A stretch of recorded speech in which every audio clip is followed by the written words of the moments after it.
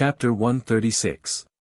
When the waiter served Zhang Xiaohua's spicy chicken giblets and 5 bowls of white rice on a tray, Zhang Xiaohua had already drunk 3 pots of tea, and her stomach was rumbling with hunger. But when Zhang Xiaohua saw the plate full of chili and red chicken giblets, she couldn't help but be dumbfounded. She asked blankly, "Waiter, is this the dish I ordered?" The waiter smiled and said, "Sir, that's right. This is our restaurant's famous special dish, spicy chicken offal. It's spicy and spicy. It tastes very delicious. It's a dish that people who like chili will definitely order." Zhang Xiaohua's face turned bitter. That's right. The menu clearly said spicy and spicy. Why didn't she ask more? The waiter asked her several times. Why didn't she pay attention? Alas, she was blindly greedy. Perhaps this dish was indeed delicious, but she never ate spicy food. There was no other way. She couldn't ask the waiter to change it to other dishes.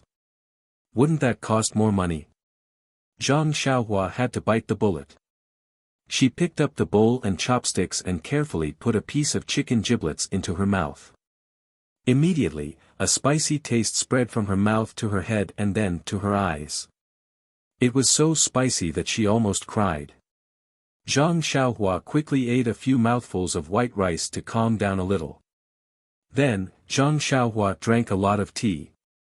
Only then did she have the courage to eat a mouthful. Although this spicy chicken giblets was extremely spicy, it was also a good dish to eat. Zhang Xiaohua wanted to stop but was afraid of wasting, and wanted to eat but was afraid of spicy food. When the plate of spicy chicken giblets was finished, Zhang Xiaohua had already eaten 6 bowls of white rice and 2 pots of tea.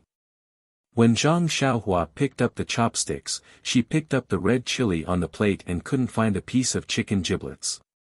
Only then did she put down her chopsticks with relief. Although Zhang Xiaohua wanted to eat the chili on the plate, she thought about her mouth and gave up the idea.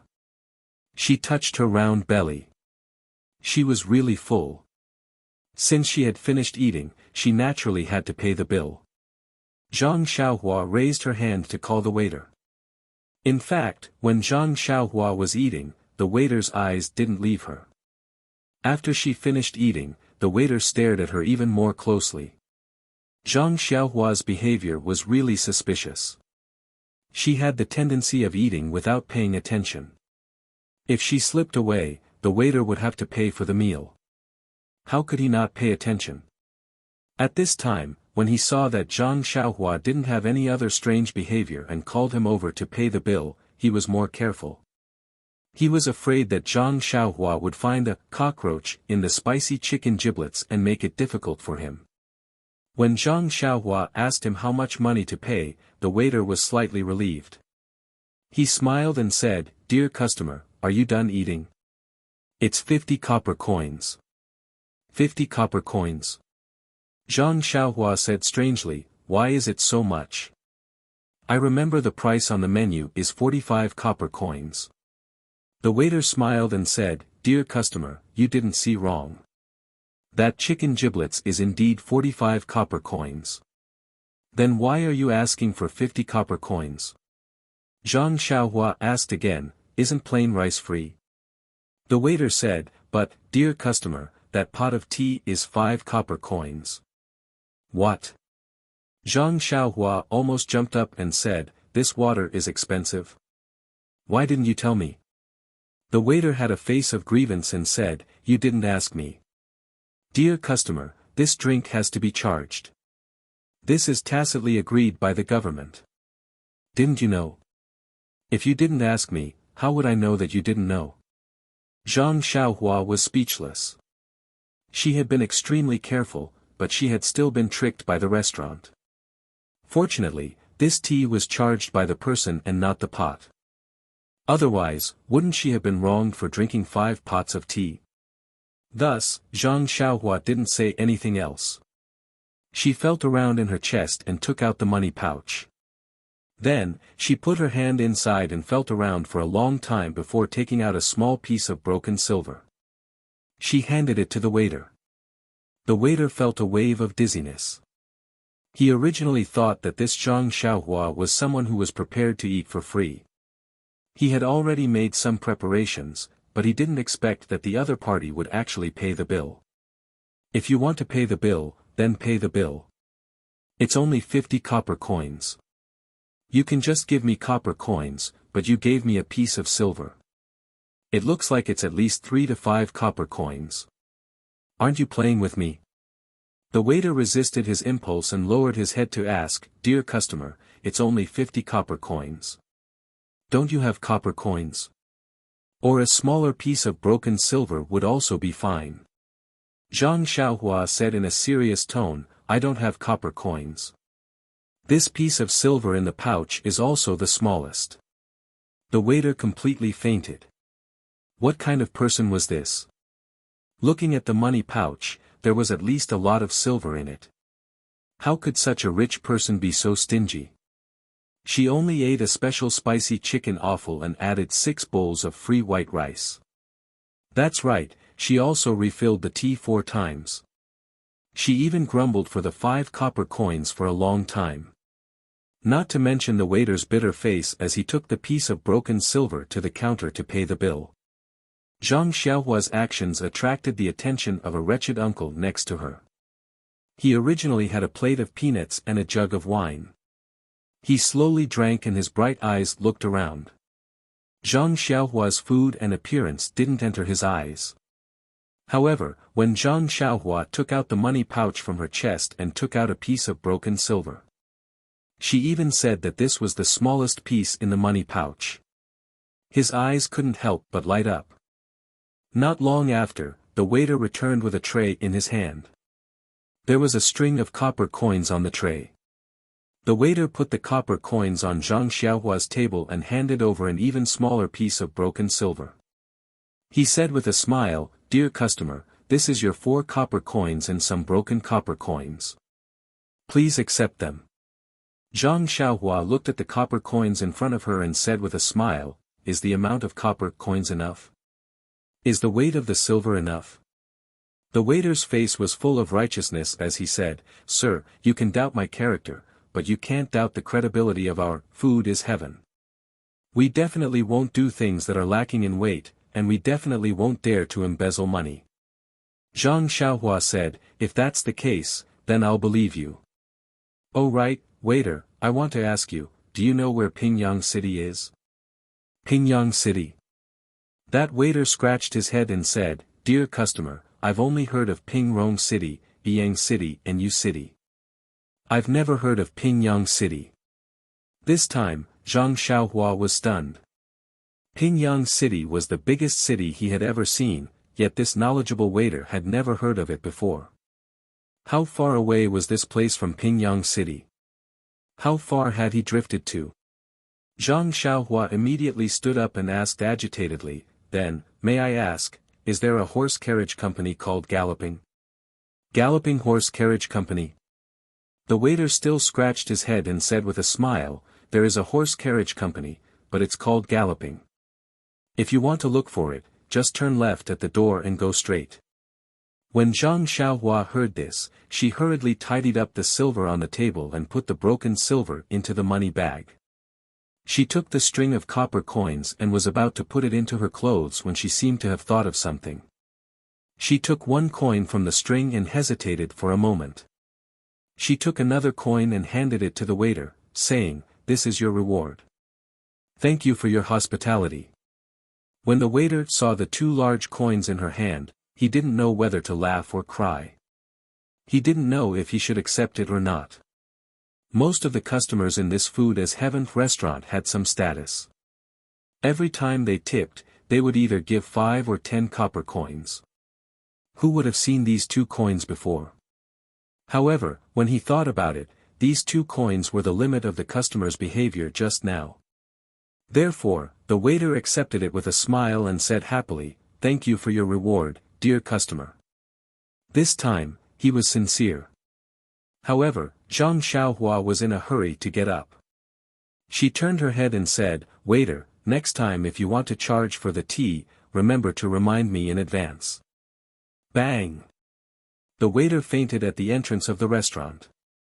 Zhang Xiaohua left the food as heaven and quickly ran to the left. She didn't seem to notice what was happening behind her and didn't see the waiter's injured appearance. Moreover, he didn't know that when he was still talking to the waiter, the wretched uncle in the corner had already paid the bill. When he heard the waiter mention the horse carriage company, he left the restaurant in advance. Zhang Xiaohua walked out of the restaurant and turned to the left. She looked up and saw a big courtyard at the end of the street. She could vaguely see a flag flying in front of it. It must be the horse carriage company that the waiter mentioned. She estimated that there was still some distance to go. Zhang Xiaohua couldn't help but quicken her steps. In this small town that she was unfamiliar with, Zhang Xiaohua thought that the only way home was by horse carriage company. What a joke! Even the well-informed waiter didn't know where Pingyang City was. It must be very far away. If she were to walk home, how long would it take? The first time in his life that he went on a long journey was by horse carriage. This time, he naturally thought of horse carriage. He couldn't deny that the ancient said, read 10,000 books and travel 1,000 miles. Zhang Xiaohua walked for a while and saw that she would reach the entrance of the horse carriage company after crossing a junction. Zhang Xiaohua could also see the words on the flag clearly.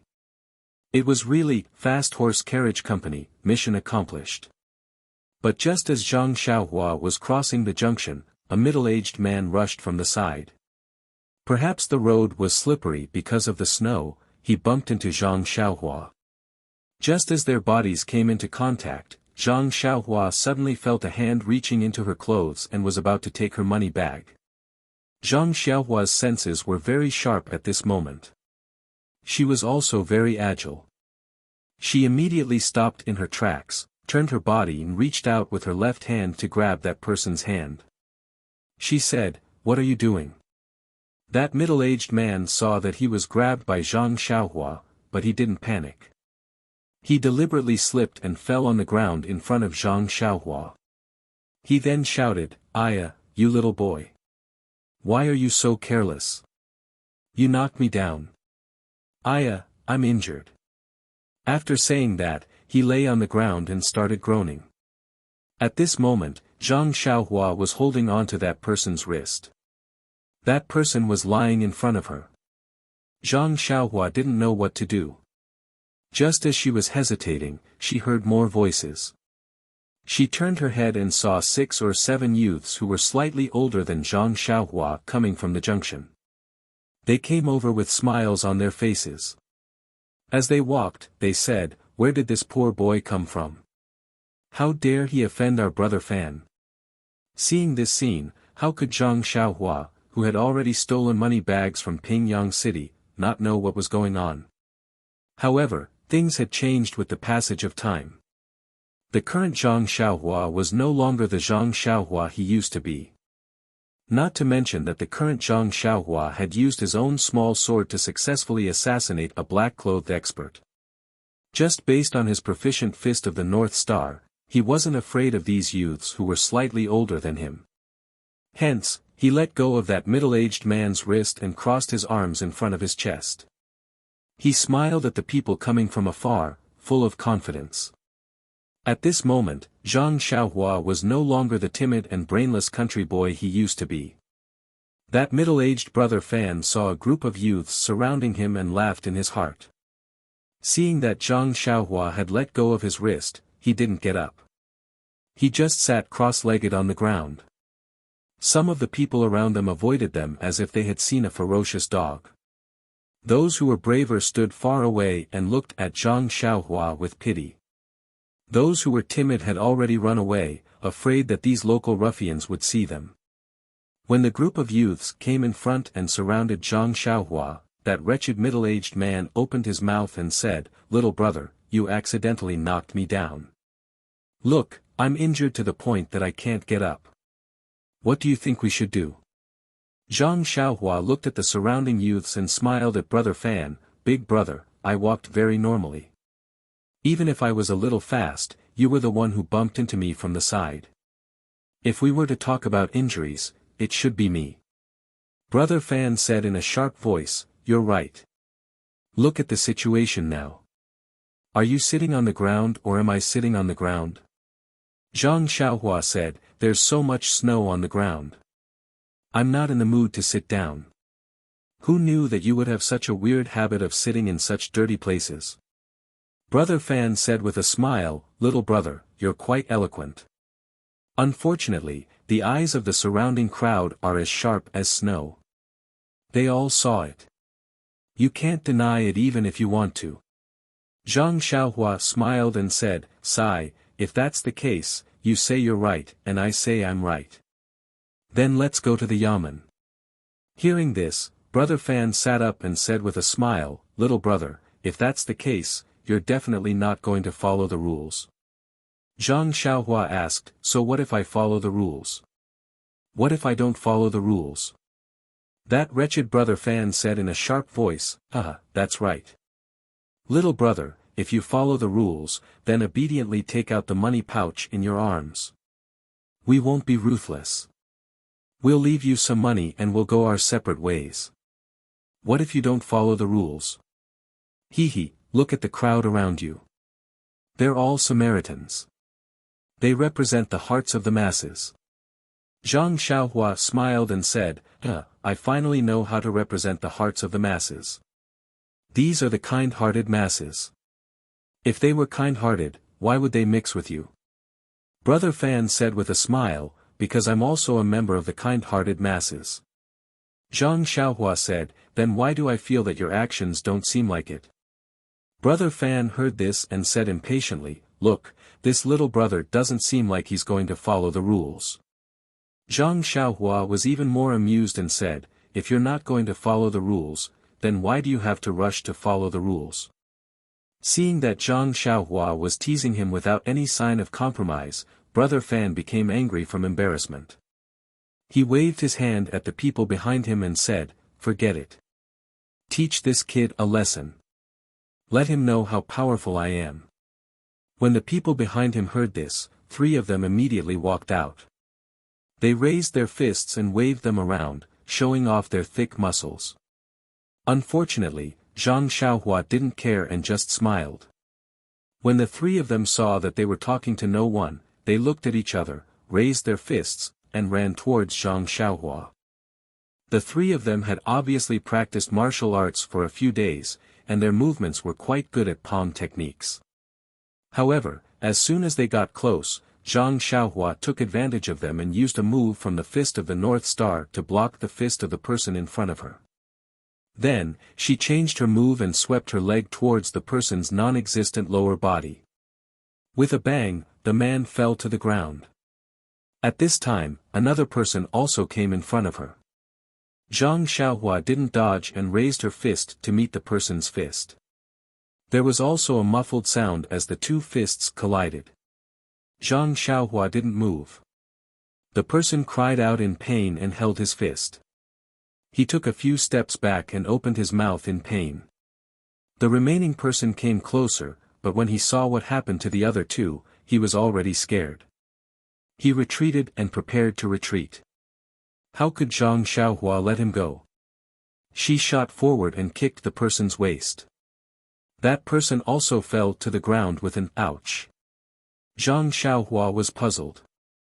Her kick wasn't very strong. Seeing that his 3 subordinates had been defeated, Brother Fan was in a dilemma. If he ran away without fighting, it would be difficult for him to convince the others in the future. However, if he continued to fight, the remaining 4 people and himself might not be a match for this person. What should he do? Brother Fan thought for a moment, then took out something from his waist and made a gesture to the other 4 people. The 4 of them did the same. At this time, Zhang Xiaohua saw that each of them had a dagger in their hands. Looking at the daggers that flashed with a cold light, Zhang Xiaohua couldn't help but feel a little flustered. She wasn't afraid of fighting bare-handed, but against weapons, she really didn't have any experience. However, there was always a first time for everything. Perhaps this was a kind of test for herself. Thinking about this, Zhang Xiaohua unconsciously reached out her left hand to touch the small sword in her bosom. However, she immediately let go. The small sword's power was too great. It was not easy for her to control it. It was fine if she didn't use it, but once she used it, there would definitely be blood. If someone died on the street, it would be quite troublesome. It was better not to use it. When Brother Fan saw that Zhang Xiaohua's eyes were a little flustered, he couldn't help but feel proud. He laughed sinisterly and rushed forward, waving his dagger to stab Zhang Xiaohua's waist. As for the other four, when they saw their leader coming forward, they also swarmed over, waving their daggers. When Zhang Xiaohua saw the shining daggers stabbing at different parts of her body, she couldn't help but panic. She tried to move her body and used the defensive fist technique of the Fist of the North Star, dodging left and right. After dodging a few moves, she was careless and her arm was cut by a dagger. A smear of fresh blood instantly dyed her sleeve. The injured Zhang Xiaohua suddenly calmed down. She knew that blindly defending wouldn't be of much use. The best defense was offense. Zhang Xiaohua slightly adjusted her pace. Seeing a gap between the daggers, she took a big stride forward and raised her leg to kick one of the people's wrist. Ouch! That dagger flew into the air. Chapter 137. Seeing that his attack was effective, Zhang Xiaohua could not help but feel more confident. His steps also became more relaxed, as if he was taking a stroll. Speaking of Zhang Xiaohua's combat experience, the fight on that rainy night should have been his battle of attrition.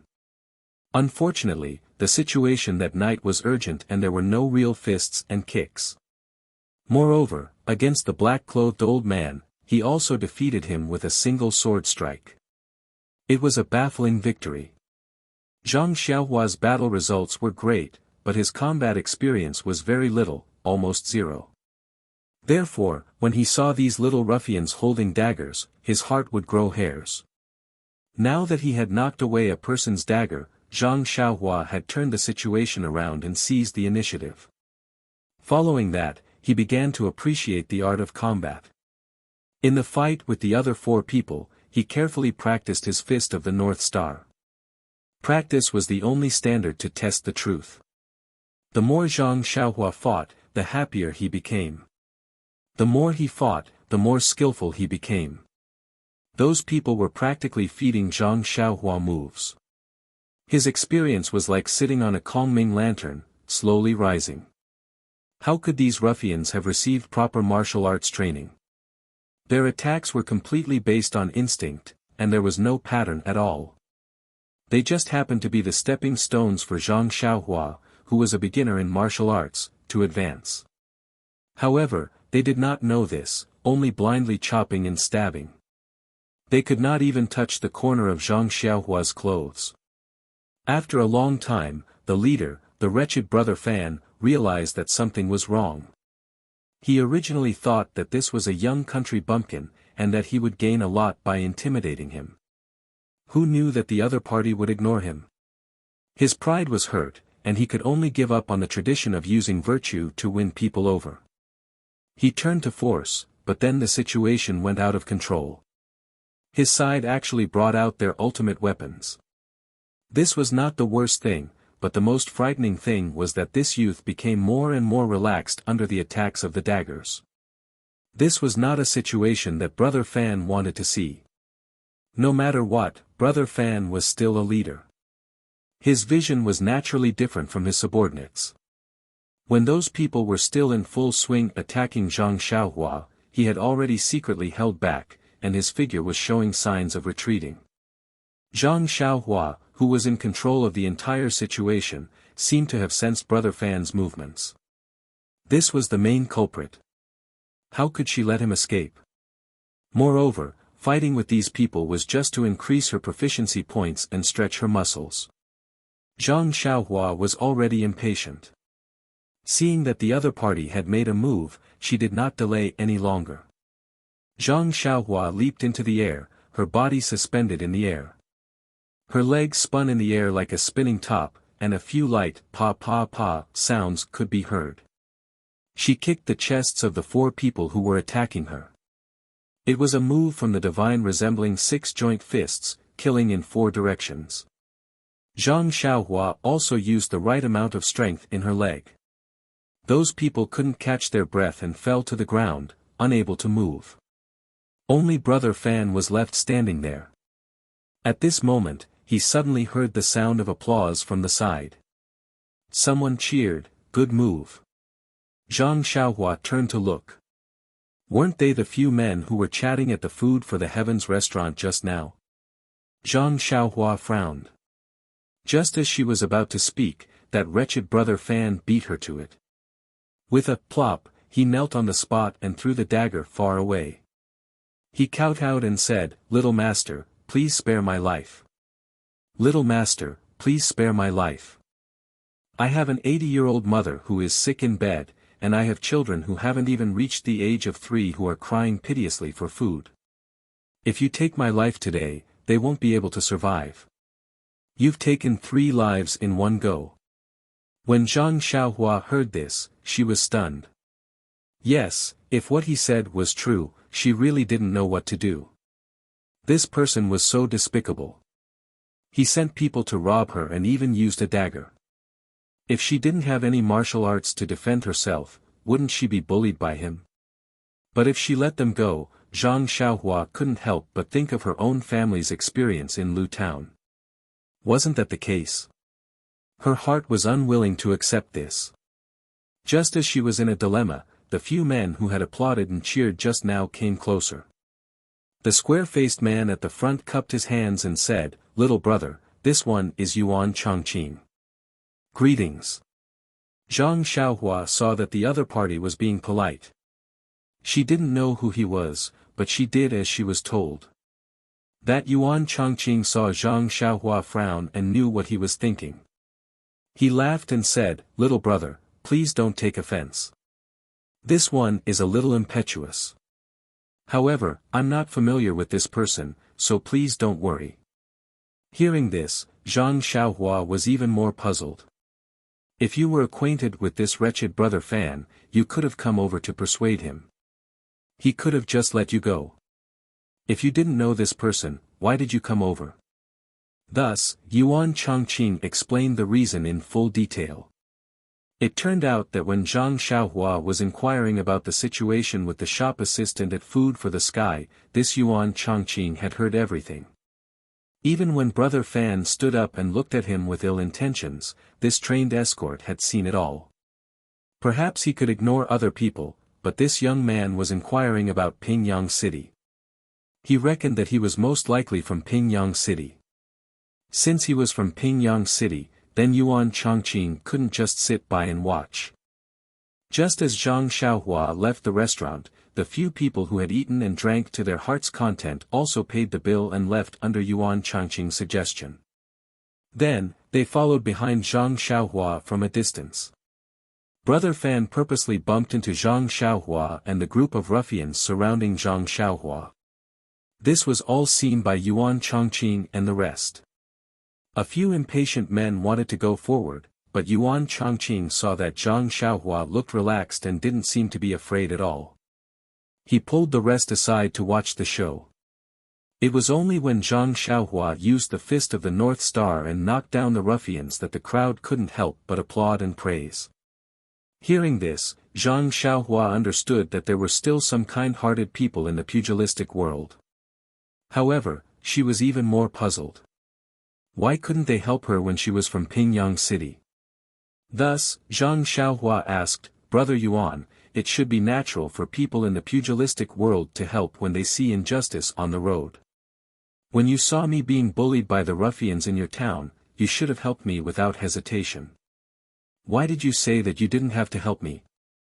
Yuan Chongqing and the rest blushed a little and said awkwardly, "Little brother, you don't know. We are like you and came from afar. A powerful dragon can't defeat a local snake. Isn't it better to avoid trouble if we can?" Zhang Xiaohua suddenly understood and asked again, "Then why do you want to help me?" Yuan Chongqing said, The reason is very simple. Because we are also from Pingyang City. When Zhang Xiaohua heard this, she said in surprise, "Really? That's great. I was just worrying about how to go home. With you guys around, we can go together. At least you can tell me where this is and how I can return to Pingyang City." Yuan Chongqing smiled and said, "Of course. When fellow townsmen meet, their eyes are brimming with tears. How can we not help you?" "Oh right, I haven't asked you. Why did your best move look so familiar to me? But I just can't remember where I saw it before. Can you tell me?" Zhang Xiaohua thought for a while and said embarrassedly, "The last move you mentioned should be one of the Liuhe fists. But I can't remember the name. I haven't completely mastered it and it's different from the standard Liuhe fists. You might be able to remember it if you think again." Yuan Chongqing was enlightened and said sympathetically, "Little brother is right. Now that you mention it, I can really distinguish it. It seems to be called killing in all directions. However, this Liuhe fists is indeed difficult to learn. I have practiced it for a long time but I still haven't mastered it. It seems that only our head Zhang is the best at this." Zhang Xiaohua didn't mind and said with a smile, "But you are still better than me. I will forget whatever I practice. You should be happy." Yuan Chongqing said in surprise, "But little brother showed off his prowess just now. I can see that your martial arts are also very exquisite." Zhang Xiaohua waved her hand and said, "That was all pieced together by me. My martial arts are mediocre. If I were to practice with these people, I would have been defeated long ago." After saying that, she glared fiercely at Brother Fan and the others who were kneeling on the ground. Brother Fan saw that this group of people knew each other and that he couldn't afford to offend them. He could only obediently kneel and smile. Zhang Xiaohua didn't have any ideas and asked Yuan Chongqing. Yuan Chongqing thought for a while and said with a smile, "Little brother, you don't have to care about what he said. It's just a lie. At his age, how can he have an 80-year-old mother? He might have sons from 3 dynasties, but most of them are fake. You don't have to worry about anything. And these people are just local ruffians who only extort idle people. I don't think they would dare to do great evil." When Brother Fan heard that, he echoed, "That's right. Little master, please spare our lives. We are just making some spare money. What evil can we do?" Zhang Xiaohua said angrily, "Then how can you pick up a dagger? Isn't that harming people's lives? Do you dare say that you haven't harmed people's lives?" When Brother Fan heard that, he defended himself even more. "Little master, I know how to distinguish. Aren't I furious? I didn't expect to lose face in front of a little killing god like you. That's why I made a move. Look at our methods. What kind of outrageous things can we do? Our hands are clean. No lives have been taken." Zhang Xiaohua didn't quite believe him. She turned to look at Yuan Chongqing. Yuan Chongqing nodded, indicating that his words were trustworthy. He whispered in her ear, "Even if there is something outrageous, we are still foreigners. We don't understand the local situation. And with his situation, even if we send him to the authorities, it's just a formality. It's meaningless. Why don't we just teach him a lesson and let him go?" When Zhang Xiaohua heard that, she knew what to do. She kicked Brother Fan and said, "I'll believe you for now. In the future, don't do such things that harm people. If I see you again, it won't be so easy." When Brother Fan heard that, he was overjoyed. He said, I know. Thank you for sparing our lives. I'll take them back and plan for their future. I won't do such things again." When Zhang Xiaohua heard this, he curled his lips and thought to himself, "You make it sound better than singing. Who would believe you?" At this time, the others also woke up. They supported each other. When they heard Zhang Xiaohua let go, they supported each other and prepared to leave with Brother Fan. But before they could take a step, Zhang Xiaohua suddenly rolled her eyes and shouted, "You guys wait. I still have something to do." When Brother Fan heard that, his face turned pale. He turned his head and smiled. "Young master, what is it?" Zhang Xiaohua laughed and said, "Letting you guys go so easily would be letting you guys off too easily. I can't give you guys a deep lesson. With a heart of compassion, I've decided to teach you guys a lesson." Brother Fan's face became even uglier. He said, "Listen to this young master's instructions. I wonder how you'll teach us." Zhang Xiaohua said, "Since you want to rob me and take my money pouch, I naturally have to pay you back in your own coin. Besides, Sai, your actions have deeply hurt my heart. You have destroyed my beautiful impression of this town. This loss is huge. You have to compensate me for my mental damage." "I've decided." Zhang Xiaohua said, "Since you want to rob me and take my money pouch, I'll pay you back in your own coin." Zhang Xiaohua took a deep breath and said, "I've decided to take your money pouches and let you guys have a taste of being robbed." When everyone heard that, they fainted. "If you want to compensate, just say it. Why do you have so many reasons?" Brother Fan naturally didn't dare to say anything. He hurriedly urged his subordinates to take out their small pouches and hand them to Zhang Xiaohua. Zhang Xiaohua didn't mind and took them one by one and put them in her bosom. Finally, Brother Fan carefully handed over his slightly full pouch. Zhang Xiaohua weighed it up and down and said, "It's not that heavy. It seems your business isn't good." Brother Fan smiled and said, "This young master is joking. It's a small business to begin with. It can only be fun, but not rich." Zhang Xiaohua smiled and said, "You really don't have anything in your bosom?" Brother Fan smiled and said, "I really don't have anything." Finished speaking, he rubbed his bosom to show that he wasn't lying. However, his hands suddenly stopped moving. He awkwardly took out a palm-sized light green jade pendant and handed it to Zhang Xiaohua. He said, "This, I forgot. I still have this thing in my bosom." Zhang Xiaohua asked curiously, "Where did this come from? How could you forget?"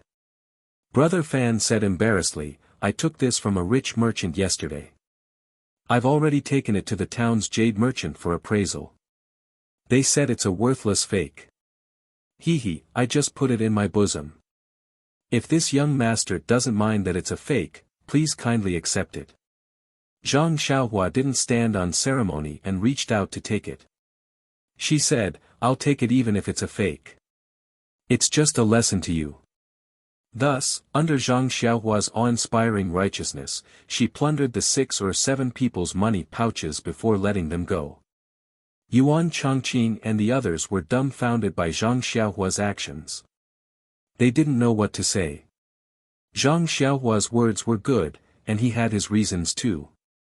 "You robbed me, so I had to teach you a lesson. Since you want to save people, then I'm not afraid of using strong medicine. Then, you ruffians, I'm sorry. Hand over your money bags. You can treat your own injuries. I'll teach you a lesson, and I hope you can remember this lesson. I hope you can remember this lesson." Zhang Xiaohua put the money pouches and the fake jade pendant into her bosom. Her heart was full, and her eyes curved into crescents. She smiled and said, "Everyone, why are you standing there in a daze? Where do you live? Do you want to go to the galloping carriage company together?" Yuan Chongqing and the others came to their senses and said, "No need, no need. We have our own accommodation. Little brother, come with us." Zhang Xiaohua smiled and said, "Then I won't stand on ceremony." After saying that, she followed Yuan Chongqing and the others and walked away, stepping on the snow. Everyone walked by the roadside, not saying a word, as if they hadn't recovered from the shock just now. Zhang Xiaohua didn't mind and asked as she walked, "Big brother Yuan, after talking for so long, I still haven't asked which part of Pingyang City you are from." Yuan Chongqing said, "We are the armed escorts of the Lotus Flower Escort Company in Pingyang City. This year, we went on a long trip and came to this remote town. I reckon we'll be going back in a few days." "Lotus Flower Escort Company?" Armed escorts. When Zhang Xiaohua heard this, she jumped 3 feet high in surprise, almost scaring everyone. After that, Zhang Xiaohua pulled Yuan Changqing's hand and asked, then, Big Brother Yuan, do you know someone called Zhang Xiaohu? Zhang Xiaohu. Yuan Changqing and the others were surprised and said in unison, of course, we know him. He's our leader Zhang. Zhang Xiaohua suddenly understood. No wonder they said that their leader Zhang was familiar with the 6 complementary fists. Wasn't that Zhang Xiaohu's signature fist technique? Yuan Changqing asked, little brother, do you know our leader Zhang? Zhang Xiaohua smiled and said, I don't just know him. I've known him for 13 years. Yuan Changqing was stunned and said, what do you mean? Zhang Xiaohua said, I'm his biological younger brother. I'm 13 years old this year. Do you think I'm right? Yuan Changqing suddenly understood. Oh, I know. I heard that leader Zhang has a very strong younger brother. What's his name again? Zhang Xiaohua said, he's called Zhang Xiaohua. You have to remember such a handsome and mighty name. Yuan Changqing smiled and said, yes, he's called Zhang Xiaohua. He came to the escort agency with leader Zhang last year to apply for a job. I heard that he even lifted 500 kilograms of stone weights. It's a pity that I wasn't there yet. Otherwise, I would definitely recognize you. Little brother, please don't blame me. Zhang Xiaohua smiled and said, no, no. Look, I look quite similar to second brother. Yuan Changqing took a closer look and said, yes, there are some similarities. However, you're still small and skinny now. Your face is a little chubby, but your brows are still similar. However, if you look at it directly, you might not be able to recognize him. Since he was Zhang Xiaohu's subordinate, he was naturally not an outsider. Moreover, Zhang Xiaohua had been recuperating at the escort agency for a long time before the new year, so he had long regarded the agency as his home. Therefore, he was very close to Yuan Changqing and the others. The few doubts he had were thrown away. Sure enough, it didn't take long for them to arrive at a slightly remote alley on the east side of the town. After entering the alley, they saw a half-closed courtyard door.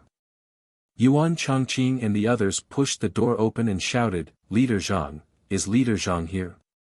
Before they could hear Zhang Xiaohu's reply, another loud voice rang out, why are you shouting so loudly? If you don't follow the rules, what's the point of your daily training? Your leader Zhang isn't here. He's out on some errands. If you have anything to say, just tell me. Zhang Xiaohua followed Yuan Changqing and the others into the small courtyard. The owner of the loud voice also came out from the central room. He was a bald, brawny man with a fierce face. When Yuan Changqing and the others saw him, they quickly saluted and said, Escort Leader Luo, you're here.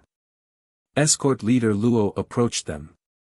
His nose twitched a few times, and he frowned and said, you guys went drinking again?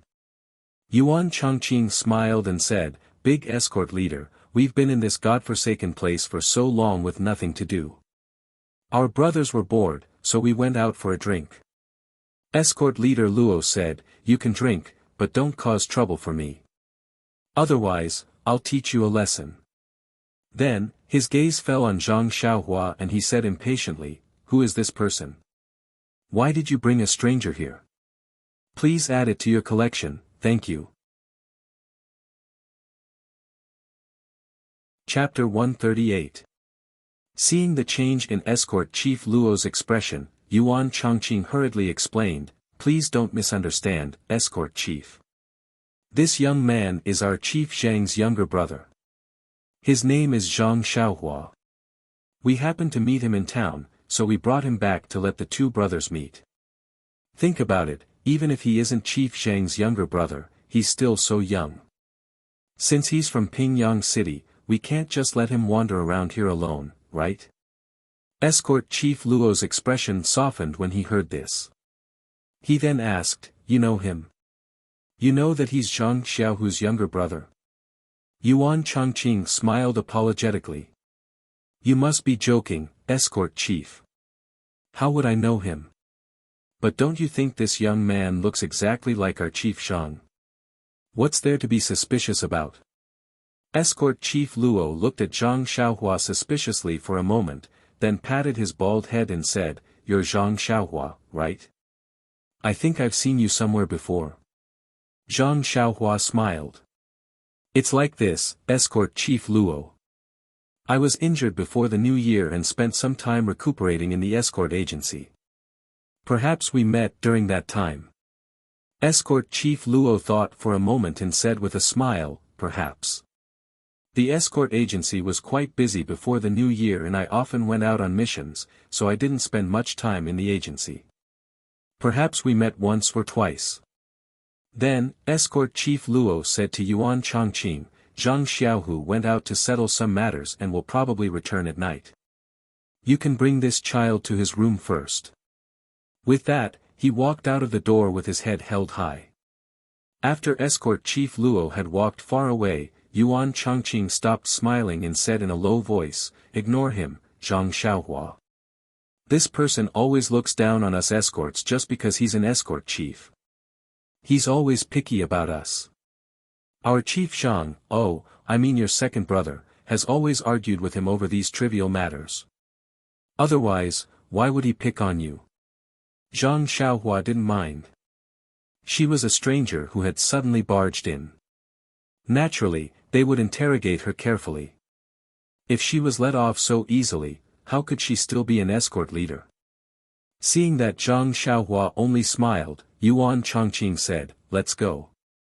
I'll take you to Chief Shang's room. You must be tired. Take a rest first and wait for your second brother to come back tonight. With that said, the few of them brought Zhang Xiaohua to a simple and crude room. The door was ajar, but when they pushed the door open and entered, the room was not empty. Yuan Chongqing smiled and said, This courtyard was temporarily rented by us when we came over during the new year. It's very simple. We'll probably leave in a while, so we didn't add anything. Zhang Xiaohua smiled and said, This house is similar to the one second brother has at the escort agency. Yuan Chongqing said, Chief Shang's house is still alright since he's living alone. Chief Shang also likes cleanliness, so of course the house is clean. The few of us are just next door, but together, it's not something that can be described as simply dirty and messy. Alright, Zhang Xiaohua, take a rest first. Chief Shang will be back soon.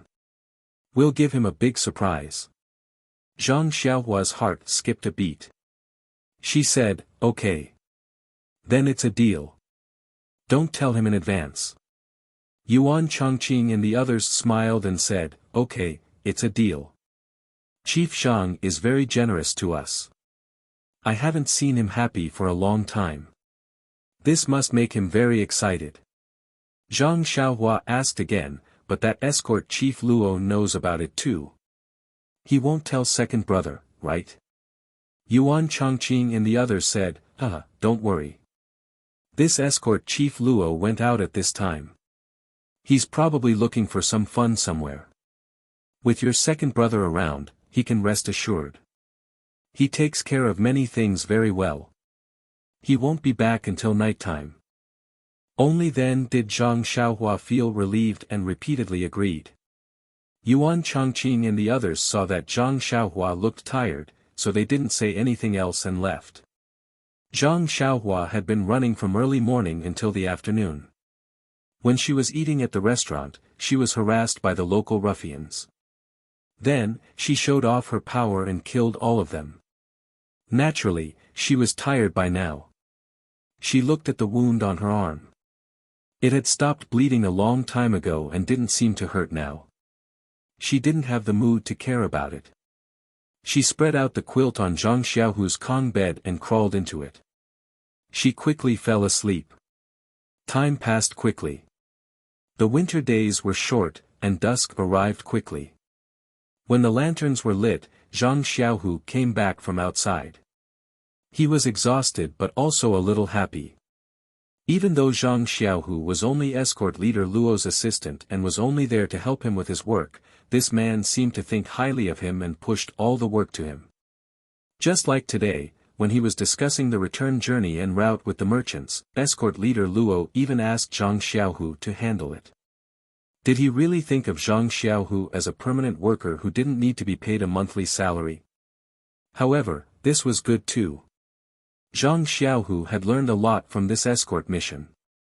Even if he was asked to run an escort alone in the future, there wouldn't be a problem. However, Zhang Xiaohu smiled bitterly and shook his head. He was just an escort, not an escort leader. Why would the agency let him be in charge? Fortunately, he had already agreed on the return journey en route with the customers. Returning to Pingyang City was imminent. At the thought of Pingyang City, Zhang Xiaohu was really eager to return home. He had run 2 long escort trips before the new year and actually didn't stay in Pingyang City for the new year. He wondered how his brother was doing in Huanqi Mountain Village. However, thinking about what Zhang Xiaohua said, there were many people in the mountain village who cared and took care of him, he should be able to have a good new year. There was also Li Jinfeng, young Master Li. He had agreed to let him pass a message to his family and bring some money back when he returned home before the new year. However, he came and went in a hurry and didn't have time to see him. At this moment, he should be at home enjoying the happiness of family. He wondered if he still remembered to make a trip to Guizhuang House. Zhang Xiaohu entered the courtyard. As he greeted the people in the courtyard, he quickly walked back to the house. He pushed open the half-closed door and walked to the small table in the house. He took out a fire starter and lit the oil lamp. He then poured a cup of water and sat on the stool while drinking, heaving a sigh of relief. When he finished drinking the water, he then realized that there was another person lying on his Kong bed. Zhang Xiaohu shook his head and thought to himself, which escort agency's brother is this again? After drinking, he entered the wrong house. Hence, Zhang Xiaohu stood up, picked up the oil lamp and walked to the Kong bed. That person was lying sideways on the Kong bed and was sound asleep. Zhang Xiaohu rolled him over and scolded him with a smile, "Hurry up and get up. It's already dark. Quickly go and eat. If you want to sleep, go back to your room and sleep." However, this person was very small and light. Zhang Xiaohu easily flipped him over. Just as he was feeling surprised, he couldn't help but exclaim when he saw that person's face, "Xiaohua." The oil lamp in his hand almost fell on Zhang Xiaohua's face. Zhang Xiaohu was shocked. He quickly calmed himself down and held the oil lamp tightly to prevent Zhang Xiaohua from being disfigured. He took a closer look and rubbed his eyes. If it wasn't Zhang Xiaohua's small face, who else could it be? Was he dreaming? Zhang Xiaohu walked to the door and looked at the courtyard. There were a few bodyguards and armed escorts walking around. The snow in the courtyard was still very deep. Wasn't this the courtyard he had just entered? Then, Zhang Xiaohu pinched his cheeks unconfidently. The pain proved that he wasn't dreaming. But why did Zhang Xiaohua come to his Kong bed from Pingyang City? With that thought, Zhang Xiaohu walked quickly to the Kong bed. He wanted to wake Zhang Xiaohua up and interrogate her. However, when he saw Zhang Xiaohua sleeping soundly, he immediately retracted his hand. It was better to let Xiaohua have a good sleep. No matter what happened, no matter how serious it was, since she was under his protection, this burden would naturally be shouldered by him, the older brother. His younger brother was still young and must have suffered a lot when he came here. Even if the cause of the matter was complicated, now was not the time to ask. Everything would have to wait until he woke up. Thinking of this, Zhang Xiaohu carefully blew out the oil lamp and put it down. He then tiptoed carefully and walked out softly. He carefully closed the door, afraid that he would make a sound and disturb Zhang Xiaohua's good sleep. Walking to the courtyard, Zhang Xiaohu stopped one of the armed escorts and asked, "Is Escort Chief Luo here?" That person smiled and said, "Chief Zhang, you still don't know when escort Chief Luo ate here at night? He must be outside at this time. Zhang Xiaohu laughed and scolded, of course I know that. I'm asking if you saw him today. That person said, not since this afternoon. Zhang Xiaohu probed again, then did you see anyone enter my house? That person thought for a while and said, I don't remember. Our courtyard is remote and no strangers usually come here. If someone came, I would naturally remember. Why? Chief Zhang, did you lose something? Zhang Xiaohu smiled and said, no, I'm just asking. After saying that, he let that person go. Then, he asked a few other armed escorts and they all gave the same answer. Zhang Xiaohu was a little puzzled. Did his younger brother fly here? Moreover, how did he know he was here? Just as he was thinking, he bumped into Yuan Chongqing and a few other armed escorts who were on good terms with him coming back from outside. When Yuan Chongqing saw Zhang Xiaohu, he smiled and said, Chief Zhang, did you just come back from outside? Zhang Xiaohu smiled and said, yes, I just came back. Why did you all go out again? Yuan Chongqing said, it's very boring to stay in the courtyard. Why don't we go out? Zhang Xiaohu said, instead of going out for a stroll, it's better to practice some punches and kicks. Why don't you practice some punches to train your body? Yuan Chongqing smiled and said, Chief Zhang, we can't compare to you. Our punches and kicks are just like that. How can we improve? If I were as lucky as you, I would also practice diligently at the martial arts center to learn the inner strength mantras. Zhang Xiaohu said, opportunities are always given to those who are prepared. If you don't put in the effort, you won't be able to seize the opportunity even if you have it. Yuan Chongqing said, alright, Chief Zhang, I know you're good to us. We'll practice our punches well after dinner. It won't be a waste of your saliva. Zhang Xiaohu smiled and said, it's your business whether you want to practice or not. You don't have to look at my face. Then, Yuan Chongqing asked mysteriously, Chief Zhang, did you just come back? You haven't gone back to your room yet, right? Zhang Xiaohu didn't understand and said, I've been back for a while. I just went back to my room. Immediately, he came to a realization and asked, you were the one who brought Zhang Xiaohua back? Yuan Chongqing blinked and said with a smile, it seems that I was the one who did it. Zhang Xiaohu laughed and said, good brother, I didn't treat you like this in vain. This time, I have to thank you properly.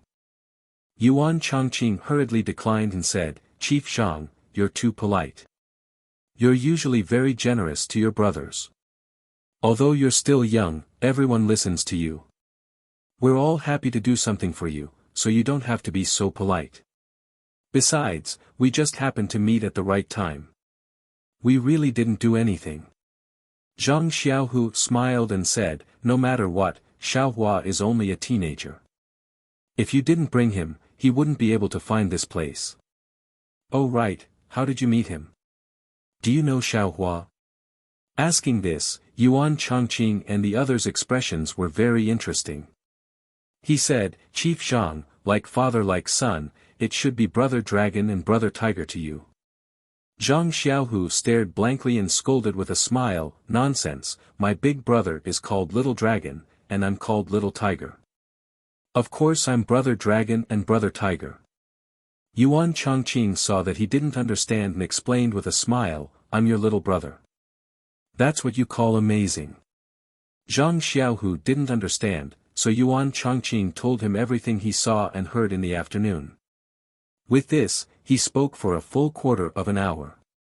It had to be said that this Yuan Chongqing's eloquence was excellent. Not being a storyteller with a bright future was a big loss to the storytelling world. There were a few people nearby who all gave a thumbs up and praised Zhang Xiaohu for having an amazing little brother. Zhang Xiaohu's expression was uncertain as he listened. He was worried about Zhang Xiaohua's arm injury. After waiting for Yuan Chongqing to finish, he said, you guys wait here for a moment. I'll be right back. Under everyone's puzzled gaze, Zhang Xiaohu quickly ran back to his room. However, he came back with a normal expression. Yuan Chongqing asked, "Chief Zhang, did you forget something?" Zhang Xiaohu smiled and said, "I didn't forget anything. I'm just worried about Xiaohua's injury. If I don't see it with my own eyes, I won't be at ease." Only then did everyone understand. They secretly sighed in their hearts. Others were only concerned about the excitement of the fight. Only his own brother didn't care about the result and only cared about his little brother's injury. Only when he saw that the injury was fine could he be at ease. Yuan Chongqing was also ashamed and said, "Chief Zhang, this is my fault. I only cared about bringing Zhang Xiaohua back and forgot about this matter for a moment. I don't know how his arm is now." Zhang Xiaohu smiled and said, "It's fine. It's just an oversight. I also roughly looked at it just now. I couldn't see clearly under the oil lamp.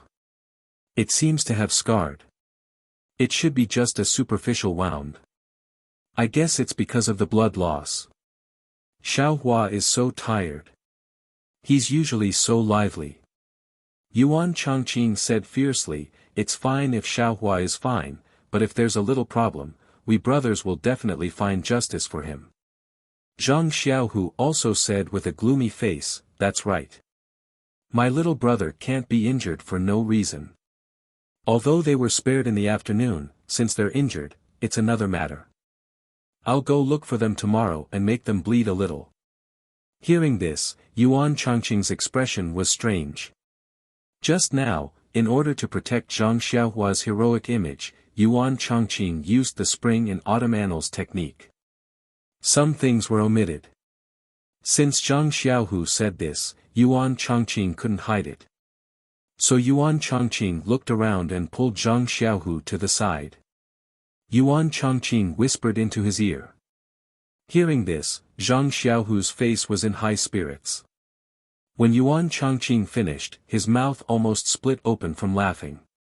He still didn't believe him and asked, "He really did that? You really saw it with your own eyes?" Yuan Chongqing smiled and said, "How can I lie to Chief Zhang? Why don't you ask him tomorrow? Or you can go back and take a look later." Zhang Xiaohu laughed and said, "If that's the case, then I won't go look for trouble with them." Ha ha ha. After saying that, he said, "Brothers, in a while, let's go drink. We won't go back until we're drunk." Well, this was good.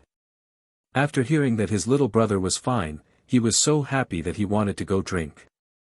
However, it couldn't be said that this was a celebration of the brothers' coincidental meeting.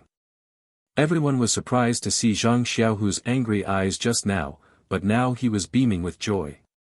They surrounded Yuan Chongqing and the others and asked for the reason. How could they explain it? They just kept evading and told them to go look for Zhang Xiaohu.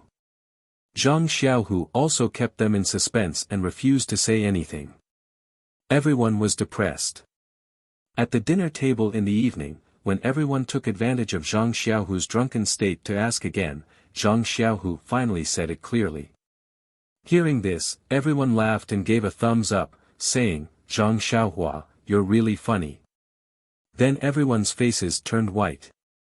Although it was said that they wouldn't go back until they were drunk, how could Zhang Xiaohu drink too much with his slightly injured little brother sleeping on his Kong bed? The rest of the people went back full of joy. Only Zhang Xiaohu returned to the small courtyard sober.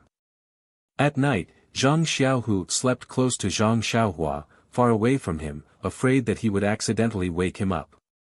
However, he was also worried that Zhang Xiaohua was a strong sleeper. How could he wake him up so easily?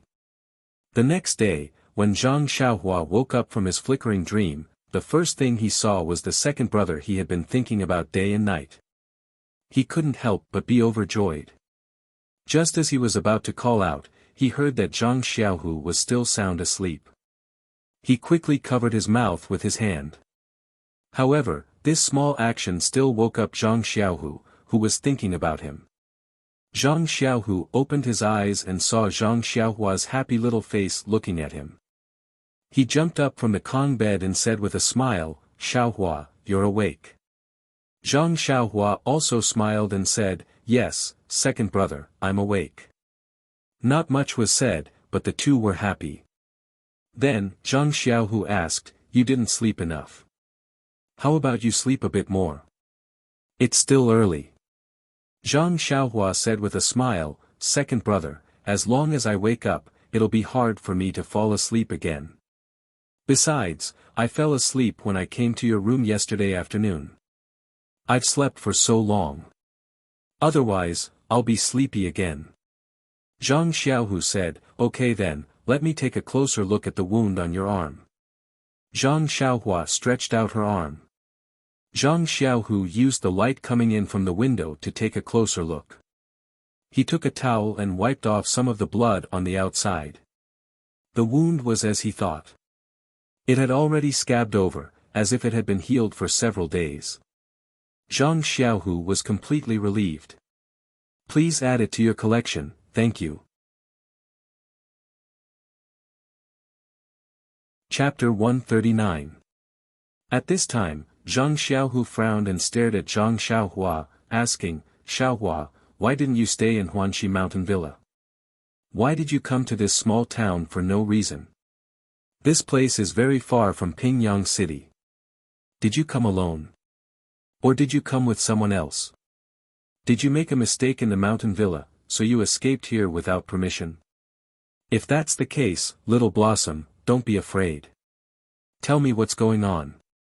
Don't be afraid. Even if the sky falls, I'm here to hold it up. However, you have to tell me the truth. Zhang Xiaohua heard her second brother asking so many questions, which were getting more and more ridiculous. She quickly waved her hands and said, don't, second brother. Even if the sky falls down, there's someone higher than you. You don't have to worry about me. How do you expect me to answer so many questions? You'd better pour me some water first.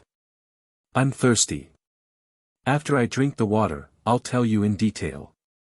Zhang Xiaohu had no choice but to turn around and pour him some water. Seeing him gulp it down, he asked again, now you should tell me. In fact, it was not that Zhang Xiaohua was unwilling to tell Zhang Xiaohua that she, Yan, and others went south. However, he Tianchu's instructions before she went out and the attack on the rainy night made her hesitate. She did not know if she should tell Zhang Xiaohu. Moreover, she was injured by the men in black and almost lost her life. Although she was fine now, if she told her second brother, he would be worried. What should she do? Moreover, Shirtai did not seem to want others to know her whereabouts. She did not even tell Zhang Xiaohua about her background. Of course, Zhang Xiaohua had to consider for her. However, Zhang Xiaohua thought again. This Zhang Xiaohu was her biological second brother. If he could not be trusted, who else in the world could be trusted? After thinking for a long time, Zhang Xiaohua said, second brother, there are some things that I must keep a secret, so you must keep it a secret. What I told you today, you mustn't tell anyone. Even if Escort Luo asks, you mustn't say a word. Zhang Xiaohu saw Zhang Xiaohua's hesitation and thought that he had done something bad. When he heard this, he could not help but become serious. He nodded and answered, okay, Xiaohua, I promise you, I'll only tell one person about this. I will never tell anyone else. Thus, Zhang Xiaohua recounted how she had set off from Pingyang City with the convoy of Huanxi Manor and how she had been attacked in the rainy night. However, she did not mention the fight with the old man in black. She only said that she had accidentally fallen into the water to escape in the dark and had picked up a wooden board in the water. That was how she had drifted down the rapids. Zhang Xiaohu and Zhang Xiaohua had grown up together. He knew Zhang Xiaohua's swimming ability like the back of his hand. She could be a little frog in the small river in front of the Guizhuang house, but she was a far cry from being a loach in this river. Thus, he did not have the slightest doubt that Zhang Xiaohua could not get ashore in time with a wooden board in the rapids. However, when he heard that Zhang Xiaohua had drifted for a long time and was only rescued by someone in a slower stream, he was so scared that his face turned pale. Zhang Xiaohua was puzzled when she saw her second brother's scared look. She asked, "What's wrong, second brother? Am I not fine? What's there to be afraid of?" Zhang Xiaohu smiled stiffly and said, "The ignorant are fearless. Xiaohua, you should know that this place is very close to the sea. The rivers on the left converge to Luojiang, which is not far ahead. I think the river that you drifted over is the same. If you were not rescued at that time, you would have drifted into Luojiang soon. The river is wide and it would be even more difficult to get ashore. Moreover, this is the estuary of Luojiang. If you could not get ashore before entering Luojiang, you would have no chance. Tell me, how can I not be scared?" When Zhang Xiaohua heard this, a trace of cold sweat appeared on his back. In his heart, he secretly thanked Xiao Meng for her fishing rod. If it were not for her fishing rod, he was afraid that he would have been sleeping in the boundless sea by now. Then, Zhang Xiaohua said that she had drifted for a long time and fell ill when she got ashore. It was not until yesterday that the person who saved her brought her out and put her in this strange town. When Zhang Xiaohu heard that his younger brother had almost died, he was already distressed. How could he still distinguish between his words? He only held Zhang Xiaohua's little hand and held it tightly. He only wanted to replace the pain that his poor younger brother had suffered some time ago with himself. When Zhang Xiaohua saw this, she felt that her decision was correct. If Zhang Xiaohu knew that she was almost beaten to death, wouldn't he immediately burst into tears? After a long while, Zhang Xiaohu said, "Since you drifted here by yourself and don't know whether Manor Master O is alive or dead, you naturally can't tell anyone about this matter. You can just say that you were sent here by the steward of Huanxi Mountain Villa." However, he immediately smiled and said, "It's also difficult. How can a small child like you be sent so far away? Why don't you say that you came here with someone else and got separated when you reached here? Now that you have coincidentally met us, just follow the escort team back. Everything will naturally be clear when we reach Pingyang City." Zhang Xiaohua blinked and said with a smile, "Then we will do as second brother says. Fortunately, big brother Yuan brought me back yesterday. He saw that I was tired and didn't ask me in detail. Otherwise, I really wouldn't know what to say." At this point, Zhang Xiaohu seemed to have thought of something and said with a smile, "I heard that someone was very impressive yesterday. She killed everyone and obtained a lot of spoils of war." When Zhang Xiaohua heard this, she immediately blushed and muttered, "I also didn't want to let them go for nothing." Then, she shook Zhang Xiaohu's arm and said, "Second brother, I won't dare to do it again, okay?" However, Zhang Xiaohu's face turned stiff and he said in a strange tone, "Why not? Not only will I do this in the future, but I will also make them bleed a lot. I can't wait to beat these local ruffians up personally. Why would I blame you?" Zhang Xiaohua looked at Zhang Xiaohu in surprise and stopped shaking his arm. She couldn't believe her ears and asked, "You really agree with what I did yesterday?" Zhang Xiaohu said with a smile, "Yes, second brother agrees wholeheartedly." When Zhang Xiaohua heard this, she giggled and said, "That's my good second brother. That's right, I haven't taken a look at yesterday's loot. It's a good time to take an inventory." When she finished speaking, she took out a pile of money bags of different sizes. She casually took a bulging bag and opened it to take a look. Zhang Xiaohu also took one and opened it. Zhang Xiaohua's money bag had some scattered silver and some copper coins. While he was counting, he heard Zhang Xiaohu shout, "Oh, there's a lot of things in this money bag. There's even a pearl hair clip. Why is there a small stone?" Zhang Xiaohua looked up and saw that her second brother was holding the money bag she picked up and looking at it with great interest. Zhang Xiaohua snatched it and said, "This isn't yesterday's loot. I picked it up on the mountain a few days ago." Zhang Xiaohu was surprised, but he didn't doubt her and said with a smile, "Xiaohua, your fortune has come. How can you casually pick up a money bag? There's a lot of silver inside. Zhang Xiaohua was too lazy to explain to him. She took a money bag from the table and threw it to him, saying, "Hurry up and take a look." Zhang Xiaohu caught it and said, "It's too slow to look at it like this. It's better to pour it all on the table." Zhang Xiaohua said with a smile, "Second brother, that's a good idea." Thus, the two of them picked up the money bags and poured out the contents one by one. Although there were 7 or 8 money bags on the table, there were very few things inside. Apart from one of the money bags, which should be Brother Fan's, which had a bit more silver, the others were mostly copper coins. Zhang Xiaohua looked and thought, the money bags are so empty. No wonder they want to steal from me. However, many grains of sand make a tower, and many armpits make a fur coat. Although each pouch did not have much silver, there were 7 or 8 of them. Upon closer inspection, other than the dozens of copper coins, there were also about 5 taels of silver scattered around. Zhang Xiaohu was extremely happy to see this. After tidying up, Zhang Xiaohu pushed the silver and copper coins to Zhang Xiaohua and said, "This is your harvest. Keep it for yourself." Zhang Xiaohua smiled and kept the copper coins. She pushed the rest to second brother and said, "Second brother, I'll keep the copper coins as pocket money. Help me keep the silver for now. When you have time, you can bring it back to father and mother." When Zhang Xiaohu heard this, he didn't refuse. He found a nice-looking one from the empty money bags and put the money in his chest, saying, "All right, it would be impolite for me to refuse. Today, I finally have my own money bag. Hee, it's not worse than the one you picked up from the mountain." Zhang Xiaohua didn't say anything. He took out the jade tablet from his chest and said, "This is also for you. Yesterday, that person said it was a fake. When you have time, find a pawn shop and sell it for some money."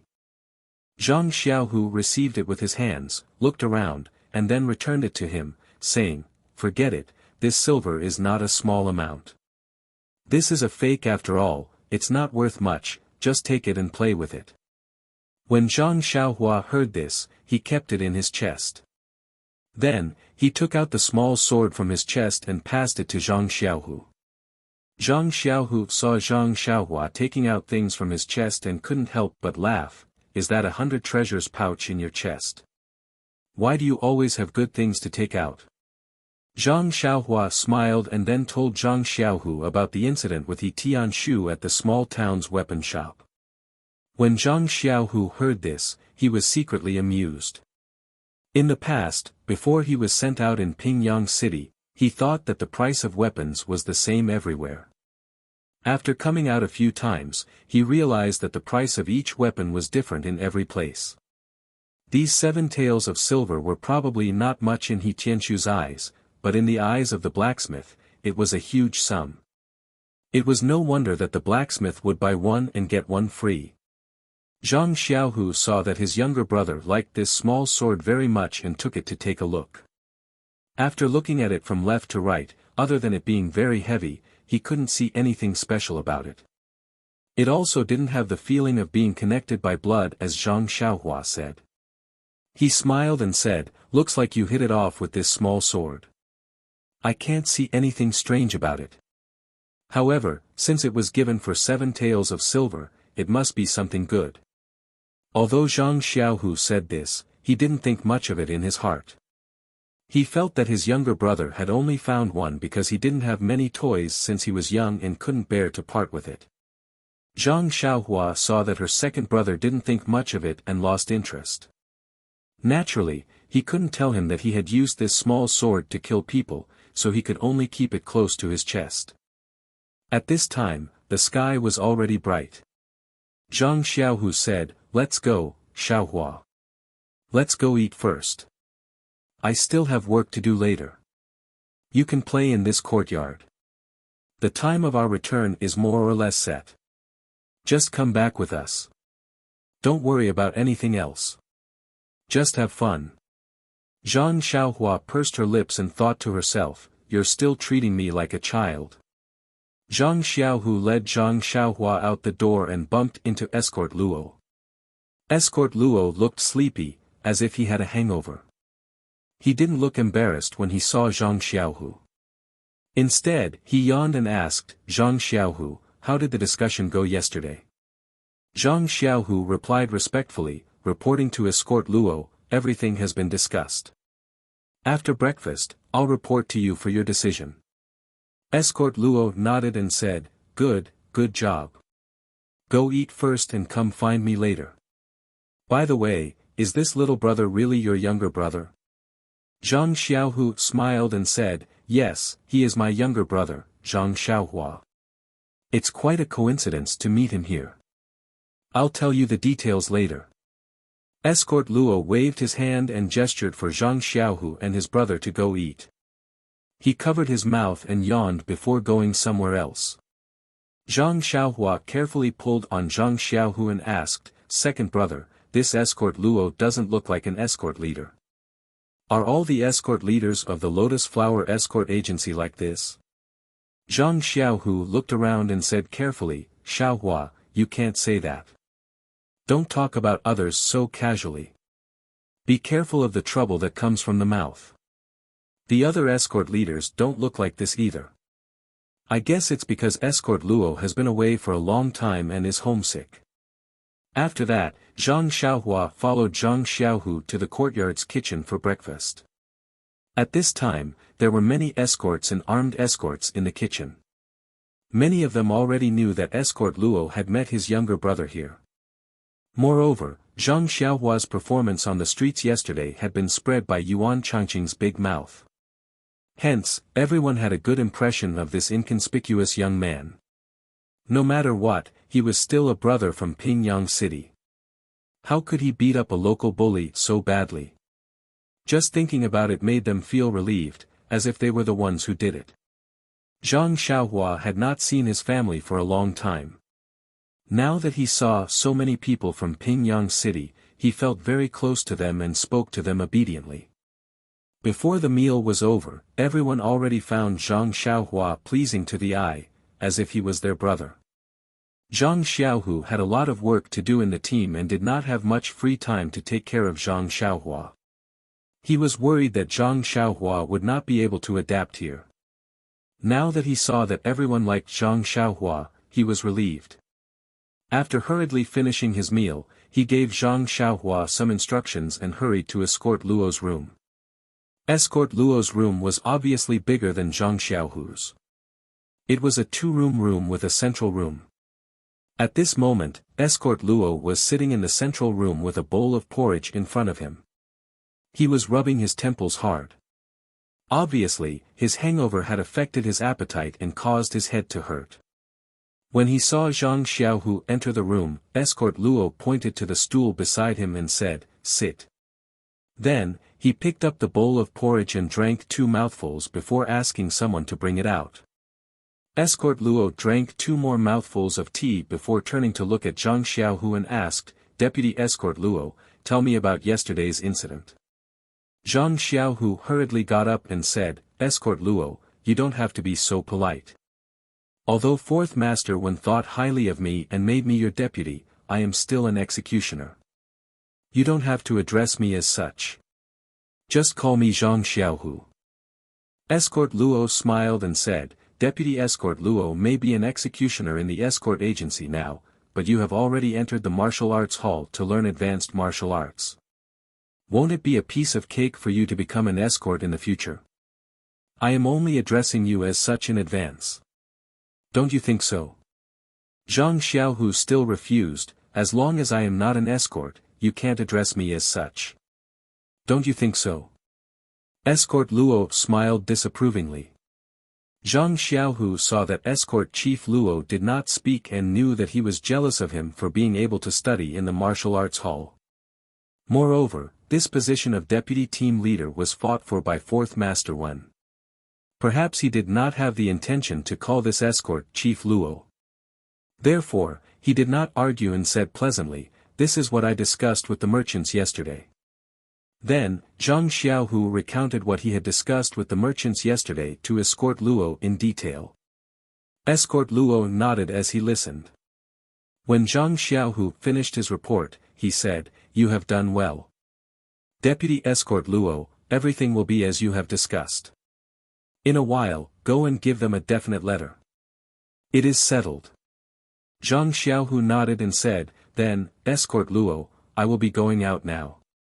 Tell the brothers to pack up in advance and prepare to depart in a few days." Escort Luo nodded and said, "All right.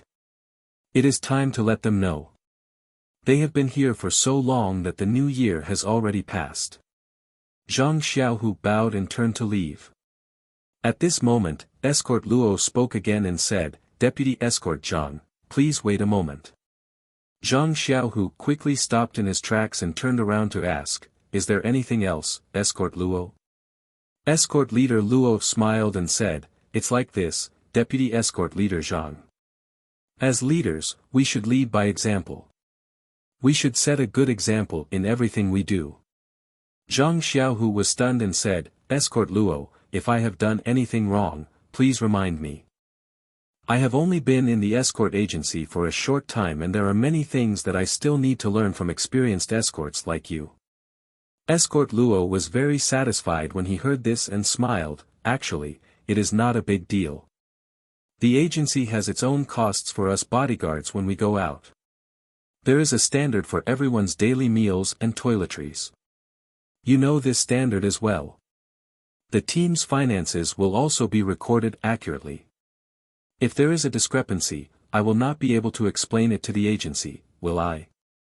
Look at how your younger brother suddenly joined our team. It won't be easy to calculate his food and lodging expenses." Zhang Xiaohu's expression changed drastically when he heard this. "Please add it to your collection, thank you." Chapter 140. Zhang Xiaohu pondered for a moment before his expression returned to normal. He smiled and said, "No problem, Escort Leader Luo. I'm still inexperienced and didn't notice this. I didn't expect my brother to bring us so much trouble. How about this, Xiaohua will stay with me. I'll inform the accompanying gentleman about the other matters immediately and get him to record it properly. I'll settle the score with the escort agency when we get back." Escort Leader Luo smiled and said, "That's good. Deputy Escort Leader Zhang, don't take it to heart. As leaders, we have to pay attention to these details at all times.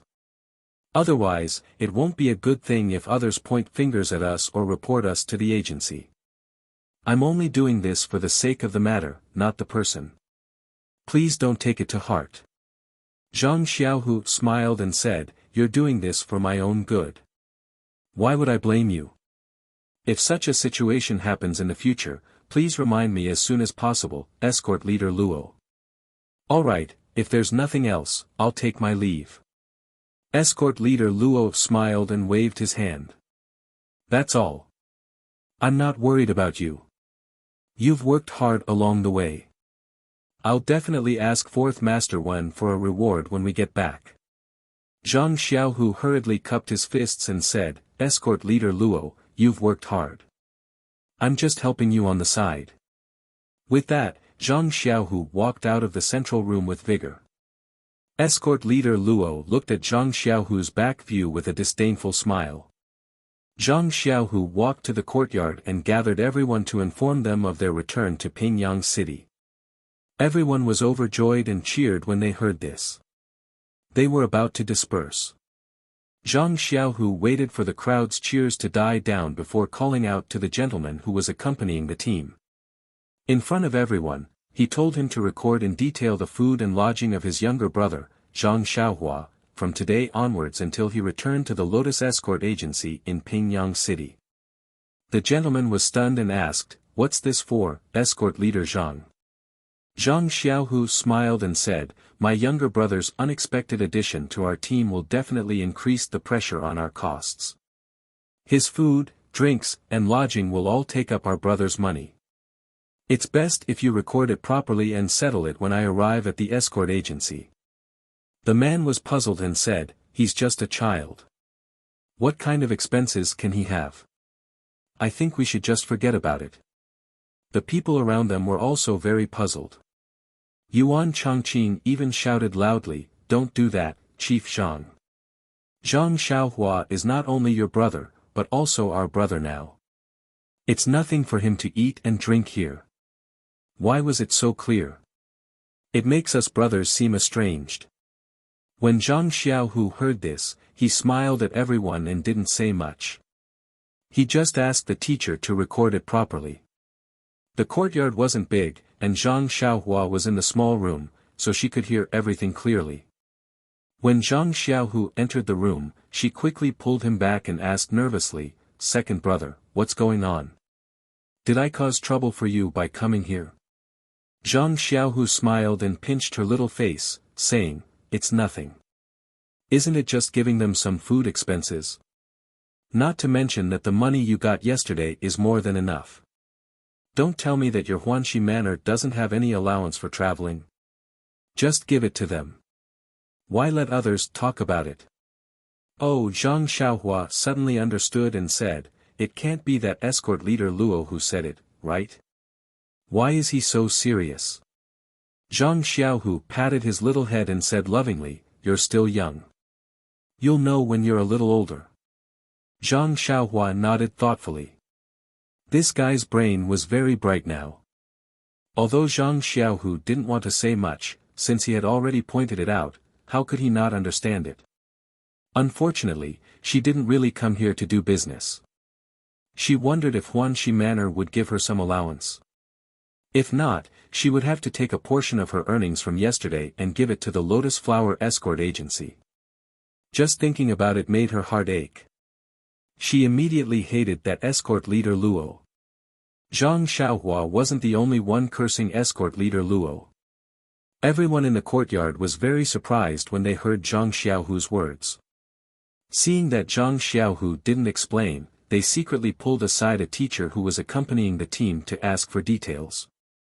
That teacher also didn't quite understand, but after some deliberation, everyone understood the whole story. They all secretly cursed escort leader Luo for being narrow-minded. At the same time, even more people gave Zhang Xiaohu a thumbs up. The two leaders' positions in everyone's hearts were immediately determined. The next few days were very ordinary. Zhang Xiaohua stayed in this small courtyard and didn't take a step out. What a joke. She had to fork out her own money, so why would she go out and waste it? Actually, the main reason was that Zhang Xiaohua had been alone for this period of time. Now that she had finally found an organization, she really didn't want to go out again. Moreover, where could she go in this world of ice and snow? Trekking in the snow and looking for plum blossoms in the wilderness? Please, Zhang Xiaohua had just come out from that place, so how could she be interested in it? Moreover, Zhang Xiaohua had just taught the local ruffians a lesson. To be honest, Zhang Xiaohu was really afraid that they would gather people to take revenge. That was why he repeatedly reminded them not to let Zhang Xiaohua out of the small courtyard. Zhang Xiaohua also liked this kind of life. When she had nothing to do in the morning, noon, and night, she would practice her fist technique in the courtyard. In any case, there were many escorts and escorts in the courtyard practicing their fist techniques. Zhang Xiaohua didn't attract any attention, but she couldn't practice elder use sword moves. Thus, Zhang Xiaohua's hands were itchy, so she could only practice a little in the house. What made Zhang Xiaohua the happiest was that she actually found a few travel books from the teacher who accompanied the group. They talked about the local customs and customs of various places. When Zhang Xiaohua saw them, it was as if she had found a treasure. She wanted to borrow them and read them carefully. The teacher hadn't read them himself, so he didn't want to borrow them. However, when he saw the longing in Zhang Xiaohua's eyes, his heart softened. He only kept one book and lent the rest to Zhang Xiaohua. Thus, Zhang Xiaohua went back to her leisurely life of reading and writing when she was busy, and practicing martial arts when she was free. In contrast to Zhang Xiaohua's leisurely life, Zhang Xiaohu was so busy that his feet didn't touch the ground. He was in charge of all the affairs of the escort group, while escort leader Luo was purely a shopkeeper who didn't do anything. Naturally, he had to deal with a lot of matters such as the departure of the escort group and the negotiations with the merchants. Unfortunately, Zhang Xiaohu wasn't in the courtyard every day, so naturally, he couldn't even see Zhang Xiaohua's face. However, what made Zhang Xiaohua envious was that Zhang Xiaohu's method of practicing martial arts was different from his. Every night, when he returned home, Zhang Xiaohu would sit cross-legged and meditate. Occasionally, he would also practice the Liuhe Quan. When Zhang Xiaohu was practicing his internal energy, Zhang Xiaohua didn't dare to move at all, afraid that she would disturb her second brother. Most of the time, Zhang Xiaohu would wait for Zhang Xiaohua to fall asleep before he started practicing his internal energy. After a few busy days, everyone in the escort group packed their things and settled all the matters with the merchants. On this day, everyone, who was eager to return home, finally set off. It was a sunny day with the sun hanging high in the sky. Although the snow hadn't melted yet, there wasn't much of a chill when the northern wind blew. It was a good day for traveling. At the entrance of the small courtyard, the escort group's things were packed to the brim with 4 large carriages. There were also many horses tied to the trees by the side. Zhang Xiaohua placed his second brother's things on one of the carriages and looked at the escort and guard standing beside the horses with admiration. He had never ridden a horse in his entire life. Not long after, horses galloped in from outside the alley. It was the convoy of merchants that Zhang Xiaohu and the others had picked up. The merchants had more carriages, and there were about 10 to 20 of them, including the escort group. Thus, the two groups merged into one and set off with just a few instructions. Zhang Xiaohua didn't feel that there were too many people as they usually ate, drank, and fooled around in the courtyard. It was only when they set off that she realized there were more than 10 people in the escort group. At the front were some of Zhang Xiaohu's guards who were scouting ahead. Most of the people in the middle were escort leader Luo and his group of escorts who were protecting the merchants, their carriages, and their goods. The carriages in the middle had a large triangular flag embroidered with the word Lotus. At the back were Zhang Xiaohu and the rest of the guards. Other than the accountant and a few odd job workers, the rest were riding tall horses with weapons hanging from their waists. It was a very impressive sight. Although there were many people and carriages in the escort group, they were all well trained and didn't panic at all. Not long after, they had left the small town and were on the official road. Zhang Xiaohua initially thought that it would be very inconvenient to move with so many people and carriages. However, reality proved that the speed of this convoy wasn't much slower than Yan's 4 carriages. Although Zhang Xiaohua desperately wanted to ride a horse by herself, she was still arranged to sit in a carriage together with the accountant and the rest. At the beginning, Zhang Xiaohu didn't have much time to care about her and only entrusted her to Yuan Changqing in the rest. He looked after Zhang Xiaohua until they reached the main road and the convoy moved steadily. Then, he took the time to come to the front of the carriage. Seeing Zhang Xiaohua's unhappy face, he asked, "Xiaohua, we are already on the road and preparing to return to Pingyang City. Why are you unhappy again?" Zhang Xiaohua pouted and said, "Of course I'm happy to be able to return to Pingyang City. However, I can't always sit in a carriage. I want to ride a horse too. I see that there are still some unridden horses at the back. Can I ride them?" "Haha." When Zhang Xiaohu heard this, he laughed and said, "So that's how it is. Little flower, it's not that I don't want you to ride. Riding a horse is also a skill. If you have never ridden before, you have to learn how to ride first. Our escort agency's horses are used to running outside and have very fierce temperaments. They're not suitable for you to ride and learn from. When we return to the agency, we'll find a docile horse for you to learn from first." When Zhang Xiaohua heard this, she realized that she had to learn how to ride a horse. It wasn't something that anyone could ride. However, he still didn't give up and said, "Don't the horses at the back look very docile? Let me try to ride them." When Zhang Xiaohu heard this, he said with a straight face, "Xiaohua, don't be willful. This is an escort agency. How can I let you fool around? The horses at the back look very docile, but it's different when you ride them. Moreover, the horses at the back are spares. If there's a problem with the horses at the front, they'll have to be used.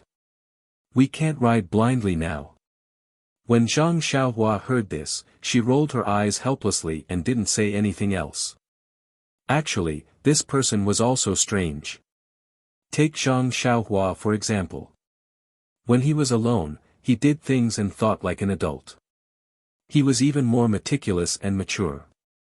However, when he had relatives or elders by his side, he regained the innocence of a child and truly looked like a teenager. Perhaps this was the habit and dependence of humans. Since she couldn't ride a horse, Zhang Xiaohua didn't continue to pester her and obediently looked at the scenery.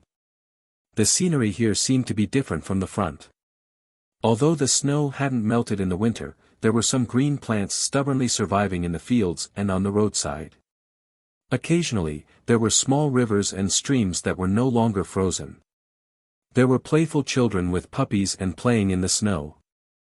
There were strings of plum blossoms on the white fields. The speed of the carriage was very fast. The whistling cold wind poured into the carriage.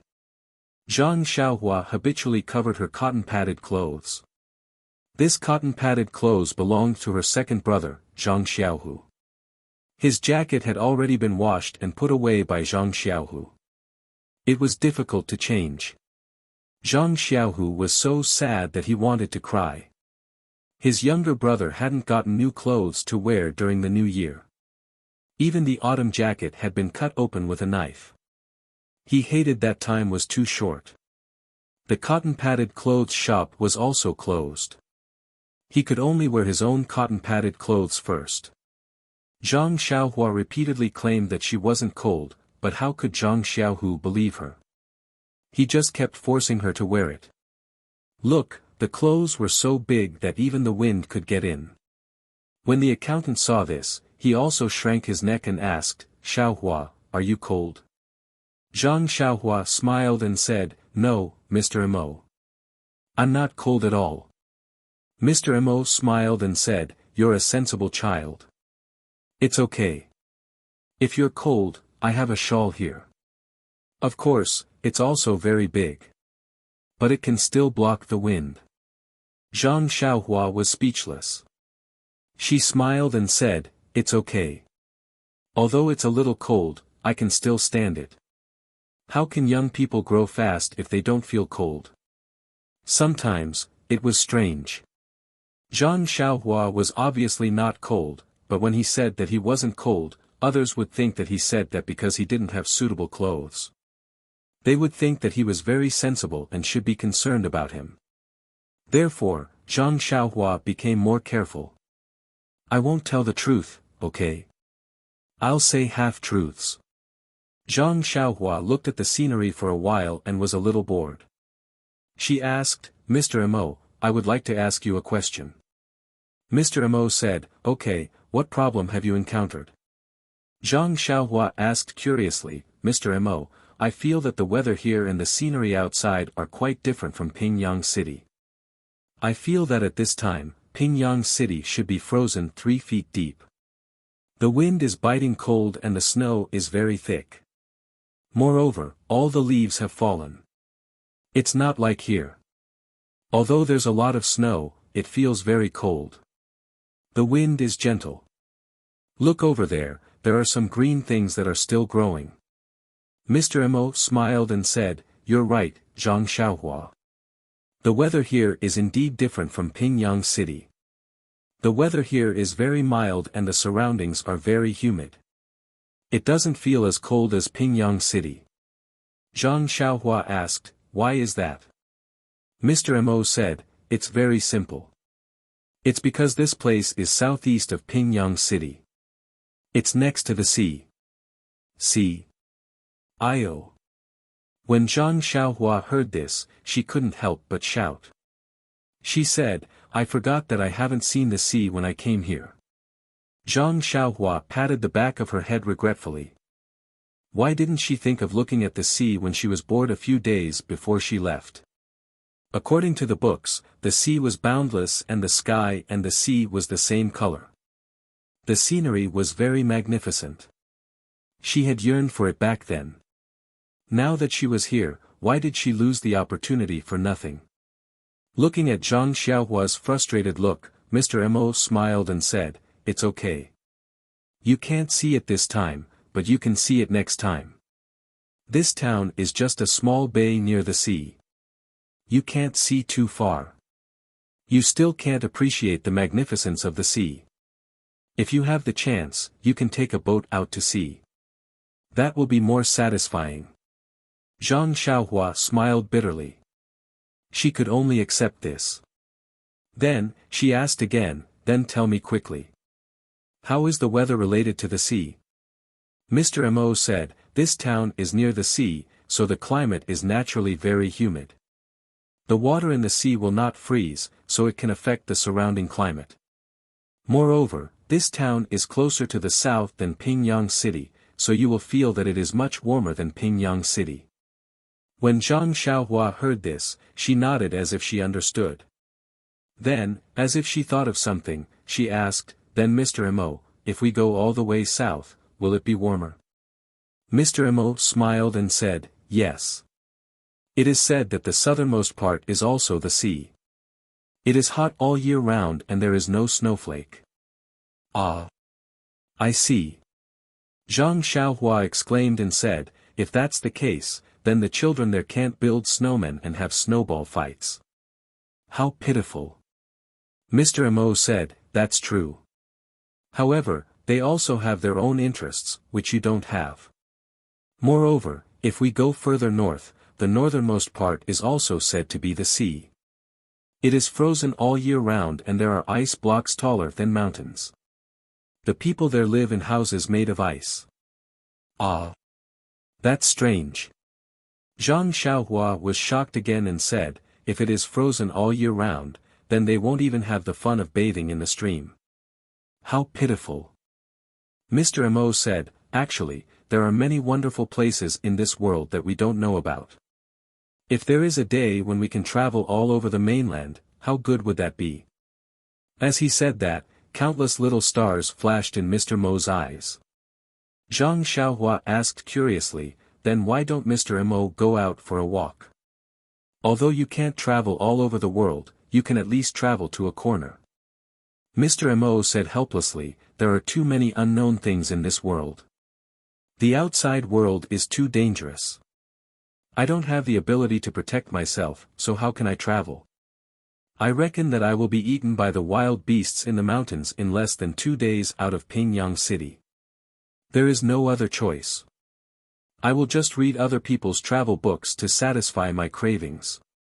When Zhang Xiaohua heard that, she felt the same way. In this world, one must act according to one's ability. If one forced himself to travel without the ability to protect himself, he would naturally become food in the mouth of the wild beasts.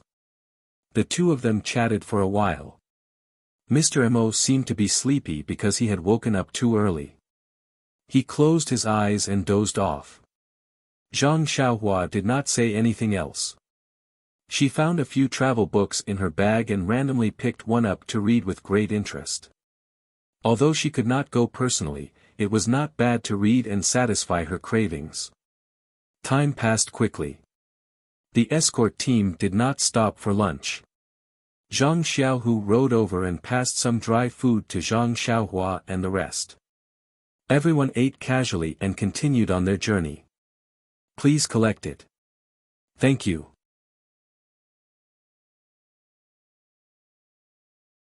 Chapter 141.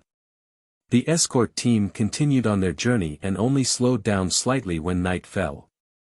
They arrived at a village in the countryside to lodge for the night. How could there be an inn in the village? Only the members of the escort team pitched their own tents and set up a camp. Zhang Xiaohua pulled Zhang Xiaohu aside in private and whispered a lot to him. Zhang Xiaohu smiled and patted his head, saying, "It should be fine here. Look, we've set up camp at the entrance of the village. It's densely populated here, so even if someone harbored evil intentions, they would have their reservations. Besides, it's only our first day out, so of course we'll be vigilant and be careful. If I were to rob someone, I would definitely choose a deserted area in the next few days. Zhang Xiaohu paused for a moment before continuing. Also, this route has been taken by the people of the escort agency in the past. The campsites along the way have all been used in the past. Don't be fooled by how fast the convoy is moving today. In fact, we've been controlling our speed. If there are no other accidents, the entire situation will be under our control. Moreover, don't be fooled by escort leader Luo's laziness. He's actually an expert in the escort agency. He's extremely experienced. Seeing Zhang Xiaohua's indignant expression, he said, "All right, just wait and see if you don't believe me. It's a good opportunity for you to learn more. When you grow up, you can also become an escort leader in the agency." "Oh, right, we've been busy these few days. How's your wound?" Zhang Xiaohua rolled up her sleeves. Her wound was almost healed. Zhang Xiaohu was relieved and said, "It's good to be a child. If it's an adult, you'll have to rest for a few more days." Then, he thought of something and asked, "Also, Xiaohua, your right hand." Zhang Xiaohua knew that her second brother was thinking about her injury. She smiled and said, "It's almost healed. I feel that the fingers on my right hand are more nimble now and I can use some strength. It seems like I'm just short of being able to clench my fist completely." After he finished speaking, he raised his right hand and reluctantly made a fist in front of Zhang Xiaohu. When Zhang Xiaohu saw this, he repeatedly said, "Good, good." His eyes were wet. Thinking about it, it made sense. She brought her younger brother out to mingle, and because of her, her younger brother's right hand was crippled. No matter how she looked at it, her younger brother's right hand was obviously getting better, and it seemed that it would soon recover to its original state. How could she still be as calm as water? Surging emotions was the right way to go. At the same time, he also had a trace of worry in his heart. The doctor who looked at Zhang Xiaohua's hand was a veteran doctor of the Lotus Escort Agency. He had been in the agency for several decades and had treated countless injuries, bones, pulses, and internal and external injuries. His eyesight was extremely accurate. He had said before that Zhang Xiaohua's hand would never recover. Naturally, this was the accumulation of several decades of experience, so it couldn't be wrong.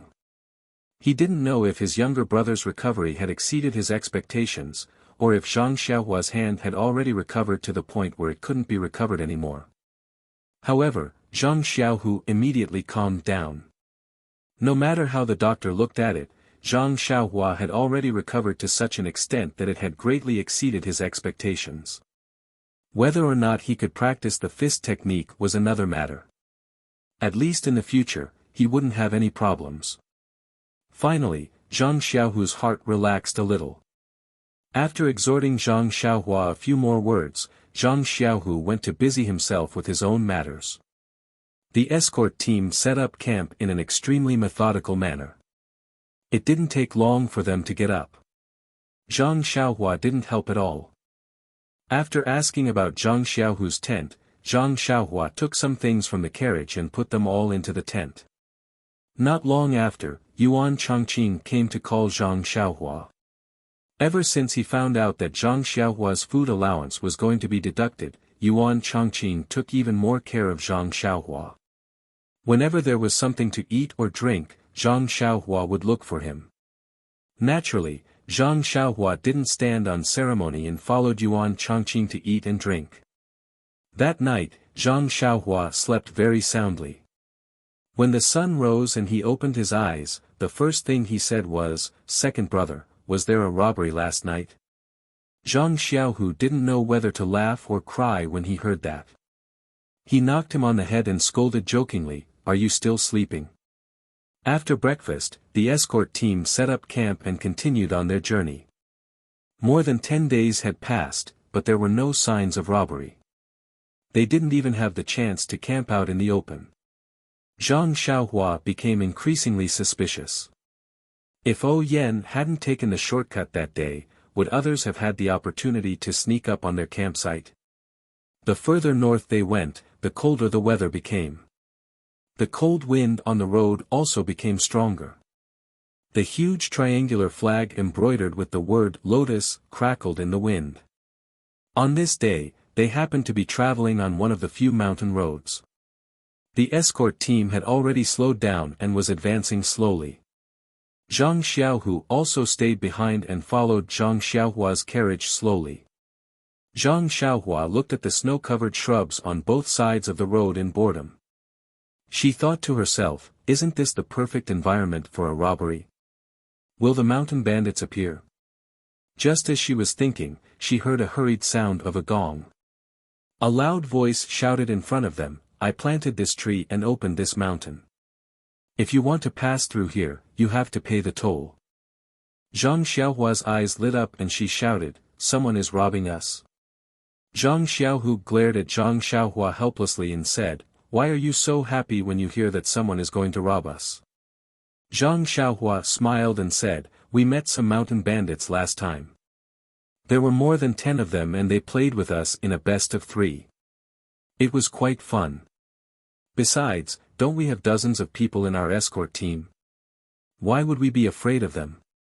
Wouldn't we be able to defeat them in a few moves? Gosh, Zhang Xiaohu thought to himself, so Xiaohua wants to watch the show.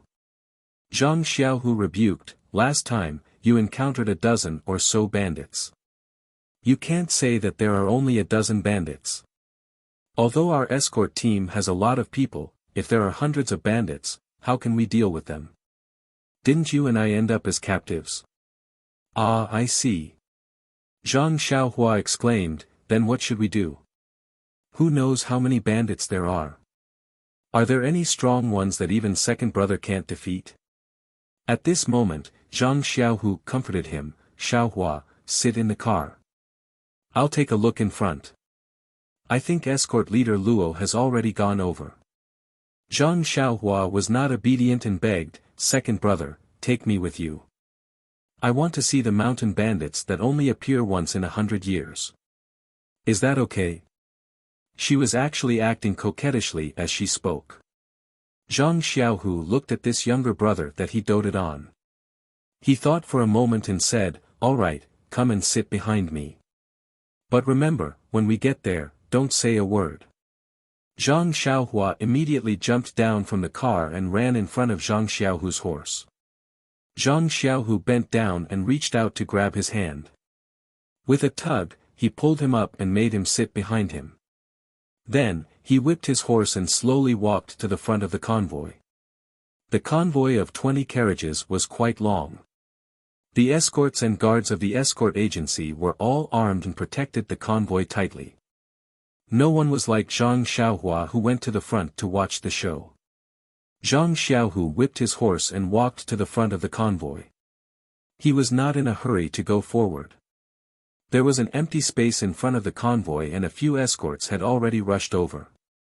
Escort leader Luo, who usually looked lazy, was riding at the front of the convoy. He kicked a long spear in his hand and looked calmly ahead. Zhang Xiaohua secretly poked her head out from under second brother's armpit and carefully looked forward. When she saw the situation clearly, she couldn't help but gasp. Unlike the last time, there were more than 10 people and a few horses. In front of the convoy, there were over a dozen burly men holding various weapons sitting on tall horses. They looked at them coldly, and behind the horses, there were over a dozen burly men who were also holding weapons. They all stood calmly, as if they were in a neat formation.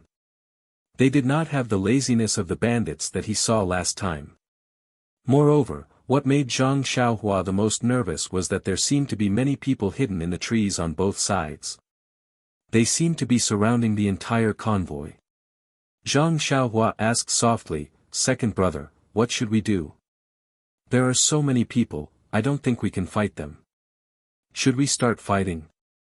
You have to be careful, why aren't you holding a weapon?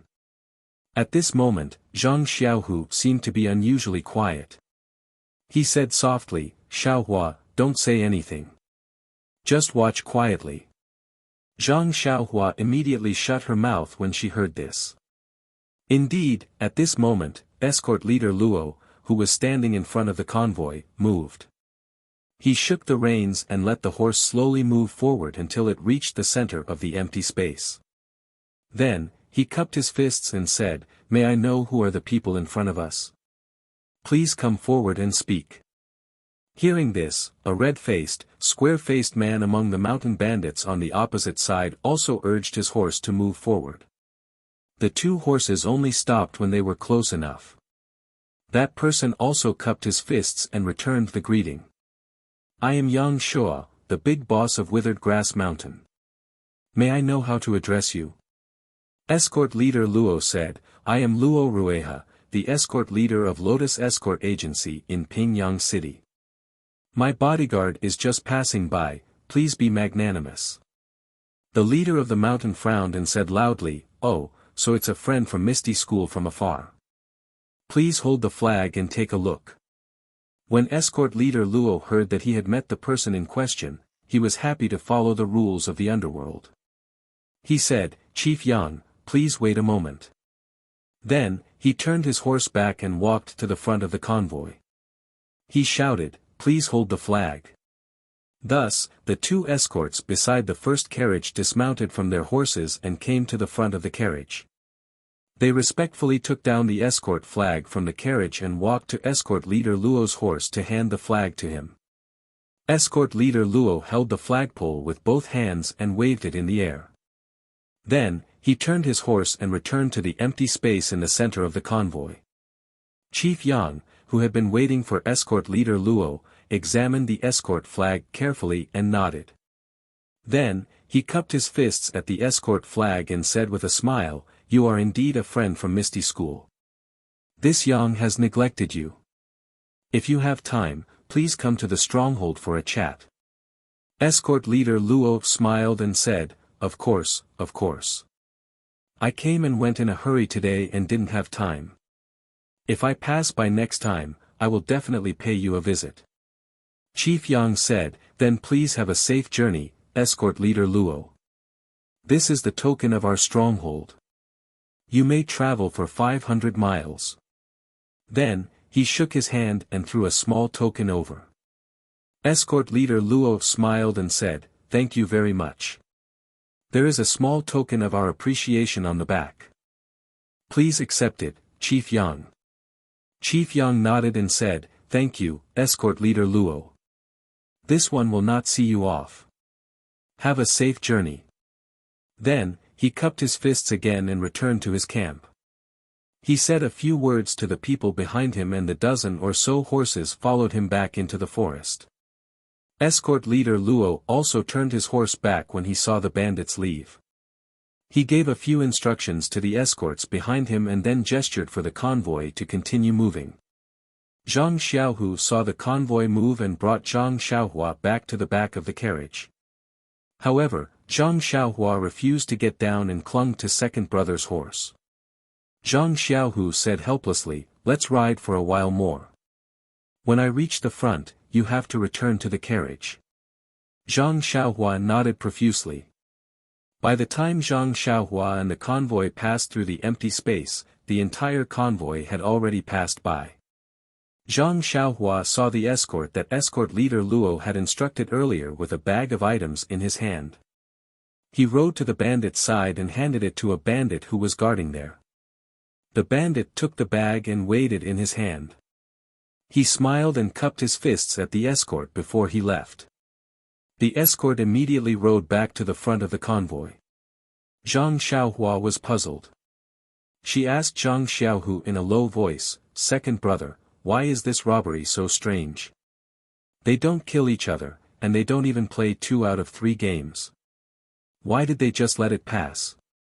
Zhang Xiaohu smiled and said, "What do you think robbery is? Is it just fighting and killing?"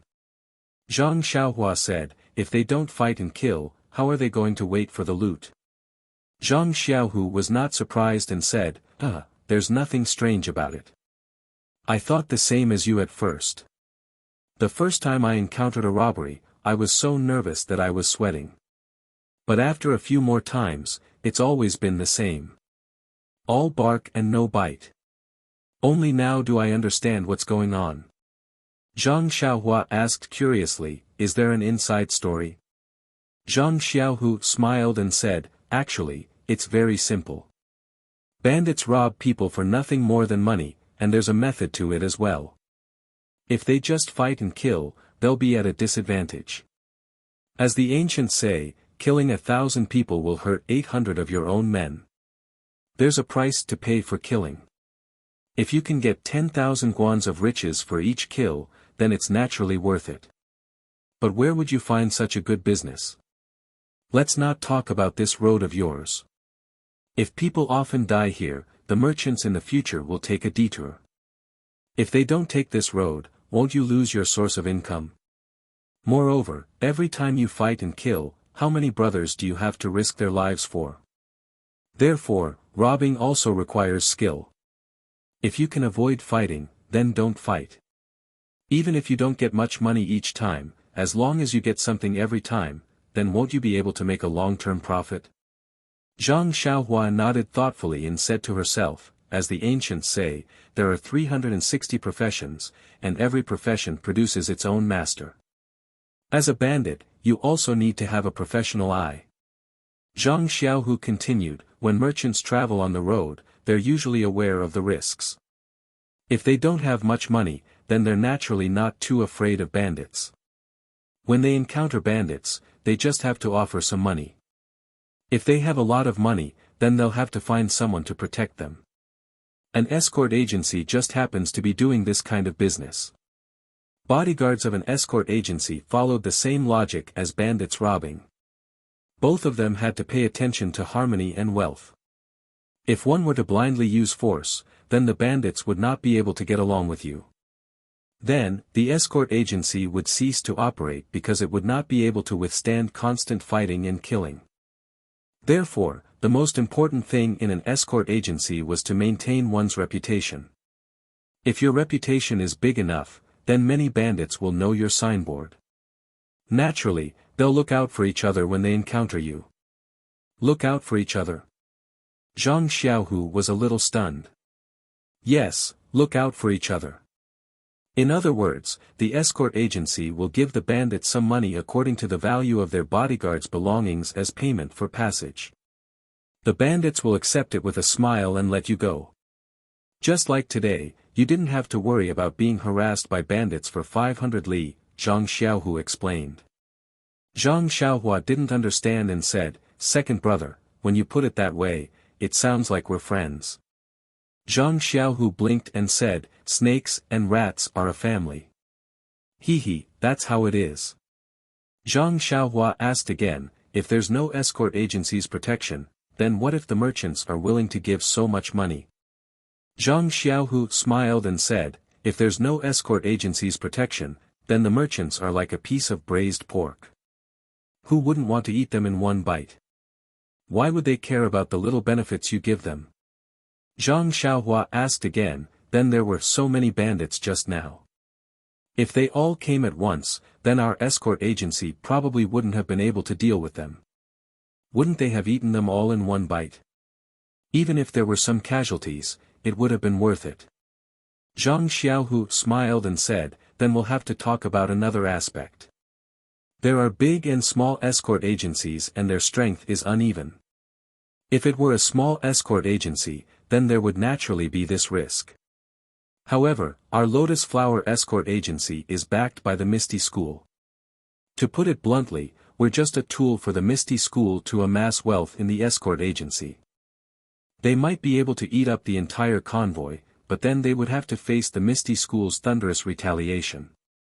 That Misty School is a famous sect in the Jianghu. They could just casually send some of their disciples to wipe out the entire nest of bandits. How would they have the guts to do that? Zhang Xiaohu became excited as he spoke. He swallowed his saliva and continued, there's another point. For these bandits to be able to take over the mountain and call themselves kings, they can't do without the support of the nearby Jianghu sections. And this sect should have an escort agency similar to the Lotus Flower Escort Agency. If they don't give us face, not only can the Misty School eliminate these bandits, they can also know the bandits within their sphere of influence and rob and kill their escort agency. Zhang Xiaohua nodded and said, I understand. Actually, to put it bluntly, martial strength is still the most important thing. If you're strong, then everyone can talk it out and part ways. Harmony breeds wealth. If you're weak, then you can only swallow your broken front teeth. That's right. Does that mean that the bandits of Shichui Mountain are backed by the Misty School? Zhang Xiaohu smiled and said, I don't know about that. But Shichui Mountain is too small. Even if they want to rely on the Misty School won't pay them any attention. Zhang Xiaohua sighed and said, AI, this Jianghu is too complicated. It's really hard to explain. Then, Zhang Xiaohua said happily, if that's the case, then wouldn't the escorts of your escort agency be very safe? You don't have to risk your lives. Zhang Xiaohu smiled bitterly and said, how can it be as free and unfettered as you say? There will always be bandits who don't know their limits and come to rob us. Being an escort agency is a profession that licks blood from the edge of the blade. Don't you see that the agency has to recruit new bodyguards and escorts every year? Then where did the old people go? But I'm only an escort right now. It's not my turn to do these kinds of things. Zhang Xiaohua listened and was silent in her heart.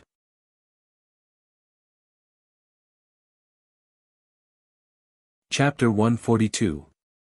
A typical robbery in the pugilistic world ended just like that. Zhang Xiaohua, who had originally thought that she would be able to witness a good show, was instead taught a good lesson by Zhang Xiaohu. Although she did not see the bloody side of the pugilistic world, she understood the greed and the exchange of power and money in the pugilistic world. At the same time, she also understood that in the pugilistic world, only the fist was the boss. In the following days, Zhang Xiaohua prayed that they would not encounter any more robbers or bandits.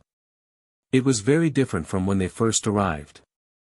However, the wind and rain of the Jianghu would not change because of a certain person's thoughts. Along the way, it was not a sunny road. Along the way, they still encountered some blind thieves who did not put the Lotus Escort Agency and the Misty Sect in their eyes. However, as long as they were not arrogant and did not make a fart, how much insight could those thieves have? Basically, under the powerful force of the Lotus Flower Escort Agency's escorts, who were united with escort leader Luo at the center, the group collapsed. However, heaven and earth were merciless, and swords and spears had no eyes. A few of the escorts were still injured, and one of them even had his wrist almost chopped off. Although the escorts had the best medicine on them, and the team had also found the best doctor at the next town they stopped at, the injury was still very serious. His life was saved, but his hand was completely crippled. For the rest of the journey, the injured escort lay in the carriage behind Zhang Xiaohua. Zhang Xiaohua could see his listless eyes and gloomy expression from time to time. This made Zhang Xiaohua, who was originally very lively, feel unusually heavy. Fortunately, the Lotus Flower Escort Agency's martial skills were still quite good. There was only one seriously injured escort along the way.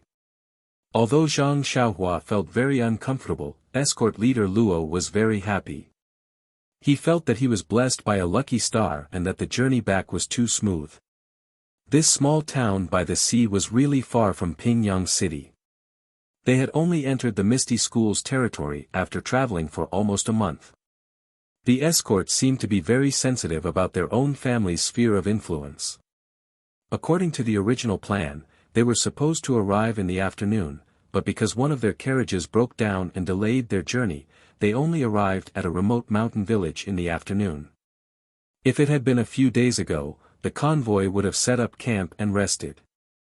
But tonight, not only escort leader Luo, but the other escorts were also determined to continue their journey. Even if they had to travel at night, they had to reach their own family's territory first. Therefore, the group of people drove the carriages forward under the cover of dusk and only entered a small town when it was close to midnight. As soon as they entered the town, escort leader Luo let out a long sigh and shouted, "Brothers, we're in our own territory now." Ha! Everyone laughed as well, causing the sleepy Zhang Xiaohua to look at them with a puzzled expression. For the next few days, the escort team was obviously not as strict as before and their itinerary was also much more casual. Therefore, by the time they reached Pingyang City, it was already midnight. Although Pingyang City was a city, it was only an inland city and did not have much strategic significance. Therefore, out of the 4 city gates, only 3 were closed at night and 1 was left open for people to enter and leave.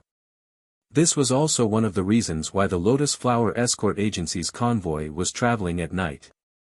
Who wouldn't want to return to the agency early, wash up, put everything down and sleep easily? Of course, Zhang Xiaohua had already fallen into a deep sleep when the convoy was just nearing Pingyang City. The convoy quickly arrived at the entrance of the escort agency. It was already late at night and the door of the agency was naturally closed. Someone went up and knocked on the door. When the person who opened the door saw that it was the escort team who had returned, he no longer complained about being disturbed in the middle of the night. He hurriedly opened the middle gate and ordered more than 20 carriages to be driven to the square of the escort agency. The dozens of people returning to the escort agency caused quite a commotion and the guards at the gatehouse were aware of it. The leader first congratulated escort leader Luo for safely bringing the people from the escort agency and the merchants back to Pingyang City. Then, he said to Zhang Xiaohu, you're finally back. Fourth Master Wen has been looking for you for many days. He instructed us to bring you to see him immediately once you're back. Zhang Xiaohu was stunned. Why? He carefully confirmed, must I go even if it's midnight? The guard smiled bitterly and said, Fourth Master said so, but he didn't say what time it was. Since you're back now, I think you should make a trip there. Otherwise, it won't be good if Fourth Master gets angry. Zhang Xiaohu thought for a moment and said, all right then. Thank you for the reminder. Then, Zhang Xiaohu went to the square. He first carried the unconscious Zhang Xiaohua and placed her on the Kong bed in his small house. Then, he tidied up his belongings and brought them back into the house. Only then did he hesitantly go to the inner courtyard and into Fourth Master Wen's room. It was already past midnight and Fourth Master Wen's courtyard was quiet. Zhang Xiaohu tiptoed to the door and hesitated. Just as he was about to raise his hand and knock on the door, a slightly aged voice sounded from inside, Who is it? Why are you looking for me at this time? That voice sounded abruptly, scaring Zhang Xiaohu so much that he trembled. He was secretly impressed. The older the ginger, the spicier it was. Fourth Master Wen's internal energy was one of the best in the Lotus Escort Agency. I've just approached the door and he heard me. AI, how much longer do I have to train to have this kind of achievement? Inside the room, Fourth Master Wen was furious. He cursed in his heart, which unlucky child is outside? Why doesn't he have any morals of respecting the old and loving the young? This old man usually has insomnia and difficulty sleeping. Today, I was coincidentally able to close my eyes early. I was just about to fall asleep when you woke me up. If you wanted to come, then come. Why did you have to tiptoe around? It made me think that you were some evil person. My old heart was so scared that it was thumping. If you hadn't raised your hand to knock on the door, this old man would have immediately jumped out of the window and beat you up. I'll let you know the consequences of waking an old man up. Zhang Xiaohu stood up straight. His tone was full of respect as he said, It's me, Zhang Xiaohu. Zhang Xiaohu. Fourth Master Wen asked hesitantly, What business do you have with me? When Zhang Xiaohu heard Fourth Master Wen question him, he couldn't help but be shocked. He hurriedly said, Fourth Master, I just came back from running an escort mission outside. Xiao Si at the door said that you were looking for me. If he saw me, he told me to come see you immediately. Ah! Fourth Master Wen said angrily, so it's like that. Cough cough. Fourth Master Wen was so angry that he couldn't breathe properly. He actually coughed and drank a mouthful of water before continuing, Did I say that? However, even if I did say that, there's no need to come in the middle of the night. Zhang Xiaohu said awkwardly. Xiao Si said that your instructions were hurried and thought that it was something important. Moreover, you didn't say that you couldn't come in the middle of the night. That's why he informed me. If there's nothing else, I'll go back first. When the sun rises, I'll come back to listen to your teachings. When Fourth Master Wen heard this, he said, "Oh, I know. I ordered this a month ago. It's been almost 2 months. I almost forgot. Sigh, I'm old and tend to forget things. Alright, you don't have to go back. Wait a moment, I'll get up now. Anyway, tonight will definitely be a sleepless night." Zhang Xiaohu waited quietly for a moment before Fourth Master Wen opened the door to let him in. The two of them sat down. Fourth Master Wen poured some water for Zhang Xiaohu to drink. Only then did Fourth Master Wen stare at Zhang Xiaohu and say, "Zhang Xiaohu, this escort mission took quite a long time. It's been hard on you." Zhang Xiaohu hurriedly said, "I don't dare, Fourth Master Wen. I'm only Escort Leader Luo's assistant. Escort Leader Luo makes many decisions. I'm just a helper." Fourth Master Wen said with a smile, "This escort mission lasted past the new year. It's been hard on you. Do the subordinates have any complaints?" Zhang Xiaohu replied, "Nothing much. I just want the escort agency to give me more allowance. After all, it's for the agency to celebrate the new year outside. I can't reunite with my family." Fourth Master Wen stroked his sparse beard and said, "Of course. The agency will not mistreat anyone who contributes to the agency. It's the same for going out for the new year, and it's the same for greater contributions." Zhang Xiaohu was stunned. He thought to himself, what does that mean? However, he still said respectfully, "Then I'll thank Fourth Master on behalf of my brothers for your care." Fourth Master Wen waved his hand and said, "There's no need. It's what I should do." Then, he hesitated for a moment and asked, "Did this escort mission go smoothly?" Zhang Xiaohu was puzzled. He said, "Yes, it was very normal. We only met some common bandits along the way. Escort Leader Luo handled them with ease." However, he thought to himself, what's the old man doing? Could it be that he can't sleep and wants to find someone to chat with? I'm tired. I still want to sleep. Fourth Master Wen asked amiably, "Then when did you guys return to the agency?" Zhang Xiaohu frowned and said, "Just now. We just entered the courtyard. I put the things in the room and came over." Fourth Master Wen nodded and said, "Oh, then you didn't hear any news." "News?"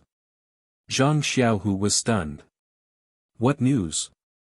Fourth Master Wen thought for a moment and changed his expression to one of grief. He said, "Zhang Xiaohu, you can be considered my confidant. It's fate that you and I are able to come to the Lotus Escort Agency as an escort. I think you also hold the belief that your youth, your passion, your sweat, and even your life will be dedicated to the agency." Zhang Xiaohu was even more stunned. These parallel sentences were said in such a refined manner that he couldn't quite react. Looking at Zhang Xiaohu's shocked expression, Fourth Master Wen continued, "Back then, I was the same as you. I also had the same thoughts, to dedicate my life to the agency. You see, I've worked hard for most of my life to see the agency prosper to this day. The agency is my home. It's up to everyone to love their job. If we didn't have the thought of dedicating our lives, the agency wouldn't have been able to get to where it is today."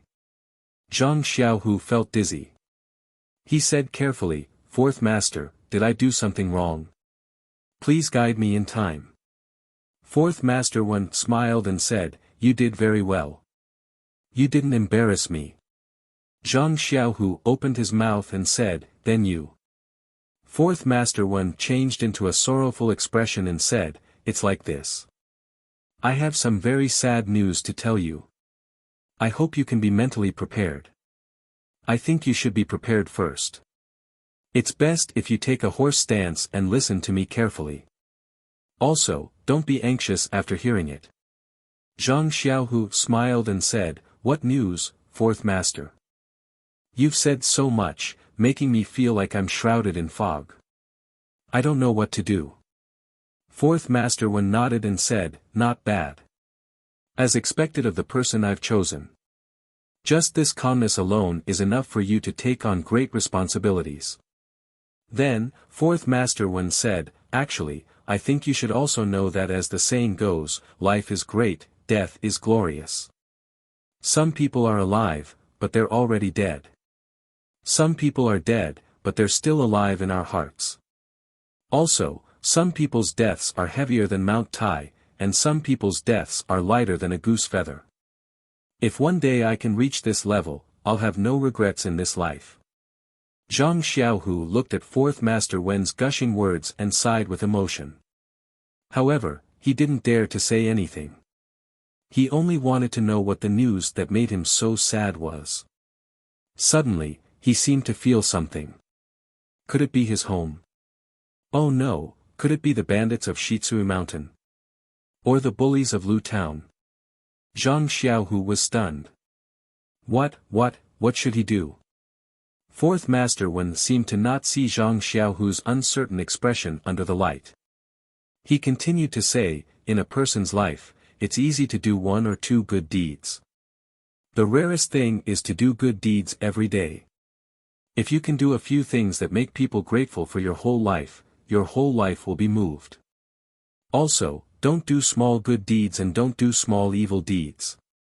No matter how big or small the good deeds are, they should be done persistently. Not to mention those who have sacrificed their own lives for the sake of others' lives. We should all remember this act of sacrificing oneself for others. On behalf of the Lotus Escort Agency, on behalf of Huanxi Mountain Villa, and on behalf of the Misty School, I would like to extend my highest respect to you." After saying this, fourth master Wen wiped the sweat from his forehead and said awkwardly, "Alas, this bookbag fan's words are really hard to remember. I've already recited them countless times. Why can't they be pleasant to listen to? You can't blame me. I thought you would come back soon. Who knew that you would only come back today? I haven't looked at them for nearly a month. Alas, it must be hard on this old fourth master. He was sweating from memorizing them in the winter. It could be seen that memorizing them by rote wasn't the right way. Mastering them through a comprehensive study and understanding the memory was the hard way." When fourth master Wen raised his head from the pile of old books and saw Zhang Xiaohu's gloomy face, he said sorrowfully, "Zhang Xiaohu, it seems that you already know what I mean. The dead are gone, and the living have to continue living. You must restrain your grief and accept it. Turn your grief into strength and continue to work hard. Take over your brother's baton and carry on your brother's unfinished wish. Contribute your blood and your life to the Lotus Escort Agency and the Misty School." Zhang Xiaohu's expression instantly became brilliant. His eyes widened and his mouth opened so wide that a duck egg could be stuffed in. He said in disbelief, "My brother? Zhang Xiaohua?"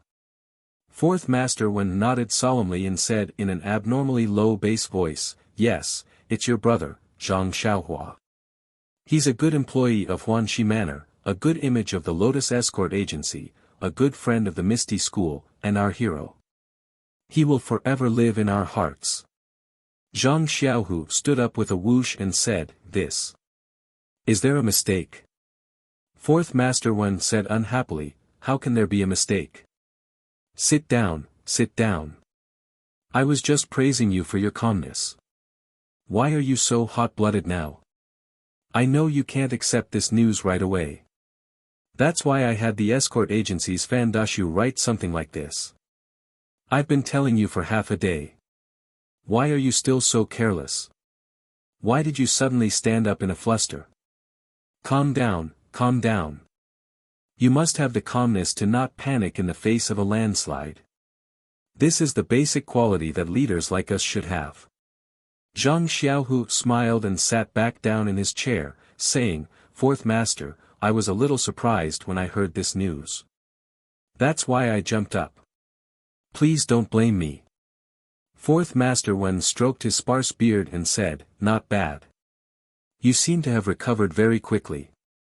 You have my style. Your future is limitless. I have high hopes for you." Then, Fourth Master Wen stood up and took out a small wooden box from a small cabinet behind him. He placed it in front of Zhang Xiaohu and said, "Although Zhang Xiaohua has left us, we will definitely publicize his touching deeds and let him leave his name in the history of Jianghu. However, the situation in Jianghu is changing rapidly. There are many situations that are disadvantageous to the Misty School. We cannot publicize Zhang Xiaohua's sacrifice to save his master for now. Therefore, we can only compensate in other ways. This was personally given to me by the Misty School's sect leader O Peng. He asked me to pass it to you as a sign of his deep respect for Zhang Xiaohua." Zhang Xiaohu opened the wooden box in confusion. Inside was a thick stack of banknotes. At a glance, there were at least 100 banknotes. The banknote on the top was actually worth 100 taels. There were actually 10,000 taels of banknotes in this wooden box. Zhang Xiaohu was so frightened that he trembled. Ever since he was born, he had never seen so much money. This was enough to scare him to death. He pushed the wooden box and said, "Fourth Master, why is this? What happened to my little brother Zhang Xiaohua? Did they make a mistake? If they can't explain it clearly, how can I dare to accept this money?" Fourth Master Wen said, "I don't know the specific details. Huanxi Manor is very secretive. I can't find out anything for the time being. I only heard from Qiu Tong that your little brother Zhang Xiaohua loyally protected his master. In order to save Manor Lord O, he sacrificed his precious life." "What?" Zhang Xiaohu was stunned. He said in surprise, "There's such a thing. How come I didn't know? Why didn't Xiaohua tell me?" "Tell you?" Fourth Master Wen said with a smile, "What did he tell you?" Zhang Xiaohu said solemnly, "Xiaohua, he's sleeping in my room right now." He followed the escort team all the way back. The brothers in the escort team all know this. However, he only said that he fell into the water during the night camp. He didn't tell me much. Fourth Master Wen's hand that was stroking his sparse beard trembled. A few more strands of beard fell off. His sparse beard became even sparser. He ignored the pain and stood up from the chair. Just like Zhang Xiaohu, he said in a stern voice, "Really? He's sleeping in your room right now?" He didn't seem to be as calm as when he was reprimanding Zhang Xiaohu. Zhang Xiaohu said, "Yes, he's sleeping soundly in my room." Fourth Master Wen quickly grabbed Zhang Xiaohu's hand and said, "Let's go. Let's go quickly. Let me see." Zhang Xiaohu was pulled up by him. He thought to himself, calm down, calm down. Fourth Master Wen, you're also a leader.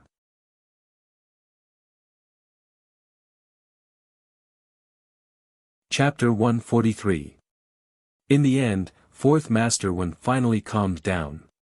He hurriedly pulled Zhang Xiaohu's hand and ran all the way to Zhang Xiaohu's hut. Only when he saw Zhang Xiaohua sleeping soundly on the Kong bed did he truly calm down. Fourth Master Wen twirled his sparse beard and nodded repeatedly. His smile was as brilliant as a mountain flower as he said, "Good, good, good." The continuous cheers made Zhang Xiaohu confused. He didn't know if it was because Zhang Xiaohua was alive or because he had saved 10,000 taels of silver. Thinking of the thick stack of banknotes, Zhang Xiaohu couldn't help but feel envious. That was a huge sum of money. If it was his, how good would it be? However, looking at his brother's sweet smile in his sleep, this happiness made his heart warm. What banknotes? Even if it was a mountain of gold, he wouldn't exchange it. Fourth Master Wen said a few good words and didn't say anything else. He just stood there quietly. Zhang Xiaohu didn't know what he meant, but he also accompanied him.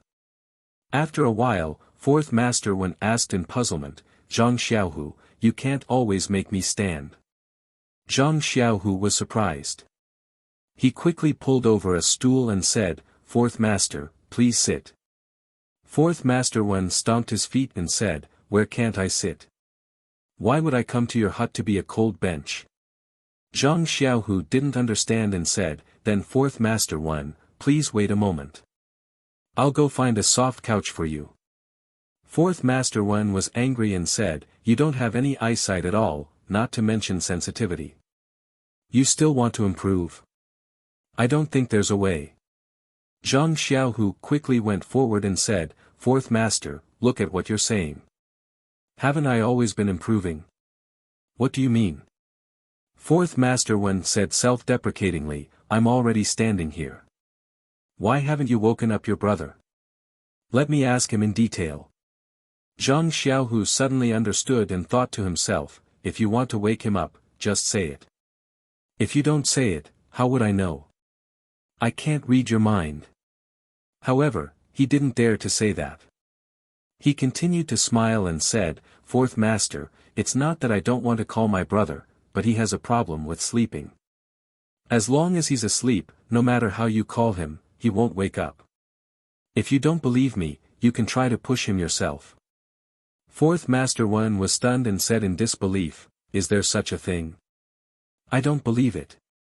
After saying that, she stepped forward and pushed Zhang Xiaohua hard. She shouted in his ear, "Zhang Xiaohua, Zhang Xiaohua." Zhang Xiaohua's breathing was even and she was still sound asleep. Fourth Master Wen thought for a moment and used both hands to pull Zhang Xiaohua out of the blanket and shook him in the air. Zhang Xiaohua's body was small to begin with. Now that Fourth Master Wen was holding him in the air, he really looked like a human-shaped toy. Zhang Xiaohu almost laughed out loud. Fourth Master Wen saw that Zhang Xiaohua was still motionless as if he had lost consciousness and lost interest. He stuffed him back into the blanket and turned around with a smile, "It seems like what you said is true. It seems like I've wronged you."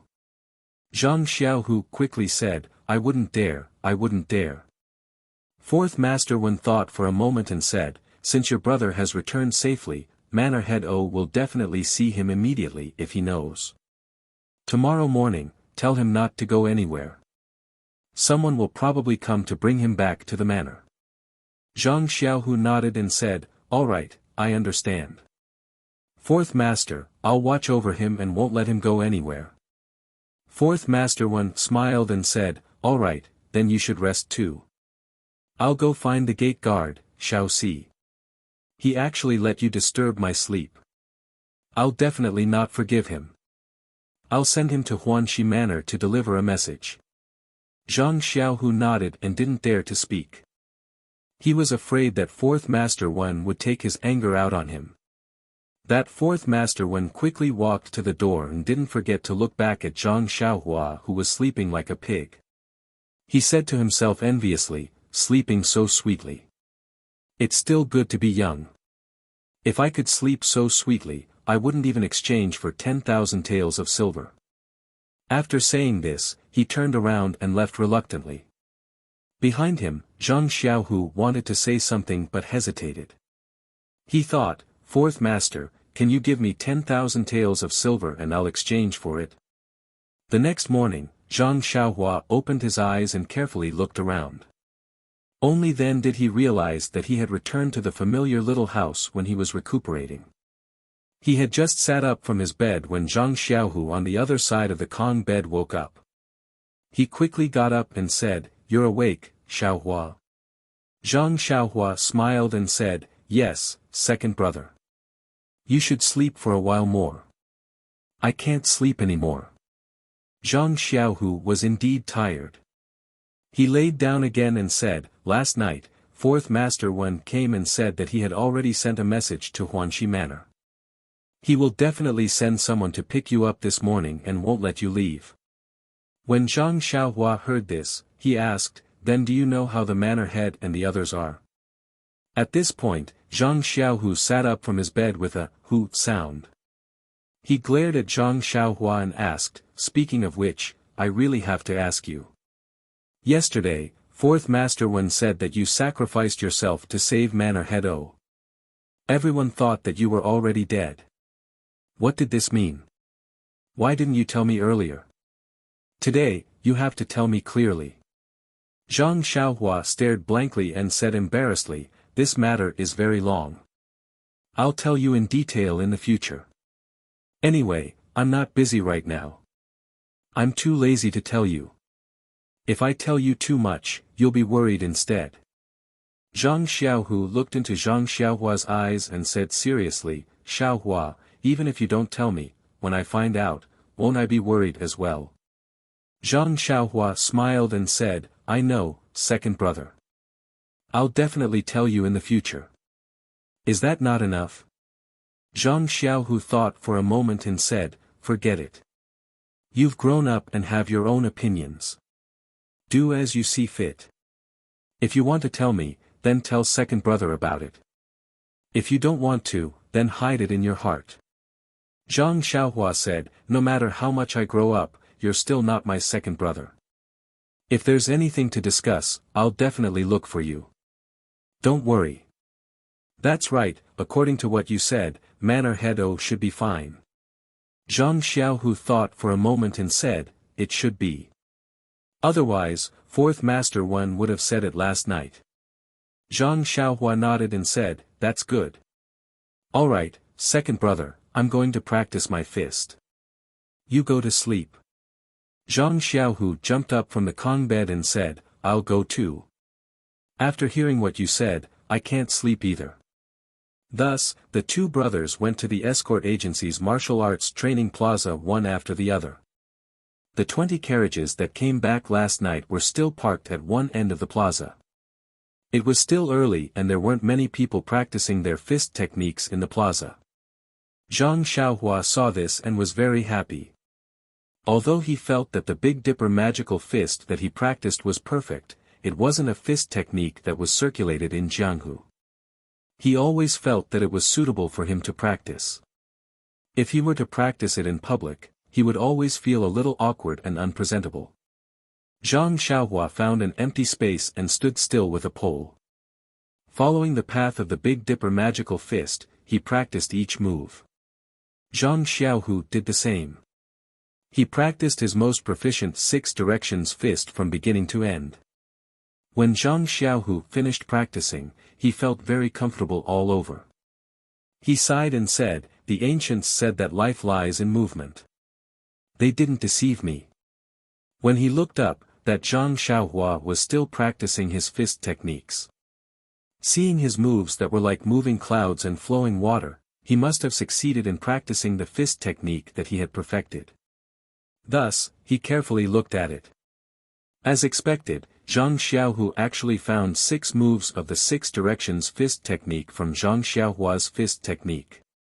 Zhang Xiaohu couldn't help but think to himself, Xiaohua's fist technique is really strange. It's a mess after changing it, but it can still be combined so fluently. It's really a rare miracle. The strangest thing was that Zhang Xiaohua didn't stop practicing. Zhang Xiaohu was even more puzzled. How many moves did this fist technique have? But when he took a closer look, he realized that Zhang Xiaohua was practicing it over and over again. When the number of people in the square gradually increased, Zhang Xiaohua finally finished practicing the Big Dipper magical fist 9 times. That warm flow flowed through his body with the last move. Only then did Zhang Xiaohua stop. Seeing his second brother looking at him from the side, he quickly ran over. Zhang Xiaohu saw his brother coming over and asked curiously, Xiaohua, do you practice your fist technique so diligently every day? Do you practice it many times every time? Zhang Xiaohua smiled and said, not many, just 9 times. It's useless to practice more. Zhang Xiaohu didn't mind when he heard that. He said, overdoing it is as bad as falling short. You have to be careful. Zhang Xiaohua didn't think much of it and said, sometimes, I practice it 81 times a day. What's this? You see, I'm not panting and my face isn't red. Naturally, there's no problem. Zhang Xiaohu wanted to persuade him again, but he remembered that when he only knew the Lyoha fist, he also practiced it over and over again. So, he shut his mouth. At this time, the number of people practicing in the square had increased. The two of them walked back slowly. When they reached the door of the small courtyard, they heard a familiar voice behind them. It cried out in surprise, "Zhang Xiaohua, it's really you." Zhang Xiaohua heard it and turned back in surprise. He shouted, "Captain He, you're still alive." Zhang Xiaohu looked back. Wasn't it Captain He Tianshu from the Huanxi Mountain Villa's medicinal field? He Tianshu ran closer with a face full of joy. When he heard Zhang Xiaohua's words, he couldn't help but say bitterly, "Zhang Xiaohua, you're still alive. Why can't I be alive?" Zhang Xiaohua blushed and muttered, "I haven't seen you guys in a long time. I don't know about you guys. I'm just happy to see you." He Tianshu lovingly patted Zhang Xiaohua's head and said with a smile, "It's okay, Zhang Xiaohua. Why would I mind?" After he finished speaking, he turned to Zhang Xiaohu and said, "Zhang Xiaohu, we've met before. I'm He Tianshu from the Huanxi Mountain Villa. Yesterday, I received a message from Fourth Master Wen. The Villa Master was very surprised and asked us to pick up Zhang Xiaohua early in the morning."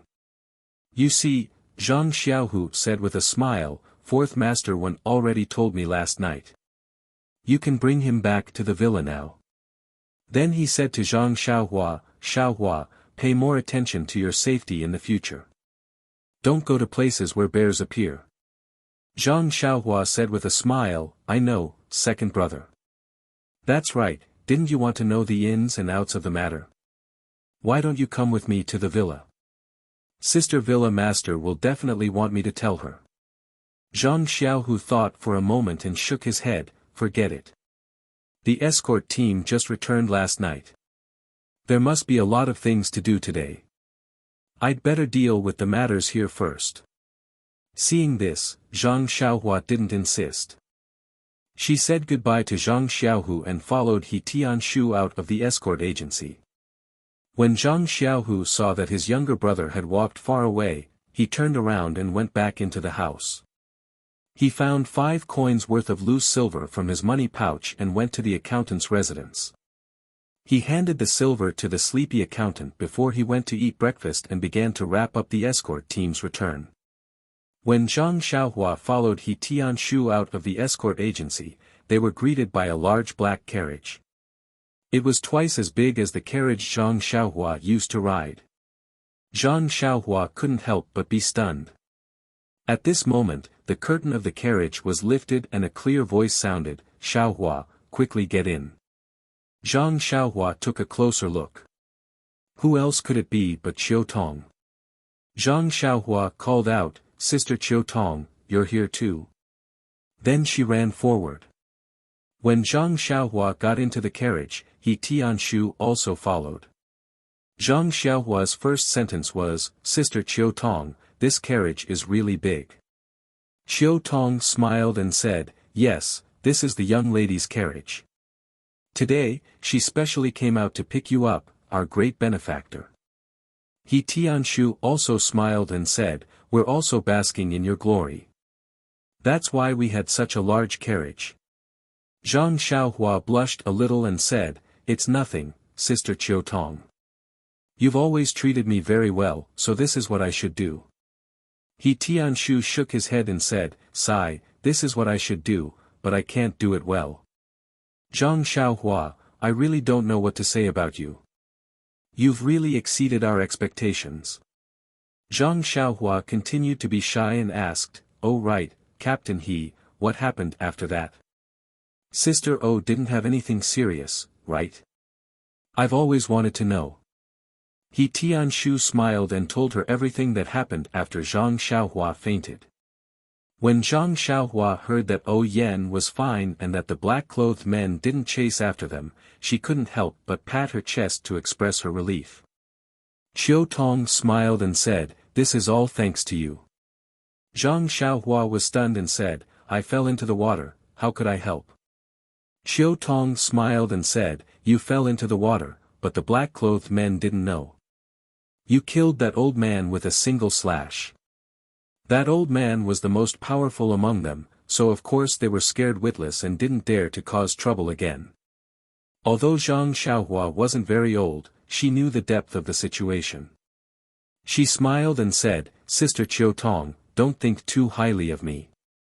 I think the black-clothed men should be worried about the reinforcements behind us." He Tianshu interrupted and said, "Forget it, anything we say now is just advice after the fact. Who knows what they're thinking? Anyway, we've already returned safely." Zhang Xiaohua seemed to have thought of something and asked, "Oh right, Captain He, do you know who the black-clothed men are?" He Tianshu frowned and said, "I'm not too sure. After we returned, these matters were handed over to the disciplinary hall of the sect. Who knows if they found them or not? I'm not too sure either." Zhang Xiaohua nodded and didn't say anything else. Actually, she had a vague feeling that since the black-clothed men dared to kill Ou Yan, they must have a certain level of confidence. This confidence wasn't just a guarantee of success, but also a guarantee of destroying the corpse and destroying all evidence if they failed. Chiu Tong was still worried about Zhang Xiaohua's injuries and couldn't help but ask. Zhang Xiaohua smiled and said, "At that time, I was knocked unconscious by that old man. It took me more than 10 days to wake up. Now, my injuries are completely healed. Look, I was still practicing my boxing at the escort agency just now." Hearing this, Chiu Tong was slightly relieved and said with lingering fear, "After that, we sent many people to look for you, but they couldn't find you. Who knew that you'd run to a small town along the coast? This is far from what we imagined. Miss kept wondering if you—" Zhang Xiaohua opened her mouth and was about to explain when He Tianshu waved his hand and said, "Let's not talk about it now. The villa lord will definitely ask about it later. You can talk about it in detail later so that you don't have to repeat it twice." Zhang Xiaohua smiled and said, "Captain He is right. Sister Chiu Tong, you can listen to it later." The carriage drove steadily and quickly. It didn't take long for them to arrive at the side gate of Huanxi Mountain Villa. Now, the number of guards at the gate of Huanxi Mountain Villa was twice as many as before. They also checked carefully. Although it was the carriage of the manor lord, they still checked it before letting it in. The carriage entered the villa and stopped in the small courtyard where they went out last time. This place was very close to the inner courtyard. Under Chiu Tong's guidance, they passed through several courtyards and arrived at the main hall of the inner courtyard. There was no one else in the main hall except for Elder Yu and Ou Yan. When Zhang Xiaohua came in with Chiu Tong, Ou Yan was looking outside from time to time. She seemed to be very anxious to see Zhang Xiaohua. When Zhang Xiaohua entered the main hall, Elder Yu and Ou Yan both stood up. Ou Yan walked towards Zhang Xiaohua. How could Zhang Xiaohua dare to trouble her leader? She quickly walked over and called out, "Sister Ou, are you all right?" Ou Yan smiled like a flower and looked at Zhang Xiaohua, "I'm very good." "Zhang Xiaohua, how about you? Let me see if your injuries have healed." After saying that, she took Zhang Xiaohua's hand and looked around. Zhang Xiaohua smiled and said, "I've healed a long time ago. Sister Ou, don't worry, I'm very lucky." When Ou Yan heard that, she said, "That's good. We were all worried about you and thought that you, just like Chiu Tong." Ou Yan didn't say the word out loud. After that, Ou Yan asked Zhang Xiaohua to sit on a chair and asked her about the situation after she got injured. Zhang Xiaohua thought for a moment and told her about how she was rescued after she got injured. After she recovered, she went out to look for a way home. She happened to meet the escort team of the Lotus Escort Agency and found her second brother. After that, she followed the escort team back to Pingyang City. However, he didn't mention Shirtai's name, Little Dream's name, and what happened in the cave. Firstly, Shirtai told him not to tell anyone. Secondly, he came across the cave by chance when he was catching rabbits. He didn't treat it as something important. Upon hearing Zhang Xiaohua's encounter, everyone couldn't help but be dumbfounded. Zhang Xiaohua's situation was quite bizarre. He had actually drifted so far away and had even met a familiar relative. Most importantly, Zhang Xiaohua had suffered such heavy internal injuries, yet he had managed to survive while drifting. Furthermore, he had recovered in such a short period of time. Oh Yan and Elder Yu wanted to ask more about Shirtai, but Zhang Xiaohua had already promised not to tell anyone. Moreover, she was his savior, so all the more he couldn't say anything. In the pugilistic world, one's promise was worth 1,000 gold. Everyone understood and didn't ask anymore. However, Elder Yu said, Zhang Xiaohua, can you let me see your sword? Please collect it, thank you.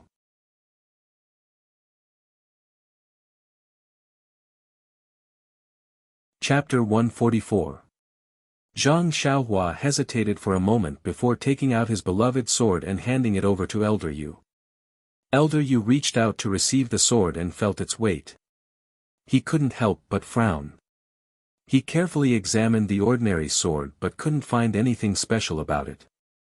He even injected his internal energy into it in hopes of discovering something. Unfortunately, he didn't have Li Jian's sword aura ability and the sword didn't have any reaction. It was as if the sword was just a toy other than its weight. Elder Yu shook his head and continued to look at it. He didn't return it to Zhang Xiaohua, hoping to discover something from it. Zhang Xiaohua looked at Elder Yu eagerly and couldn't help but ask, Elder Yu, don't tell me you don't want to return it to me? Elder Yu looked at Zhang Xiaohua and smiled, yes, this toy is really not bad. It could even pierce through the black-clothed man's iron shirt. Of course I want to keep it for fun. Zhang Xiaohua shrugged and said helplessly, since Elder Yu likes it, I also want to give it to you.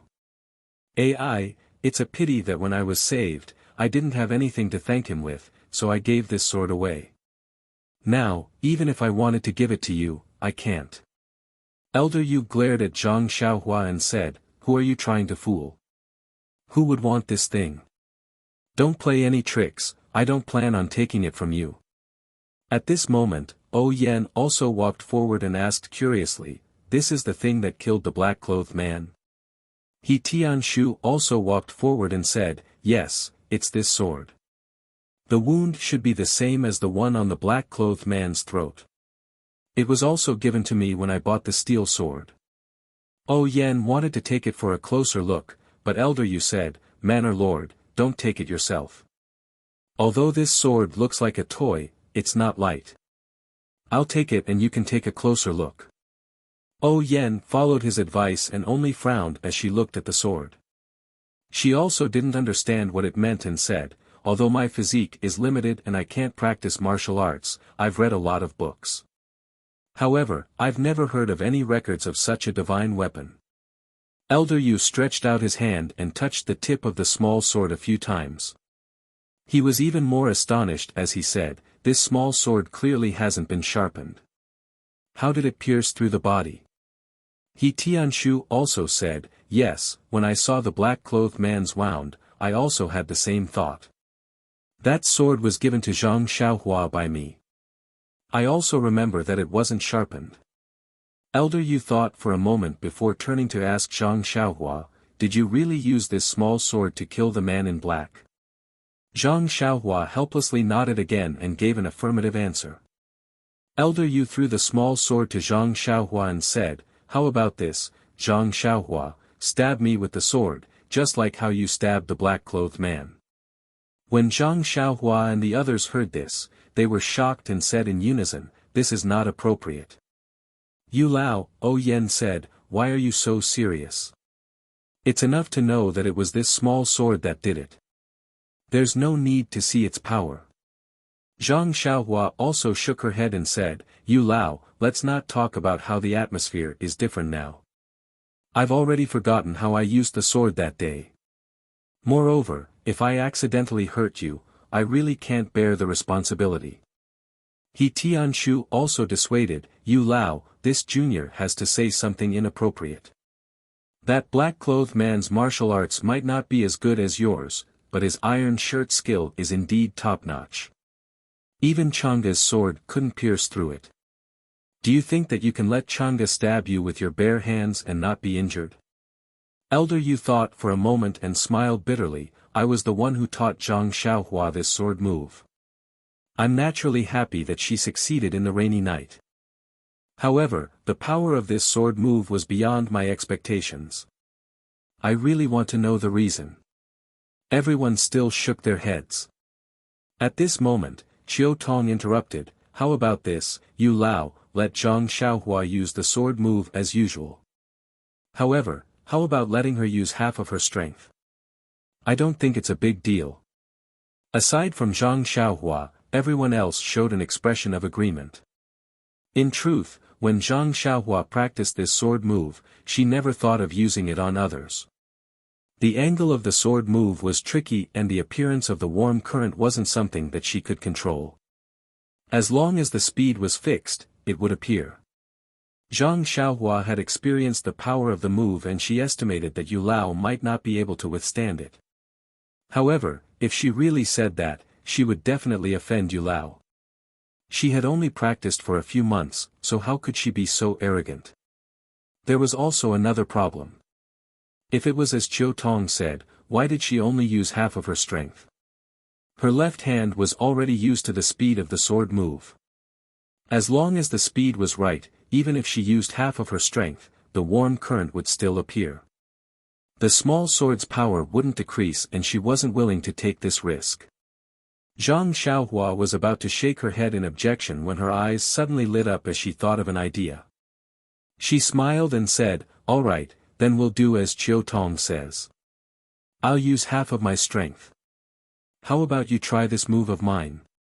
But let's make it clear that this is the only move.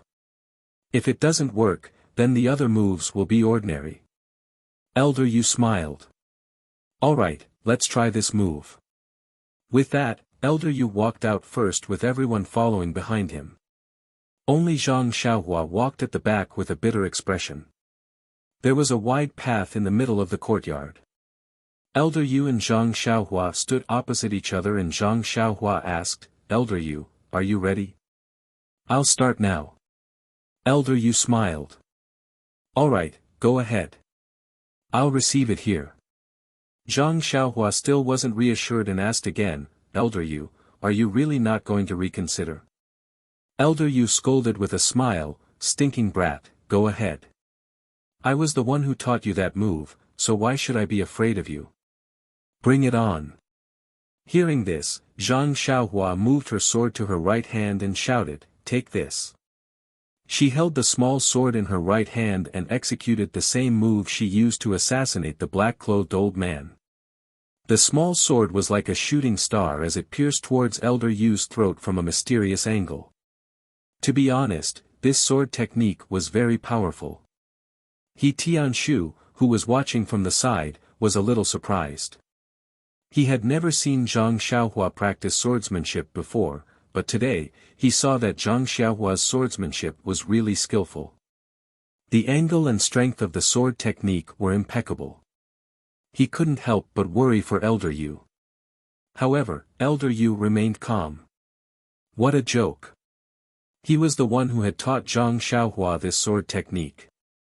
He had long since memorized the changes in the sword technique, the angle of the dagger, and the trajectory of the dagger. Before the dagger had even reached him, his body had already reacted naturally.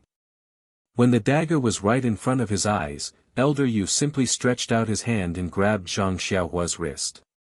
If an enemy had grabbed his wrist, Zhang Xiaohua would have definitely struggled with all his might.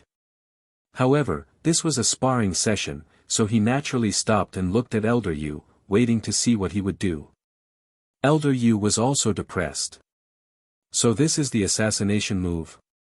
It's very ordinary. Zhang Xiaohua said, this is the move. I'm sure of it.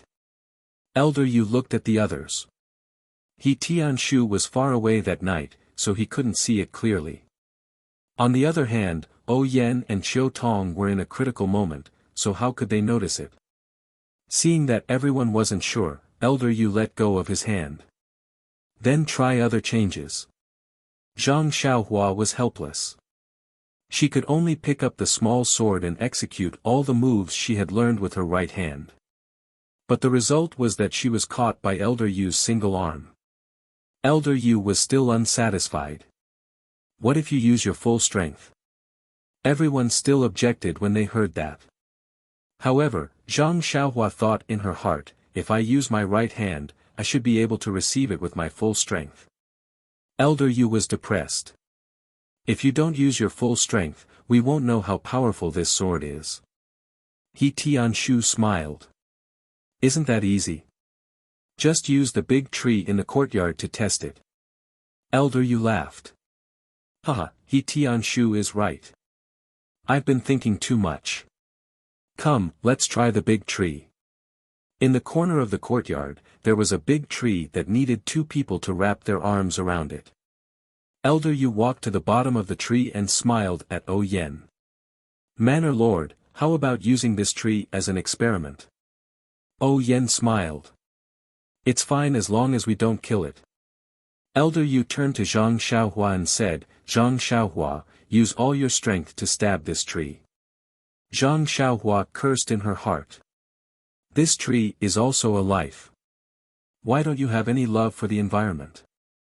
When I practice my sword, I don't even bear to harm the flowers and plants. Why are you instructing me to do such a bad thing? Zhang Xiaohua walked to the bottom of the tree and used the same move. She used all her strength to stab the tree. Zhang Xiaohua's arm strength of 500 kilograms wasn't for nothing. With a poochie sound, the small sword was able to pierce 3 to 4 inches into the tree. Although this result was very obvious, Elder Yu wasn't satisfied.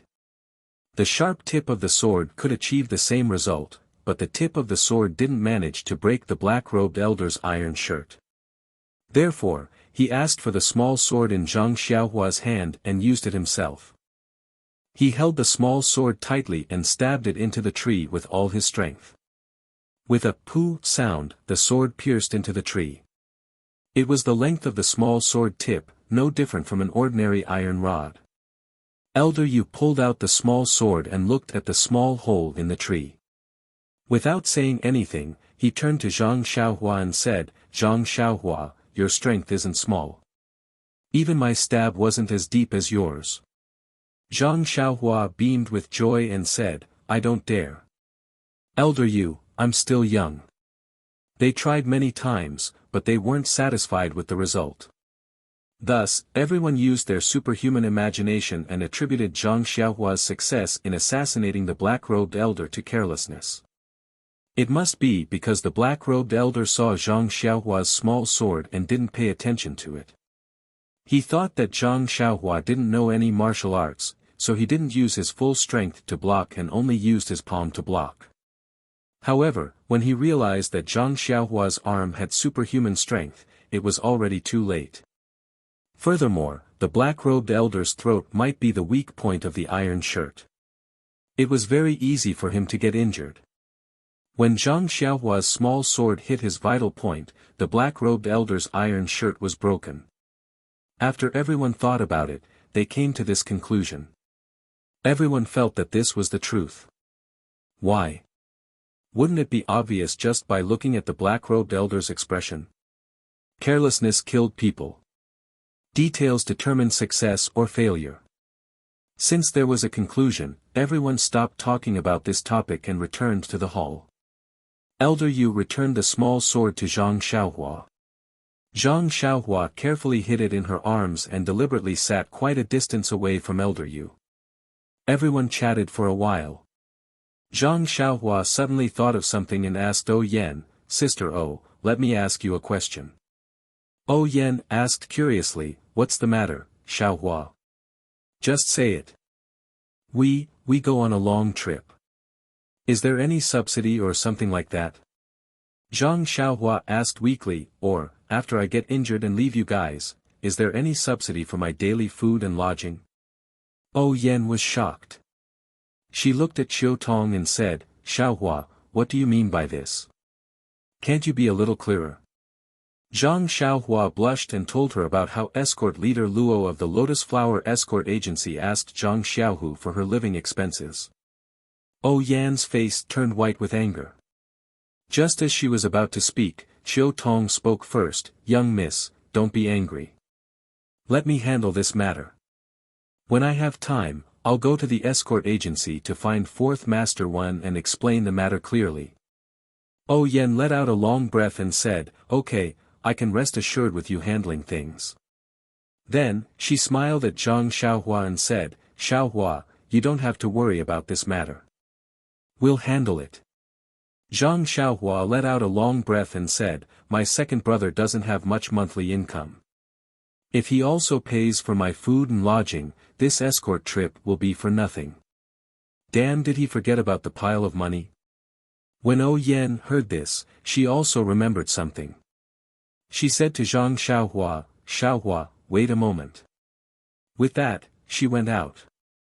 Not long after, she came back with a small wooden box.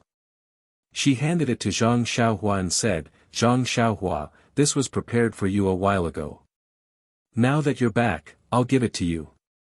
Zhang Xiaohua was stunned. After hesitating for a moment, she took it and opened it. In an instant, she was like Zhang Xiaohu from last night. She asked in surprise, Sister Oh, so many banknotes. Are they for me? Seeing Zhang Xiaohua's shocked expression, everyone chuckled. Chiu Tong explained, this is the compensation for your death. Our Misty School's boss O personally appointed it.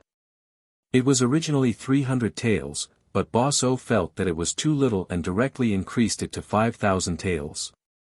Our mistress also felt that it was too little, so she took out 5,000 taels from the villa to round it up and give it to your family. Zhang Xiaohua looked at the banknotes and blinked. She said, I never thought that I would be worth so much money. This pile of silver is taller than me, and heavier than me. Everyone laughed. That's for sure. Zhang Xiaohua thought for a moment, then closed the wooden box and returned it to Oh Yan. She said, Sister Oh, you've been so good to me. In my heart, you're just like my old sister Qianqian. If you're in danger, I'll naturally step forward bravely, just like how I would save my family. Besides, I'm fine. I didn't sacrifice myself, so I can't take this money. Zhang Xiaohua's actions were out of Oh Yan's expectations. She asked in disbelief, Xiaohua, this is 10,000 taels of silver. You really don't want it? Zhang Xiaohua smiled and said, Sister Oh, to be honest, let alone 10,000 taels of silver, I haven't even seen 100 taels of silver before. But this is the compensation you gave me. If I really died, maybe you could give it to my family. But I'm fine now, so I naturally can't accept it. Oh Yan thought for a moment and said, how about this? No matter what, you saved my life. To be honest, your sister Oh's life is very precious, far more valuable than this money. How about this banknote be my gift to you? Zhang Xiaohua still refused. She said, Sister Oh, didn't I just say that I saved you like how I saved my family? Do you think my family will give me money? One wanted to give, the other didn't want to accept. After pushing back and forth for a long time, Zhang Xiaohua had no choice but to open the small wooden box and said, Sister Oh, how about this? I accept your kindness. After saying that, she took out a banknote of 100 taels of silver from the wooden box and put it in her arms. She then said, the weight of this 100 taels of silver in my heart is the same as the weight of 10,000 taels of silver in Sister Oh's heart. If I accept this 100 taels of silver, it means that I've accepted the 10,000 taels of silver in Sister Oh's heart. What do you think? When Oh Yan heard this, her eyes lit up. She pursed her lips and said with a smile, Xiaohua, you really have a lot of ideas. Alright, since that's the case, I won't force you anymore. But you have to remember that you just said that you treat me as your family, then I will also treat you as my family in the future. I hope that you will really treat me as your sister in the future. When Zhang Xiaohua heard this, she was very happy and said, Sister Oh, I really can't ask for more than to have you as my manor lord. When Oh Yan heard this, she rolled her eyes and said with a smile, it's good that you know. I won't treat you unfairly in the future. Then she said to Chiu Tong, when you go back, tell the manor's accountant that Xiaohua's monthly allowance is. Yen thought for a while but didn't say a specific number. Chiu Tong knew that Yen didn't know the monthly allowance given by the manor, so she said with a smile, Miss, you don't have to worry about this. Since Xiaohua is in our manor, he won't be short of money in the future. I think we should give him 3 taels of silver a month first. Anyway, his food and clothes are all in the manor, and it's only pocket money for himself. Even if he gives it to his family, it's enough. When Zhang Xiaohua heard that her monthly allowance would be increased by 10 times, she was naturally happy and couldn't close her mouth. When Yen saw that Zhang Xiaohua was happy, she didn't have any objections and expressed her agreement. Then she said to Zhang Xiaohua, Xiaohua, what do you want to do in the manor in the future? Let Chiu Tong arrange it for you. Zhang Xiaohua thought for a while and said, I think it's better if I follow Captain He. First, I can learn fist techniques. Second, I can learn how to plant herbs. I can also help my sister solve some problems. Yen smiled and said, don't tell me Xiaohua is still thinking for your sister. Then it's up to you.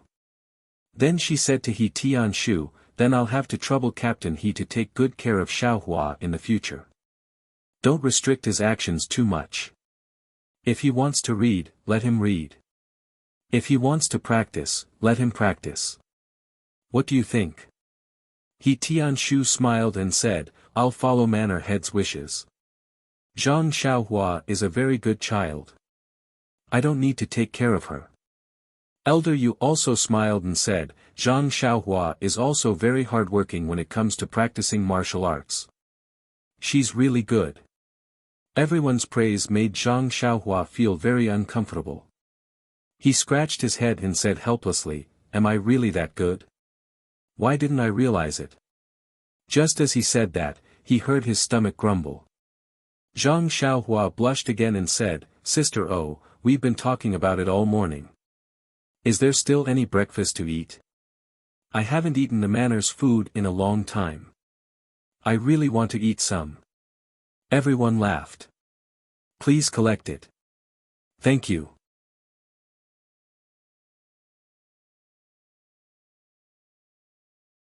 Chapter 145.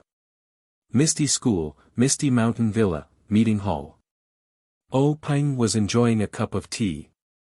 Could it be that he had so much free time to steal half a day of leisure? Peng was extremely busy during this period of time. Luo Shui Gang had recently merged with Misty School.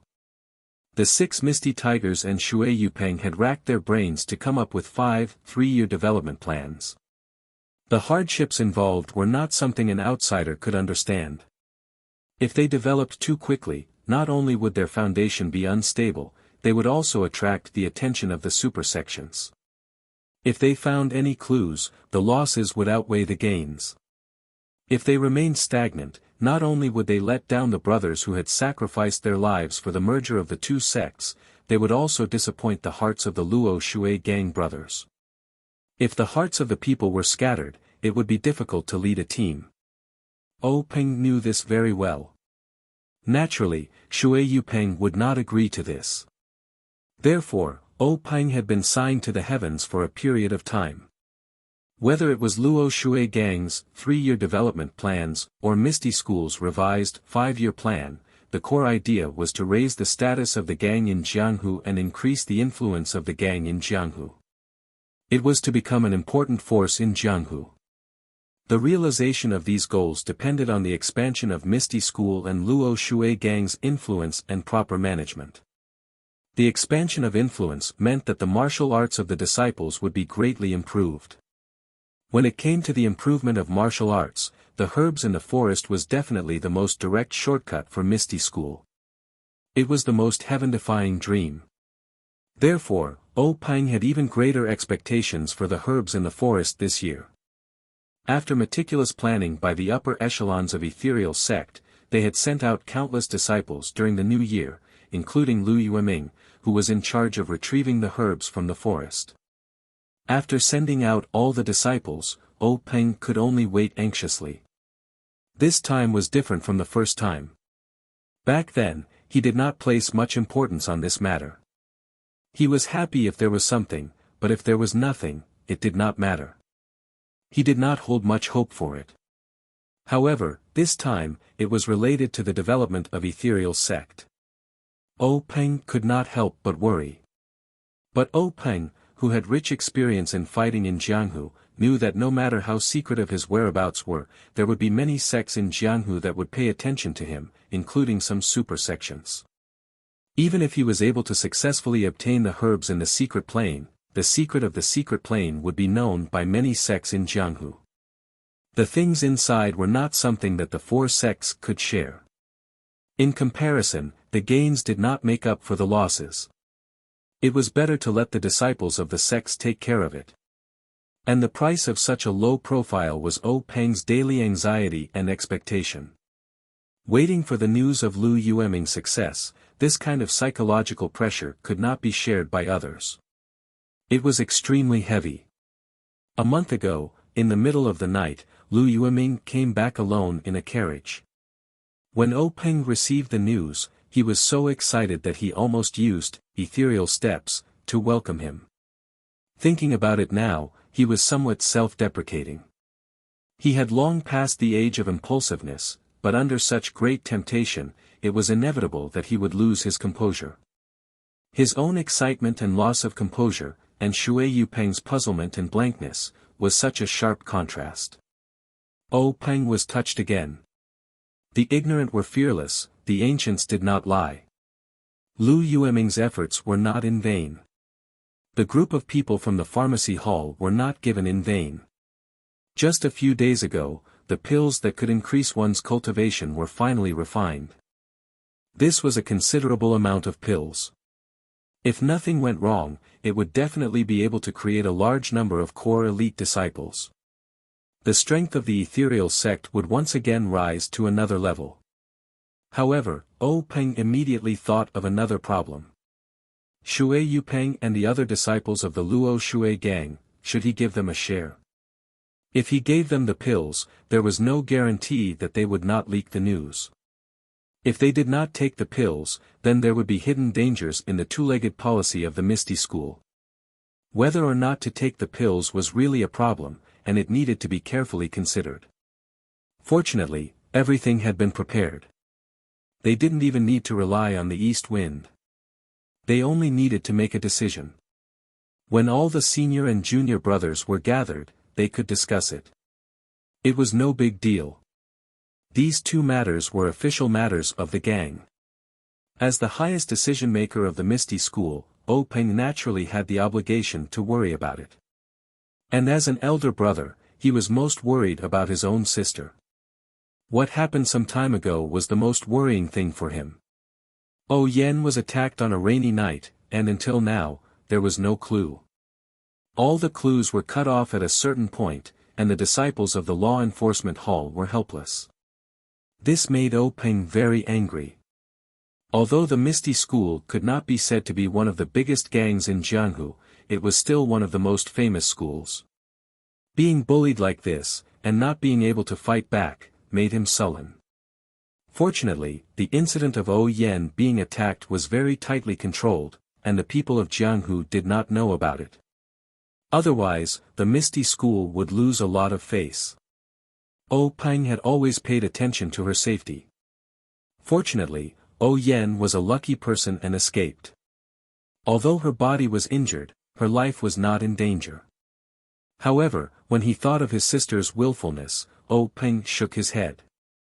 Not to mention the matter of going to the south, he had persuaded her to bring more people, but she said that she had no value in Jianghu, and that it was fine as long as she left secretly, no one would care. In the end, such a big incident happened.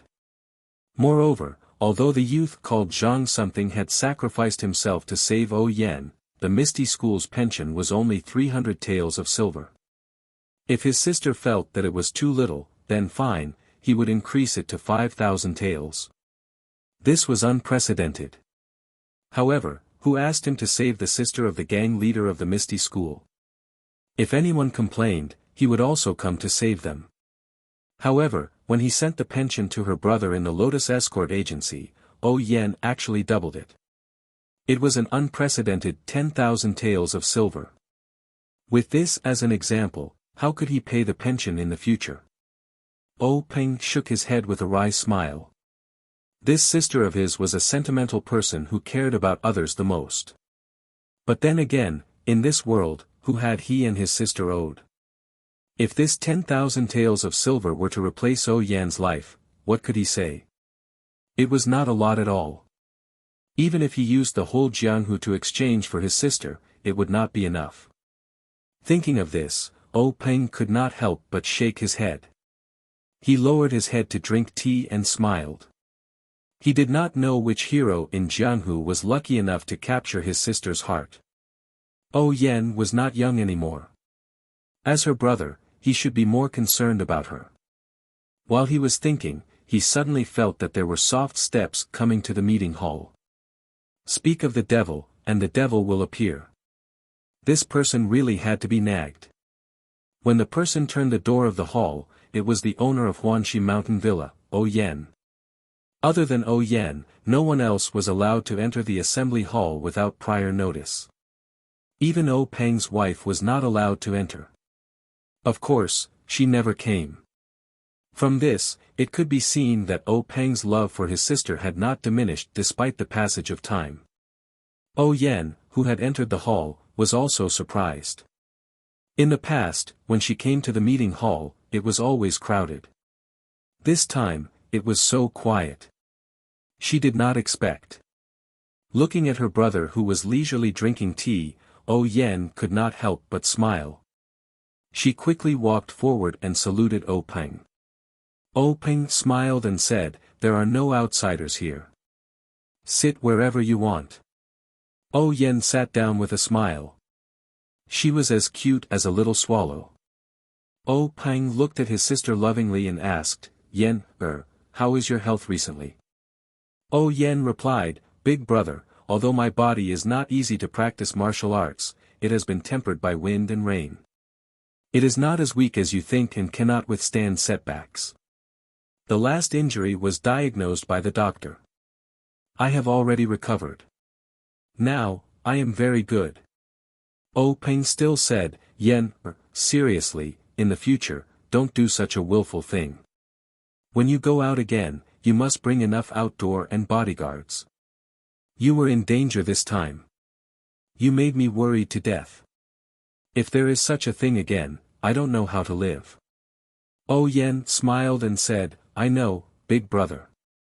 I will pay attention next time."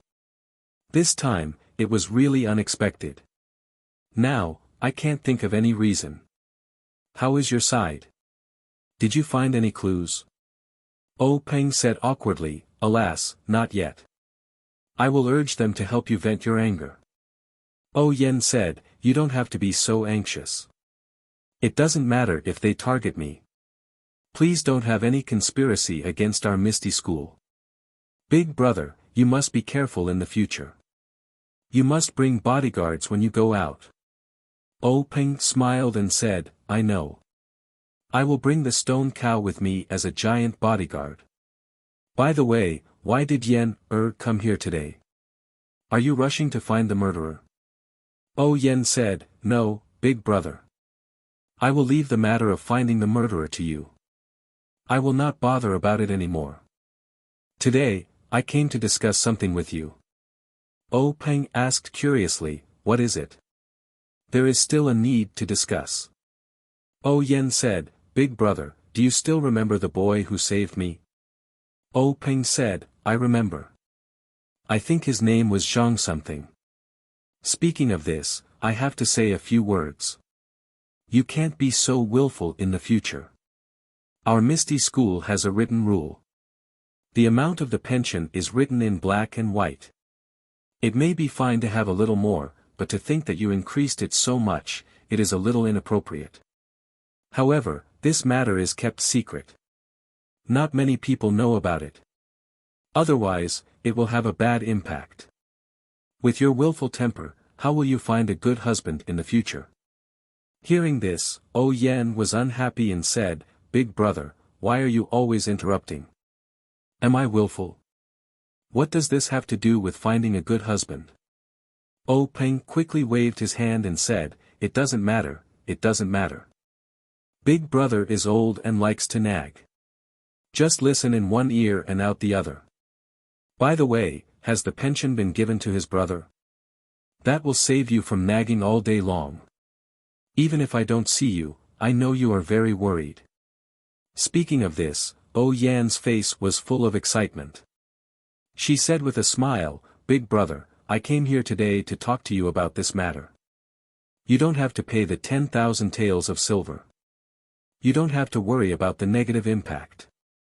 In the future, you don't have to worry about people in the sect talking about this matter. Peng was stunned and said, what? Then, he realized, oh, that boy was found by you. Yan said in surprise, Big brother, you are really amazing. You guessed it so quickly. Peng shook his head and said with a smile, how can this kind of child's play stump a big gang leader like me? Yan also smiled and said, we didn't find him. He came back on his own. This time, Peng was even more surprised. He said, he was not killed by the black-robed elder. At the very least, he should be seriously injured. Since he can come back on his own, his injuries must have healed. Yan was also surprised and asked, Big brother, how do you know that his injuries have healed? Peng said with a smile, this is very normal. If his injuries are not good, how can he travel thousands of miles to come back to Pingyang City? Yan thought for a while and nodded slightly to show that it made sense. Then, Yan told Peng everything that Zhang Xiaohua told her in full detail. Peng was also stunned when he heard it. This kind of thing was really rare. At least to be able to escape from death and return to Pingyang City safely was already a miracle. Then, Peng asked, since that Zhang, what is it again? Yan said, called Zhang Xiaohua. Peng said with a smile, Zhang Xiaohua. This name is interesting. It seems to be a girl's name. Oh right, since this Zhang Xiaohua is back, you definitely won't take back the 10,000 taels of silver. Just give it to him. Why did you say that you don't need it? Yan said, Big brother's guess is right. But you guessed the beginning and not the end. Zhang Xiaohua rejected the 10,000 taels of silver. Under my insistence, he only took 100 taels of silver. He also said, the weight of this 100 taels of silver in my heart is the same as the weight of 10,000 taels of silver in Sister O's heart. If I accept this 100 taels of silver, it means that I have accepted the 10,000 taels of silver in Sister O's heart.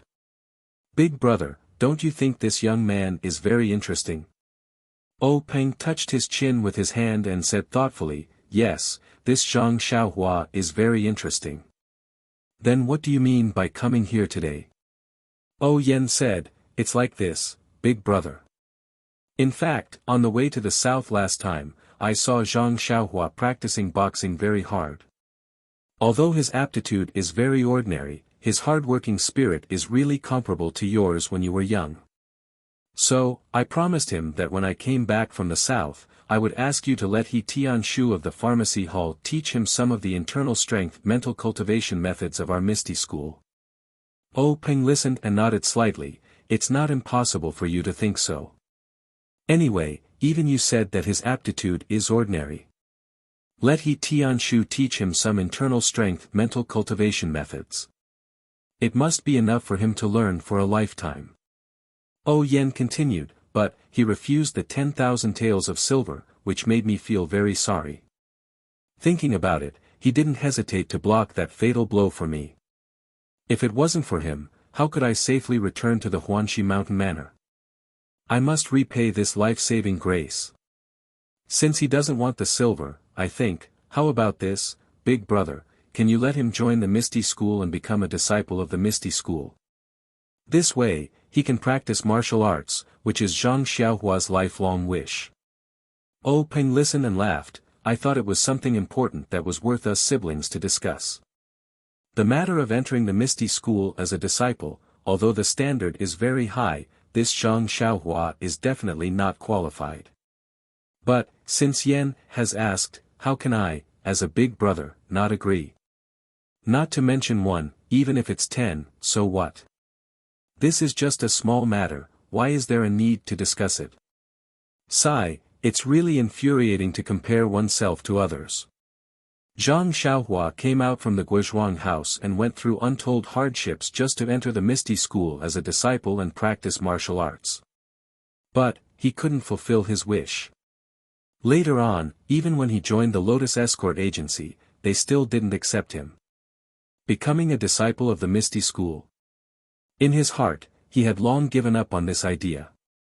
But now, with just one sentence from Yan, Peng agreed. He didn't consider Zhang Xiaohua's condition at all, regardless of how old he was or what his aptitude was. He just nodded lightly and fulfilled the wish that Zhang Xiaohua yearned for day and night, and this was just a small matter. This really couldn't be said, relationships were the absolute truth. When Yan heard, she was overjoyed and said, then I'll have to trouble Big Brother. Actually, I know that the Misty School's disciples that Big Brother recruited are all people with outstanding aptitudes. This Zhang Xiaohua compared to them is like the difference between heaven and earth. This is really making things difficult for Big Brother. Peng flicked his sleeve and said, why are you being so polite with Big Brother? Although aptitude is important, hard work is also necessary. Even if Zhang Xiaohua is useless, it doesn't matter if the Misty School has one more disciple or not. Why don't you let He Tianshu be his master and teach martial arts in your Huanxi mountain villa? What do you think? Yan clapped her hands and said, very good. Zhang Xiaohua's aptitude for martial arts is average. No, it should be said that it's very poor. I heard from He Tianshu that he practiced fist techniques for a long time, but he can't even practice a complete set. However, he is very knowledgeable about medicinal herbs and other knowledge. He has thoroughly read some of the books that I gave him. Perhaps he can be of help to me in the future. Peng said, then let's do it this way. Tomorrow, you bring He Tianshu and Zhang Xiaohua to the conference hall and deal with this matter, so that you don't keep thinking about it. Also, the problem of medicinal herbs should be solved slowly. The elders of the pharmacy hall are helpless. You don't have to worry too much about it. Don't let it affect your health. Yan said, I know, Big Brother. It's because they can't solve it that I want to take over. Although there are ready-made herbs in the secret plane, it's not as convenient as planting them ourselves. We can only go to the secret plane once a year. The demand for medicinal herbs is far from meeting the needs of our sect. If we do as Big Brother thinks and carry forward the Misty School, we can't not solve this problem. Peng sighed and said, I know you won't give up, but it must be on the premise of health. Yan smiled and said, I know, Big Brother. Don't nag anymore. The brother and sister chatted for a while, and Yan said goodbye and returned to the Huanxi mountain villa.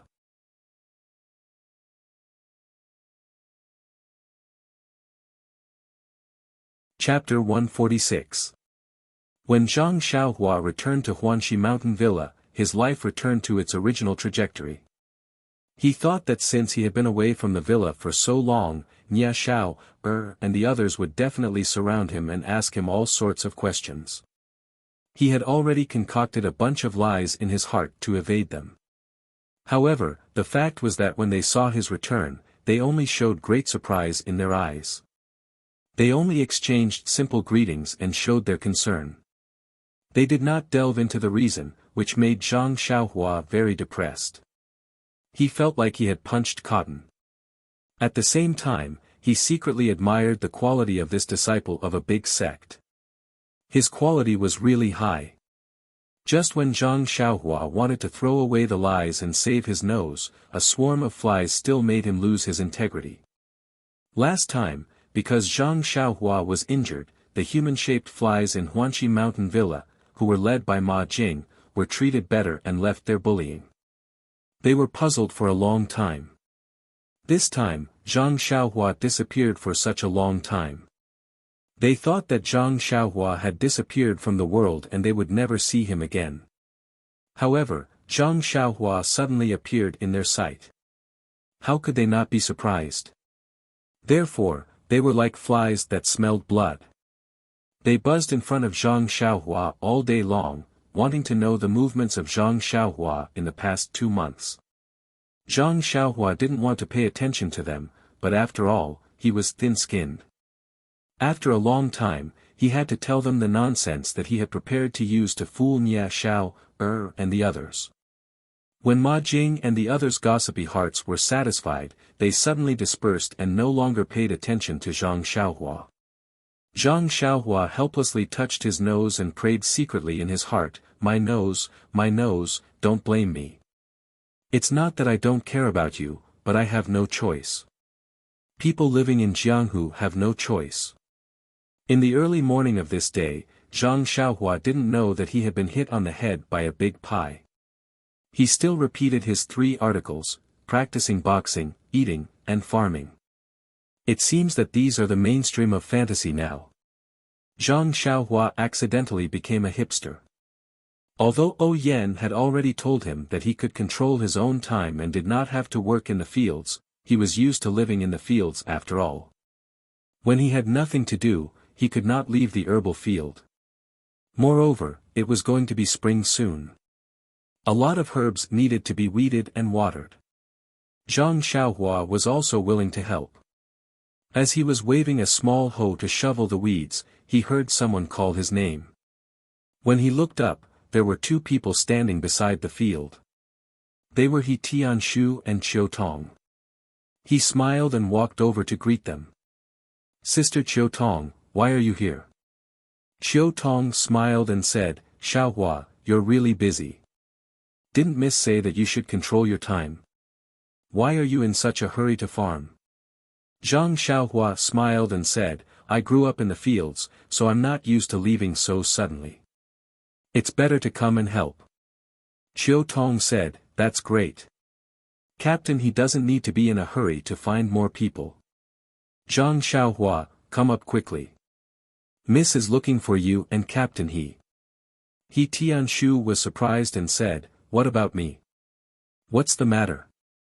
Qiu Tong smiled and said, I don't know. Miss is so mysterious and won't say anything. Zhang Xiaohua said, okay, I'll go up right away. With that, Zhang Xiaohua tidied up and followed Qiu Tong and He Tianshu to the inner courtyard. Qiu Tong pointed at the door and said, you guys go in yourselves. Miss is waiting inside. I still have things to do, so I won't accompany you. He Tianshu said, okay, go do what you need to do. It's not our first time here. With that, he led Zhang Xiaohua in. Qiu Tong stopped Zhang Xiaohua and asked, Zhang Xiaohua, I'm going to the Lotus Escort Agency now. Do you have anything to do? Or do you have anything to tell your brother? Zhang Xiaohua thought for a moment and said, it's nothing. Just tell my brother that I'm fine now, and he doesn't need to worry. Qiu Tong nodded and hurried out. Zhang Xiaohua followed He Tianshu to the main hall of the inner courtyard. In the main hall, Yan was sitting on a chair and was a little anxious. When she saw them come in, she smiled and said, you guys are finally here. Why are you so slow? Zhang Xiaohua said embarrassedly, Sister I was working in the fields, so I came a little late. Sorry for making you wait. When Yan heard this, she was very happy and said with a smile, it's okay. It's rare that you're not arrogant and worked in the fields. How can I blame you? Come, you two follow me to a place. There are some things to take care of. Zhang Xiaohua and He Tianshu found it strange that Yan did not say anything. They looked at each other and followed Yan out of the main hall. Pingyang City, Lotus Escort Agency. In 4th Master Wen's house, 4th Master Wen and his nephew Yu Dei were drinking fragrant tea and chatting. At this moment, someone hurried into the small courtyard and came to the door. 4th Master Wen heard the footsteps and looked up. It was escort leader Luo. When 4th Master Wen saw him, he could not help but frown. He then smiled and said, "It's escort leader Luo. Come in quickly." Escort leader Luo walked into the house with a smile. They greeted each other and sat down.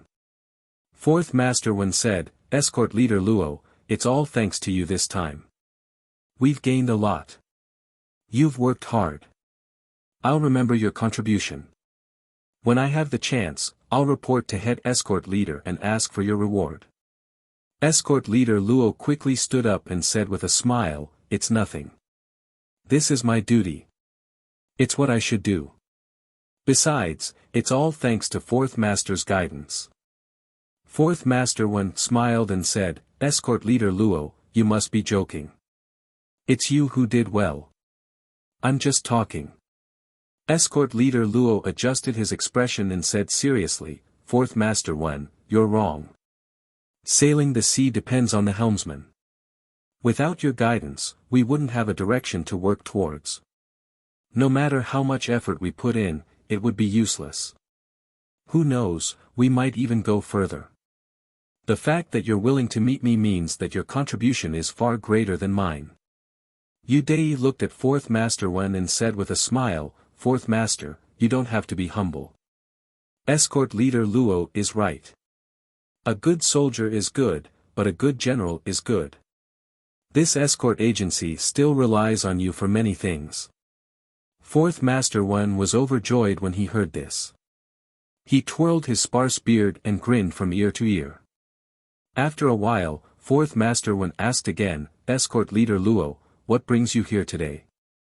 Escort leader Luo smiled and looked at Deity, saying, "Nothing much.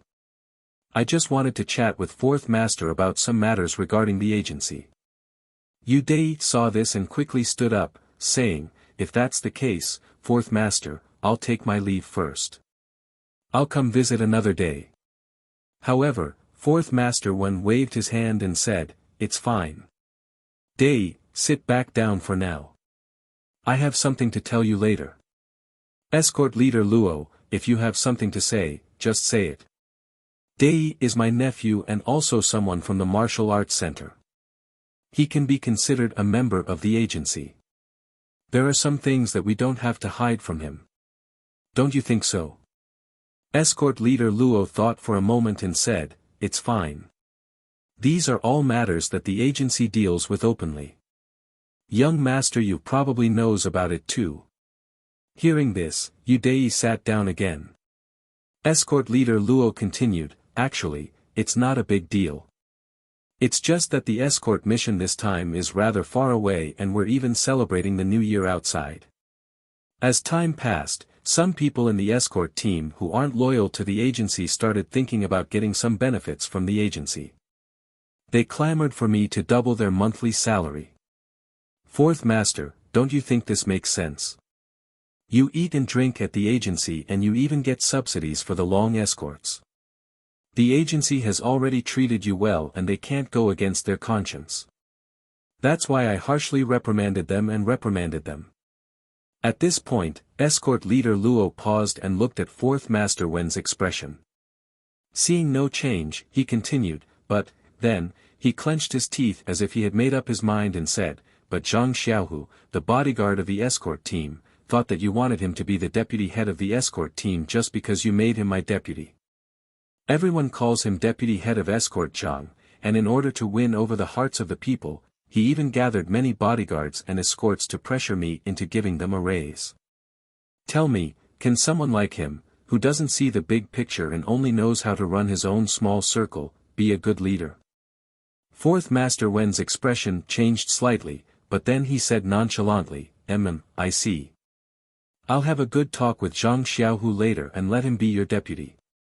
The most important thing is for him to cooperate with you and ensure the safety and success of this escort mission. His way of forming cliques is definitely wrong." Escort leader Luo smiled obsequiously and said, "Fourth Master Wen is indeed farsighted and can see the essence of the problem. I'm just thinking about the future of the escort agency." "Oh right, there's another question." Fourth Master Wen said, "It's fine. Feel free to ask if you have any questions." Escort leader Luo then told him about his encounter with Zhang Xiaohua in the small town along the coast and how he made Zhang Xiaohua pay for his room and board. He then said, "Fourth master, don't you think I'm right? This Zhang Xiaohu's younger brother isn't even a member of our escort agency. Why should we let him take advantage of our agency for no reason? Yesterday, I especially went to the accounting office to take a look. That Zhang Xiaohu actually threw my words out of the window. The accounting office didn't receive any money from him at all. Do you think he still treats me as his superior? Does he still put the interests of the escort agency above all else in his heart?" Fourth Master Wen thought for a moment and said to Deity, "Call Zhang Xiaohu over. I'll ask him personally." When escort leader Luo heard this, he quickly waved his hands and said, "Fourth Master, there's no need to make such a big fuss. I'm just here to nag you." Fourth Master Wen said to Deity, "Go call him over. Don't say anything to him." He then turned to escort leader Luo and said, "What you've said shows that you have a lot of feelings for the escort agency. When we help the brothers of the agency, we must treat the illness and save the life. We must make things clear. If it's Zhang Xiaohu's fault, I won't side with him in the slightest." Not long after, Zhang Xiaohu followed Deity to Fourth Master Wen's room. When he saw escort leader Luo in the room, he was very surprised. He greeted the two of them separately and then sat on the chair by the door as instructed. After Zhang Xiaohu sat down, Fourth Master Wen looked at him and asked, "Zhang Xiaohu, you've worked hard as escort leader Luo's assistant this time. You did well. However, I have two things to ask you. You must answer them properly." Zhang Xiaohu nodded and said, "Yes, Fourth Master. Please ask." Fourth Master Wen nodded slightly and said, "Is there someone in the escort agency who wants double the monthly salary? Did you do it for us?" Zhang Xiaohu was stunned and thought to himself, "Didn't I already tell you about this when I came back?" When he saw escort leader Luo drinking his tea with his head lowered, realization dawned on him. He said, "Fourth Master Wen, it's like this. This escort mission is quite far away and we're celebrating the new year in a foreign country. Everyone's emotions are unstable and they're all homesick. Moreover, since it's the new year, the items there are naturally more expensive and everyone's expenses are high. Therefore, not just some people, but everyone, hoped that the escort agency could provide some subsidies, such as double or triple the monthly salary. They were afraid that there would be no precedent for this and would be rejected by escort leader Luo, so they came to me to discuss it first. I thought that since it's not easy for our brothers to travel abroad, we could forget about triple the monthly salary, but double the monthly salary should still be within our consideration. That's why I came to escort leader Luo to discuss it." Escort leader Luo didn't agree at that time and only told me to come back and tell you about it. I was busy when I came back and forgot about it. If you don't tell me today, I'll be letting my brothers down. Fourth Master Wen heard Zhang Xiaohu's words and said with a smile, "The brothers of the escort agency must have had a hard time on this long journey. This kind of request is reasonable and human nature. I can understand. However, this matter still needs to be discussed by the higher-ups of the agency. It's not appropriate for me to express my opinion now, but I'll definitely give everyone a satisfactory answer in the future." Escort leader Luo and Zhang Xiaohu both nodded. However, even though they nodded in the same way, their thoughts couldn't be the same. Fourth Master Wen nodded in satisfaction. He hesitated for a moment before continuing, "Also, Zhang Xiaohu, I've heard escort leader Luo talk about your younger brother accompanying you. He suggested that your younger brother pay a nominal fee. What do you think?" Zhang Xiaohu was stunned when he heard this.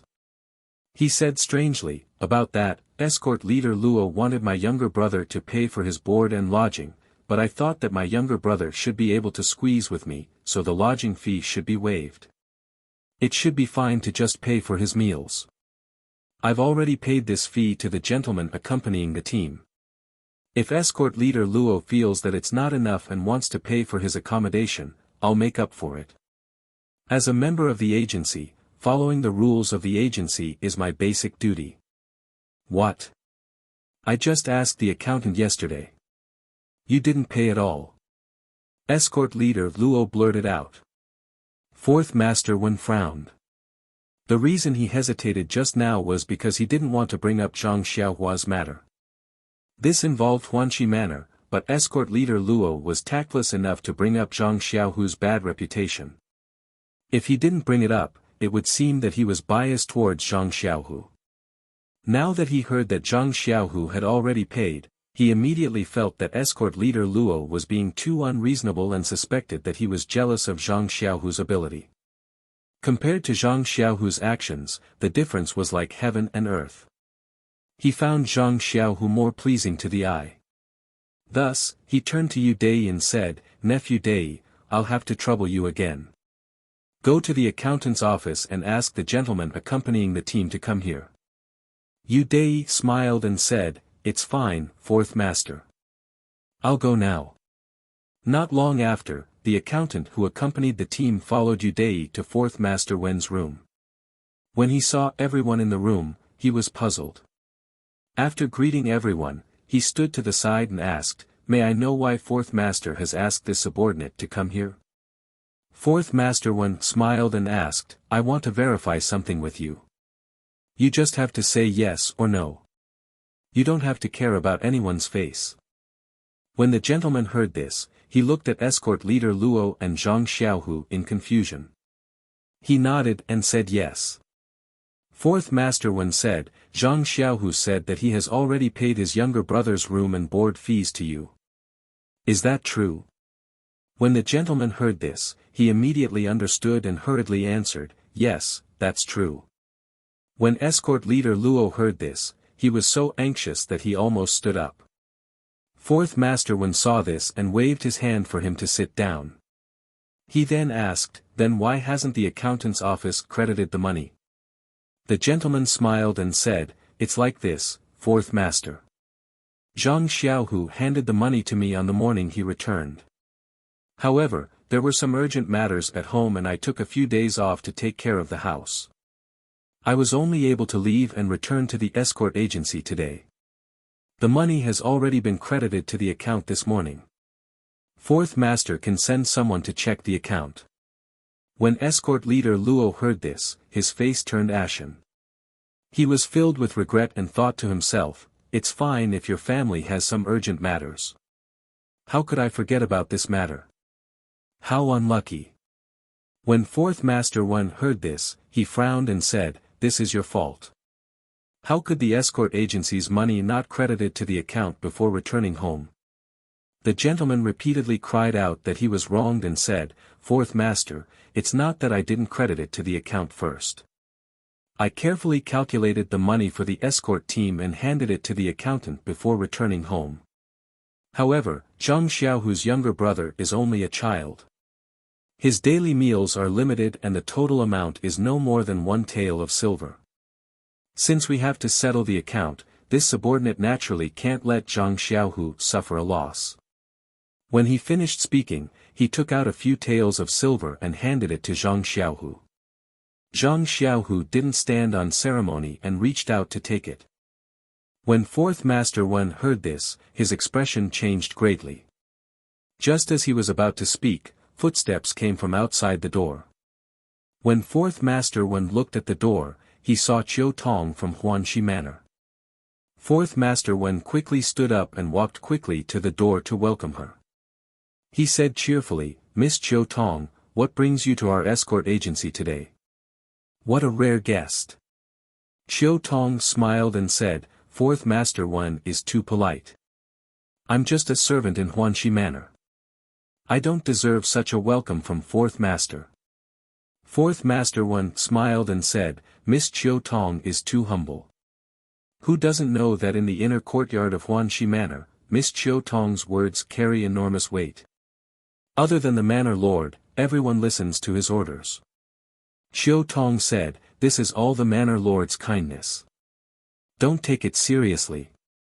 Then, Fourth Master Wen invited Chiu Tong into the house. Qiu Tong walked into the house and saw that there were many people inside. She couldn't help but frown and say, "Fourth Master is handling matters. Should I come back later?" Fourth Master Wen smiled and said, "It's fine. It's already done. Miss, please take a seat first. I'll send them away first." When Qiu Tong heard this, she didn't stand on ceremony. She looked around at everyone. When she saw Zhang Xiaohu sitting down, her eyes lit up. Then, she found a seat at the head of the table and sat down. When Fourth Master Wen saw Qiu Tong take a seat, he said to everyone, "The matter of the food and lodging fees has been settled. I still have other matters to attend to here. You can go back first. I'll find you later." When everyone heard this, they stood up and were about to leave. Qiu Tong called out, "Everyone, please wait. Please collect it. Thank you."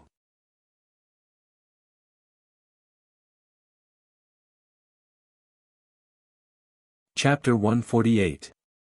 Everyone stopped when they heard Qiu Tong ask them to stay and looked at her in confusion. Fourth Master Wen knew that things were bad when he saw Qiu Tong ask them to stay. Escort Luo had complained about Zhang Xiaohu without knowing the severity of the situation, and one of the things he had said was related to Zhang Xiaohua. He knew very well who this Zhang Xiaohua was and her relationship with Huanxi Manor. If O Yen knew about the food and lodging expenses, it would be a disaster. What was originally a small matter would become a big matter, and he would be implicated. He hurriedly said, "Miss Qiu Tong, we've finished our discussion with the escort agency. Let them do their own things. Why have you come to the agency this time? Let us hear about it." With that, he waved his hand, indicating for everyone to leave. Qiu Tong smiled and said, "Fourth Master Wen, the matter I'm here to talk about today is related to Zhang Xiaohu. Also, I heard Fourth Master mention something about the food and lodging expenses. I don't know if it has anything to do with what I want to talk about. Why don't everyone stay and listen?" Fourth Master Wen had no choice but to ask everyone to sit down. Qiu Tong looked around and said to Escort Luo, "Is this the famous Escort Luo of the Lotus Flower Escort Agency?" Escort Luo was pleasantly surprised when he heard this. He stood up and said, "That's me." "Miss, you actually know my lowly name?" Qiu Tong smiled, "Of course I know. Even our manor lord knows." "You're very good." "Huh, very good." Escort leader Luo was laughing so hard that he couldn't close his mouth. He even forgot to sit down and just stood there foolishly. Qiu Tong looked at Zhang Xiaohu again and said with a smile, "Zhang Xiaohu, we meet again." Zhang Xiaohu stood up and cupped his fists, "Hello, Miss Qiu Tong." Qiu Tong said, "Sit down.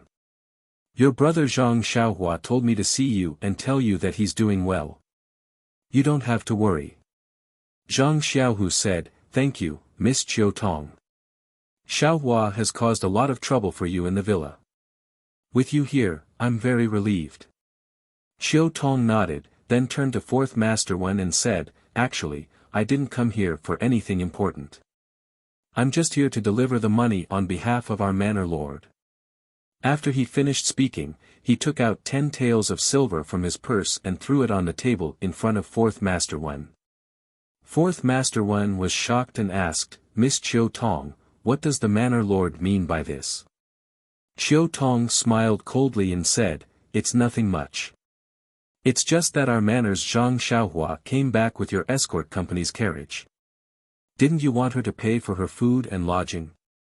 Our manor head said that there's no need to talk about food and lodging, even the carriage fees will be paid to you.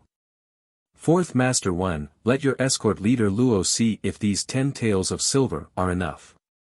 If it's not enough, tell me the amount and I'll pay for it."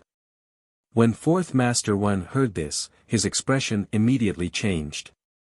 Escort leader Luo, who was standing, turned pale and fell into his chair with a thump. Fourth Master Wen hurriedly smiled and said, "Miss Qiu Tong, is there a need for this? The Lotus Flower Escort Company and Huanxi Manor are one entity. How can one family speak of two different things? This is a misunderstanding, a misunderstanding. Chiu Tong said, we naturally think of one family, but some people don't think so. Our manor lord was very angry and almost wanted to come here himself. I wanted to be familiar with Fourth Master Wen, so I hurriedly persuaded him and took on this task. Fourth Master, you can do as you see fit. Fourth Master Wen turned to glare at Escort Leader Luo and said, the one who tied the bell should untie it. Escort Leader Luo, what do you think we should do? Escort Leader Luo seemed to have lost his mind from fright and muttered, that just now, the accountant already said that there's no need to pay for lodging or carriage fees. It's only about 900 copper coins. There's no need to use so much. When Fourth Master Wen heard this, he cursed inwardly, idiot. Just as he was about to say something, Chiu Tong laughed angrily and said, Fourth Master, so this is the escort leader of the escort company. He really is very talented. Our Huanxi manor doesn't lack this bit of silver. Just take these 10 taels of silver as Zhang Xiaohua's food expenses. If there's more, just take it as a reward for you, escort leader Luo. Fourth Master Wen, Chiu Tong will take her leave now. The manor lord is still waiting for a reply. After saying this, she stood up and left with a flick of her sleeves. How could Fourth Master Wen let Chiu Tong leave just like that? He hurriedly chased after her and shouted, Miss Chiu Tong, please wait, please wait. Listen to me. Chiu Tong and Fourth Master Wen, one walking and one chasing, arrived at the small courtyard. The people in the room didn't dare to sit any longer. They hurriedly stood up and chased out of the room. At this moment, they suddenly saw the guard Xiao Si leading a disciple from the Misty School into the small courtyard. When he saw Fourth Master Wen, he immediately shouted, Fourth Master, this is a disciple from the Misty School. He said he was looking for Zhang Xiaohu. I heard that he was here with you, so I brought him here. Is Zhang Xiaohu here with you? Hearing Xiao Si's words, everyone stopped in their tracks and looked at Zhang Xiaohu with astonishment. Zhang Xiaohu was also astonished and stood there in a daze. Why was a disciple from the Misty School looking for him? 2 flowers bloomed, each representing 1 branch. Speaking of which, when Zhang Xiaohua and He Tianshu followed O Yan out of the hall, they didn't go to the outer courtyard. Instead, they went deeper into the inner courtyard. Zhang Xiaohua was ignorant and only knew to follow elder sister O. He Tianshu, on the other hand, was alarmed. How could he enter the inner courtyard so easily? He didn't know what kind of medicine manor Lord O was selling. The 3 people walked through several courtyards and arrived at a small corner door. The wooden door of the corner door was tightly shut. O Yan walked in front of the door and pushed it open. She directly walked through the corner door with Zhang Xiaohua and He Tianshu following behind her. He Tianshu's eyes lit up. Behind the corner door was a lush garden. On both sides of the corner door stood several spirited young disciples. However, these disciples were dressed like the Misty School. He Tianshu couldn't help but stare blankly when he saw this. After thinking for a bit, he came to a conclusion. Sure enough, when the disciples from the Misty School saw O Yan push open the door and enter, they hurriedly bowed respectfully and said, Welcome Manor Lord. O Yan smiled and waved her hand, saying, You guys have also worked hard. I'll have to trouble you to bring me to the discussion hall. The young disciple at the front also hurriedly stepped forward and said, Manor Lord, please follow me. This disciple will bring you there. After saying that, he led the way. O Yan and the other 2 followed behind him and walked towards the discussion hall. As He Tianshu walked, his heart was secretly churning. Every time he returned to the Misty School, he had to go out from the side door of the Huanxi Mountain Villa and then go around to the front door of the Misty Mountain Villa. He thought that Manor Lord O usually did this, but he didn't expect that there was such a shortcut in the inner courtyard. However, after thinking about it, it was normal. The Huanxi Mountain Villa and the Huanxi Mountain Villa were built adjacent to each other. How could there not be adjacent passages? It would be abnormal if there wasn't. But now, Yen unexpectedly didn't avoid him and led him through the shortcut. It must be because of the meritorious service he made in the south. She didn't treat him as an outsider. He didn't expect that he would have such an opportunity after being demoted to the Huanxi Mountain Villa to plant herbs. It was really a great fortune. However, he immediately thought of Zhang Xiaohua, who made the greatest meritorious service in the south. He immediately knew that compared to Zhang Xiaohua, his meritorious service was like a firefly to the bright moon. He still benefited from Zhang Xiaohua. After all, after Zhang Xiaohua came to the Huanxi Mountain Villa, all the martial arts she learned were taught by him. Presumably, Yen loved the house and its crow. As for the sword moves that Zhang Xiaohua used to kill people, they were taught by Yu Lao, but he automatically ignored it. Thinking of martial arts, He Tianshu's heart moved again. He instantly understood the real purpose of today's visit to the Misty School. Didn't Zhang Xiaohua always want to learn the mental cultivation method of internal strength? Yen brought him and Zhang Xiaohua to the Misty School to ask Master O to allow him to teach Zhang Xiaohua internal strength. Thinking of the huge benefits that Zhang Xiaohua brought to him by only learning the incomplete martial arts, He Tianshu was very eager to try. He was looking forward to what inexplicable benefits would fall on him if he taught Zhang Xiaohua internal strength. However, it was just a simple fist technique, and it was already so difficult for Zhang Xiaohua to learn. It gave him a headache. If he were to teach him a profound inner force cultivation method, it would be a challenge for him. Thinking of Zhang Xiaohua's poor aptitude, He Tianshu felt a headache. Just as He Tianshu was worrying about his gains and losses, the disciple had already led them to the front of the meeting hall. The disciple whispered to Yen, "Master, we've arrived at the meeting hall. This disciple will take his leave first." Yen smiled, "Sorry to trouble you." After the disciple left, she said to He Tianshu and Zhang Xiaohua, "The two of you, come with me." After saying that, she led them into the meeting hall. Although He Tianshu was a disciple of the Misty School, his rank wasn't high enough. He had only heard of the meeting hall, but had never been inside. Even when he was questioned about the attack on the rainy night, he was only questioned in the law enforcement hall. He knew that this was the core area of the Misty School, so he had long been cautious and walked respectfully behind Yen. He was well behaved and didn't dare to cross the line. As for Zhang Xiaohua, although he didn't know much about worldly affairs, he had read a lot of books and had improved a lot in the past 6 months. When he first entered the meeting hall, he still stuck his head out to look around, but the solemn and deep meeting hall immediately made him feel something. Seeing that He Tianshu's footsteps were steady, he immediately stopped looking around and became well behaved. Today's meeting hall's discussion was obviously not of a high level. There were many people in the hall. Other than the hall masters and elders sitting on the chairs on both sides, there were also many disciples standing behind them. Everyone seemed to be whispering to each other about something. Seeing the 3 people who walked in without any notice, the crowd immediately stopped. Dozens of gazes fell on the 3 of them. When they saw that it was Yen, everyone suddenly understood. However, when they looked behind them, everyone was confused. Who were these 2 people? There were even 2 people who made a sound, expressing their obvious astonishment in their hearts. When Hall Master Bai Dong of the Alchemy Hall saw that He Tianshu actually walked behind Yen and entered the assembly hall, he was very astonished. He let out a soft and thought to himself, why did this kid run into the assembly hall? I don't know why Manor Lord O brought him here. Could it be that he has the intention of promoting him? Why didn't I get any information at all? A series of questions made him confused.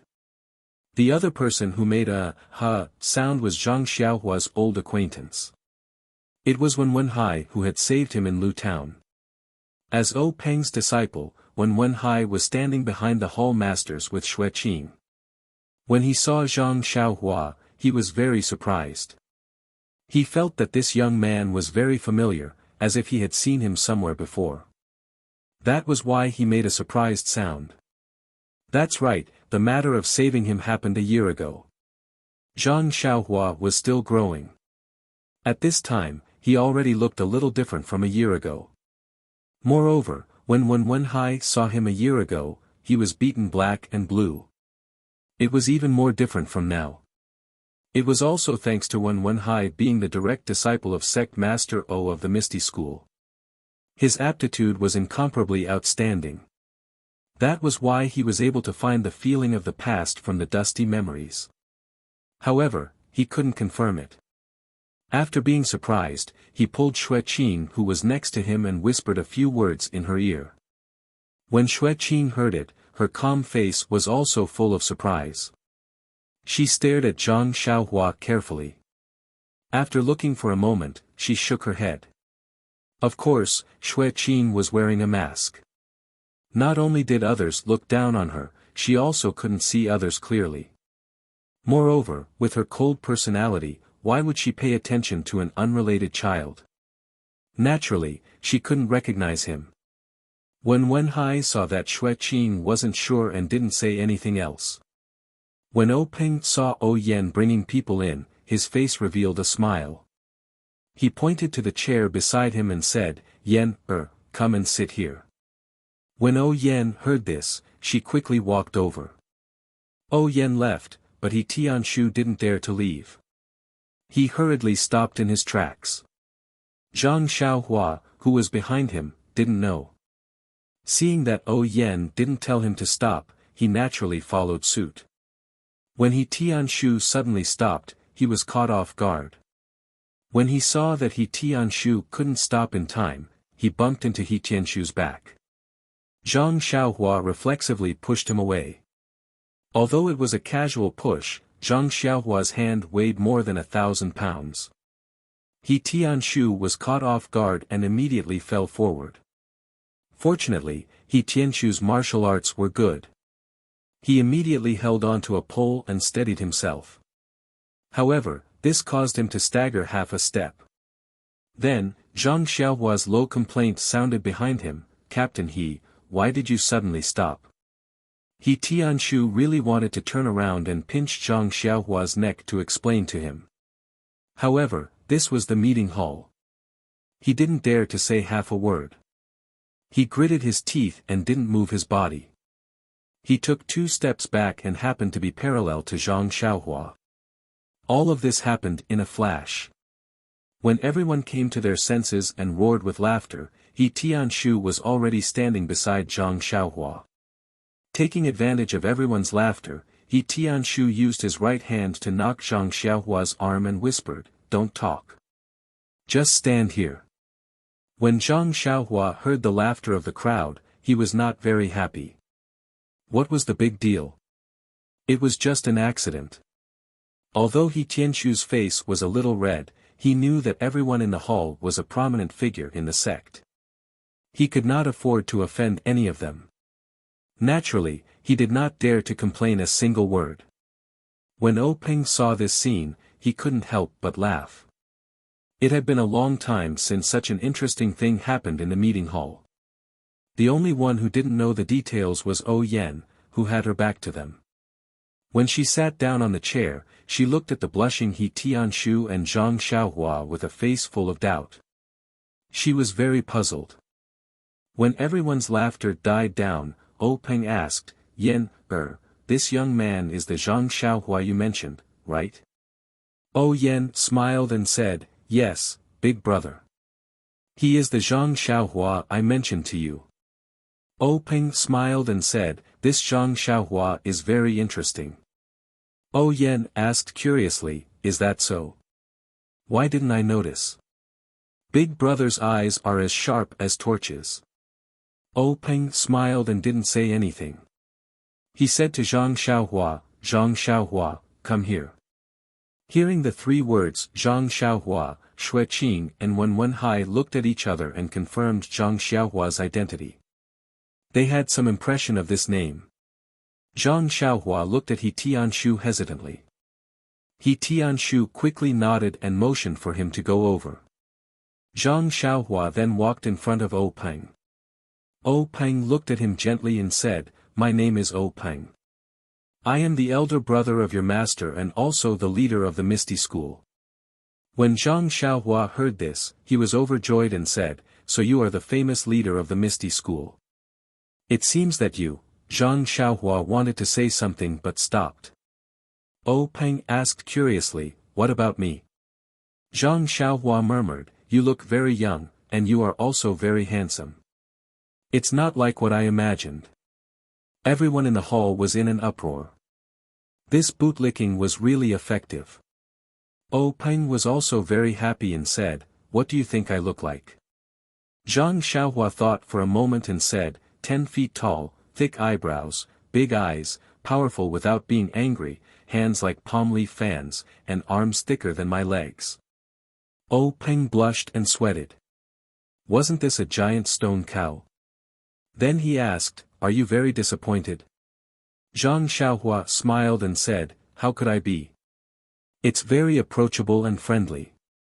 It's better than what I imagined." When everyone heard this, they all fell down. It was rare for O Peng to have a smile on his face in the meeting hall.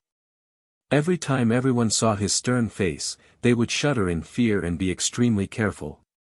Today, it was only because O Yen was present that he was so approachable. Zhang Xiaohua took advantage of it. When O Peng heard this, he smiled and said, "As the saying goes, time will reveal a person's heart. You may not be able to recognize me the first time you meet me. In the future, it will be the same in Jianghu. You can't be confused by other people's appearances. You have to observe more. The human heart is the most complicated thing in the world." When Zhang Xiaohua heard this, his expression turned cold and he bowed and said, "Thank you for your teachings. I will remember it." O Peng nodded and said, "Zhang Xiaohua, I called you here today because I have something to tell you. You risked your life to save my sister during this trip to the south and I will remember this favor. Initially, I thought that you had already lost your life and we were going to repay you with a generous pension. Now that you have returned safely and rejected the pension, as the sect leader of the ethereal sect, I will naturally distinguish between gratitude and grudges. A few days ago, Yen came to me and wanted me to help fulfill your wish and I agreed to it. Therefore, tell me your request today. As long as I can agree to it, I will definitely fulfill it." Hearing this, He Tianshu's heart was clear. He knew why O Yen brought him to the hall. He originally thought that he was only going to teach Zhang Xiaohua the internal strength cultivation method. Now, it seemed that O Yen wanted to give Zhang Xiaohua a big meat pie. When Zhang Xiaohua heard O Peng's words, she was overjoyed and asked in a trembling voice, "Leader O, really? Please collect it, thank you."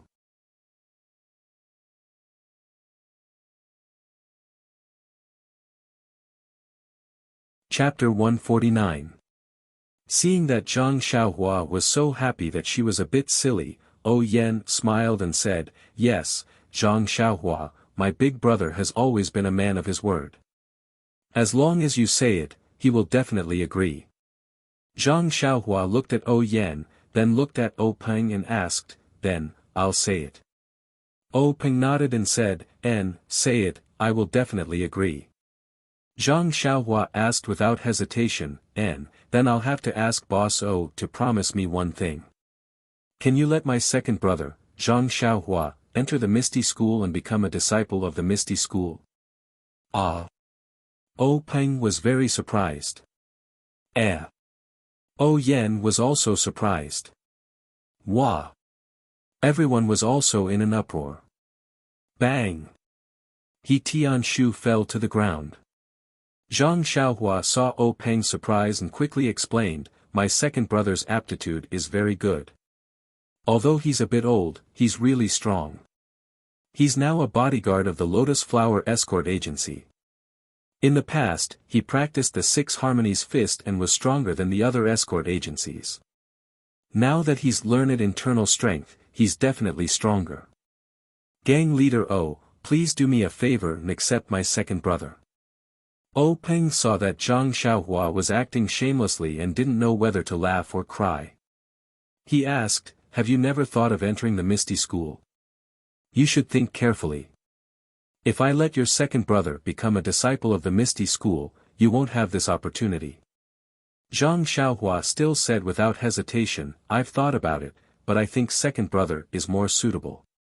Moreover, second brother is a bodyguard outside every day and his life is in danger at any time.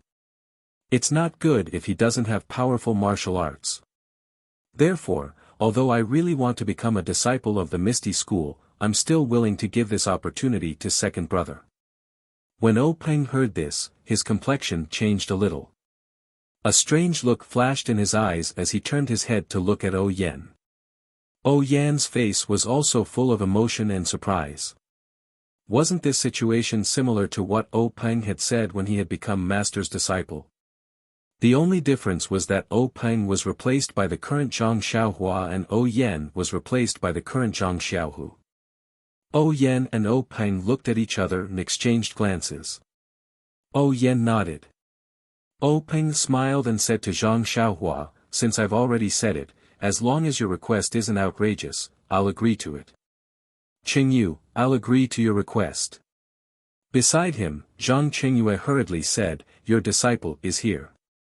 O Peng ordered, send someone to call Zhang Xiaohu over. Qingyue turned around and left. Zhang Xiaohua saw this and let out a long sigh. Sect leader O was indeed a man of his word. O Peng saw this and said with a smile, Zhang Xiaohua, don't worry. I said that I'll accept your second brother as a disciple of the Misty School, so I'll definitely do it. In a moment, when your second brother comes, I'll find him a master.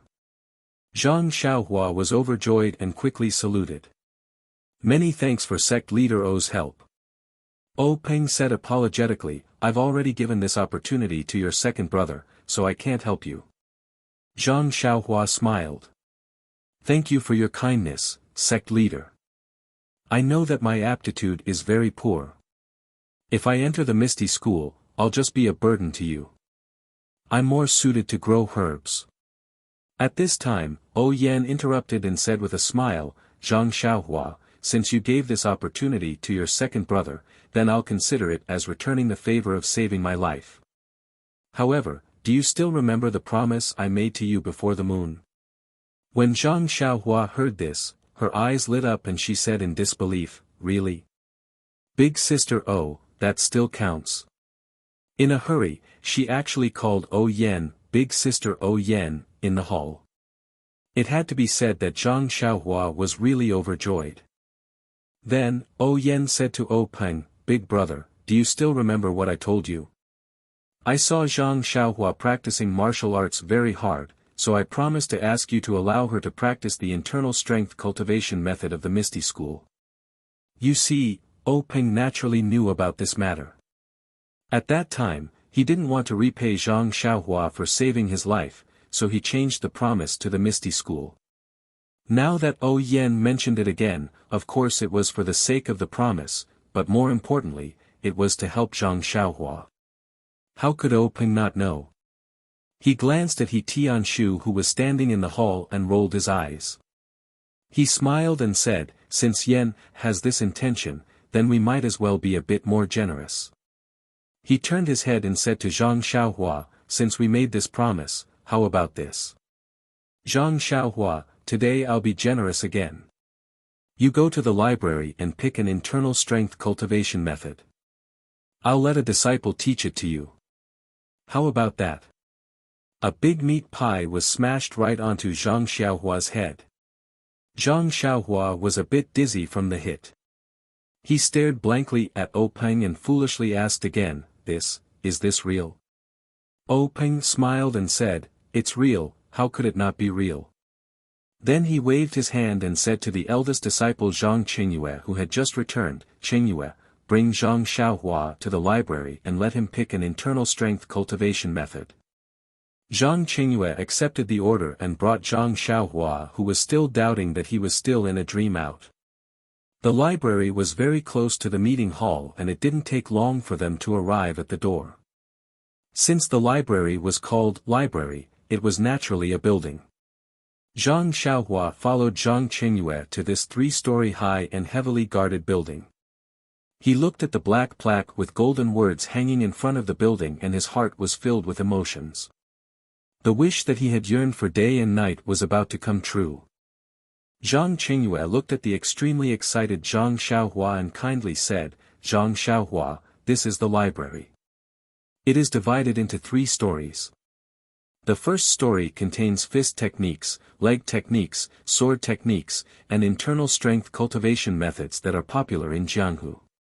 The second story contains things that are unique to our Misty School. The third story contains our Misty Schools and other top-secret martial arts manuals from Jianghu. Since the sect leader has allowed you to choose any internal strength cultivation method, he probably didn't limit you to the first or second story. You can go to the third story to take a look. However, I suggest that you choose from the second story. The martial arts on the third story can only be practiced by those with outstanding talent in Jianghu. I heard from Manor Head that your talent is limited. If you choose a top internal strength cultivation method, it will be difficult to learn and you will waste your time. Don't look at the cultivation methods on the third story either. The sect leader has instructed the disciples in the sect to teach you so that you can practice our Misty School's unique cultivation methods. This is also his love for you and I hope you don't disappoint him. Alright, I won't be going in. Once you're done choosing, just take out the ancient books. The ancient books here are all copied. You just need to take the ancient books and let the disciples at the entrance register them. Then, they will naturally replace the ancient books that you took.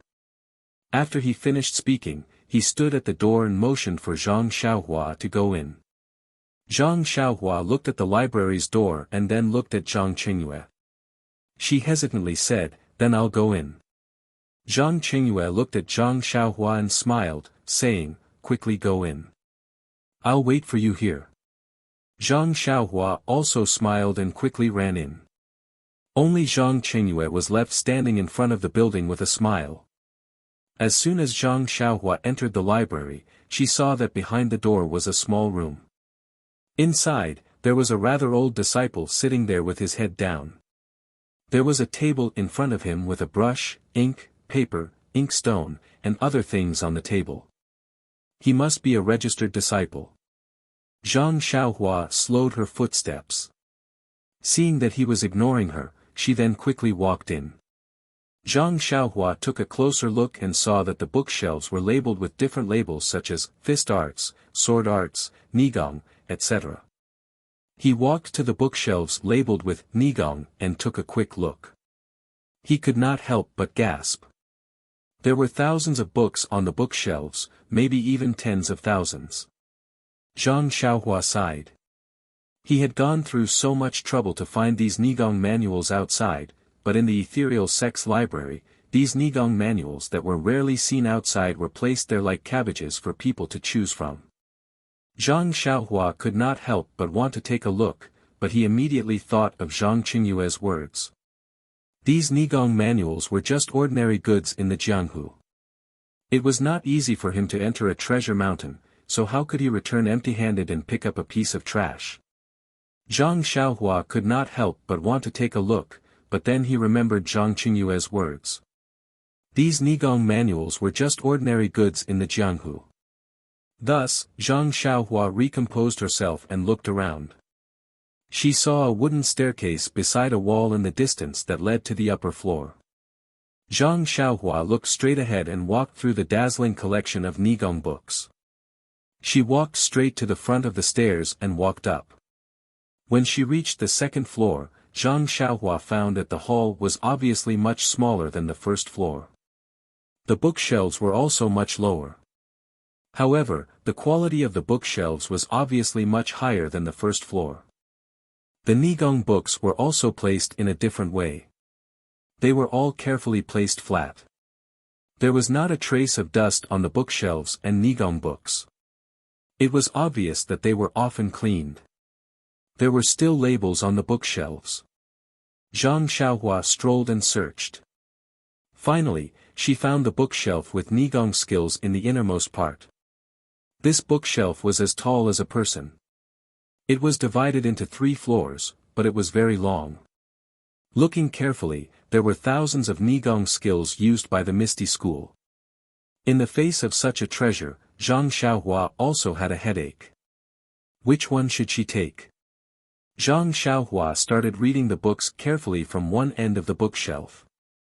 He looked at the names one by one. Of course, he had never seen what an inner force cultivation method looked like. Naturally, he could only look at the names. In fact, this person was also right. If there was only one Nigong skill in front of Zhang Xiaohua, he certainly would not be picky.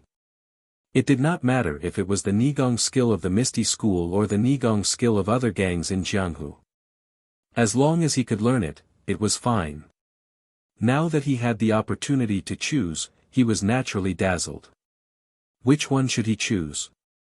He kept asking himself. Right now, he had lost his usual calmness. Luckily, his brain was enlightened by the Shuo Wen Jie Zi. After looking at thousands of Nigong skills, he only felt a little dizzy. Zhang Xiaohua, who could not make up his mind, was about to turn back and look again when he suddenly thought, what kind of mistake am I making? Any Nigong skill in Jianghu would be snatched by people who would break their heads to get it. Why am I being so picky? I'll just take any one. Immediately, he laughed self-deprecatingly and was about to pick up the book closest to him. But just as his hand touched the book, he saw the stairs to the 3rd floor from the corner of his eye. He could not help but have a thought. If the 2nd floor already contained the Nigong skills of the Misty School, then what would the top Nigong skills books in Jianghu be like on the 3rd floor? Curiosity killed the cat. With this thought in mind, Zhang Xiaohua could no longer control his footsteps and involuntarily followed the stairs to the 3rd floor. Needless to say, the 3rd floor was even smaller, and there were fewer bookshelves. Each bookshelf only had 1 layer, and there were different types of books on it. Some of them were made of ordinary paper, while others were made of fur. Zhang Xiaohua could not help but stare at them. There were not many books on the 3rd floor, so Zhang Xiaohua did not pay attention to the labels on the bookshelves. He looked at the names of the books one by one. The names of these martial arts, some were mysterious, some were ordinary. If they were placed in Jianghu, they would definitely cause a huge uproar. Unfortunately, the person watching was Zhang Xiaohua, so he could only play the lute to a cow. Zhang Xiaohua had his fill of looking at the books on the 3rd floor, but he also knew that none of these martial arts were suitable for him. Of course, he still remembered Zhang Xiaohua's words clearly. He was only looking at them to increase his experience. Greed was insatiable, like a snake trying to swallow an elephant. Zhang Xiaohua remembered this illusion by heart. After he had his fill, he walked along the bookshelves. Suddenly, his eyes landed on the square table beside the bookshelves. There was a very ordinary small square box sitting quietly on the table. Zhang Xiaohua was stunned. What was this? He looked around and did not see any other similar boxes. Was it the Nigong skills inside? Or was it a sword manual? Zhang Xiaohua picked it up naturally. At this moment, in Pingyang City, Lotus Flower Escort Agency. When the crowd heard that a Misty School disciple had come to the escort agency to look for Zhang Xiaohu, they were all shocked. They all looked at Zhang Xiaohu, who was standing there in a daze. When the Misty School disciple in martial attire walked in front of Zhang Xiaohu, as if he had just woken up from a dream, he hurriedly bowed and said, "I am Zhang Xiaohu. May I know why you are here?" The Misty School disciple was cultured and refined. He smiled and said, "I don't know the details. I am only here on eldest senior brother's orders to invite you over. I heard that our sect leader O is looking for you personally." When the confused Zhang Xiaohu heard this, he felt as if he had fallen into the clouds. He did not know who this eldest senior brother was, but how could he not know who sect leader O was? This was a character that he could not even dream of. Why would he suddenly look for him? Seeing that the dumbstruck Zhang Xiaohu was still hesitating, Qiu Tong, who was standing in front, became anxious. She walked forward and said, Zhang Xiaohu, no matter what the matter is, since sect leader O is looking for you, you had better hurry over. Won't you know everything once you get there? The misty school disciple seemed to know Qiu Tong. He smiled and said, Sister Qiu Tong is right. Zhang Xiaohu, you had better hurry over with me. If you make sect leader wait anxiously, you and I will not be able to bear the consequences. As if he had just woken up from a dream, Zhang Xiaohu nodded his head like a chick pecking at rice. He followed the disciple and quickly walked out of the small courtyard. He swung the stirrups and mounted his horse, galloping away. When the two were far away, the crowd finally regained their senses. Fourth Master Wen smiled apologetically and said to Qiu Tong, Miss Qiu Tong, we have known each other for many years. This Lotus Flower Escort Agency and Huanxi Manor are one entity. What you did really put me in a difficult position. Qiu Tong smiled and said, Fourth Master need not feel guilty. Our Huanxi Manor has always dealt with matters and not people. Our young miss is indeed angry. I definitely cannot take back these 10 taels of silver. You can just watch and see. Our friendship is still the same.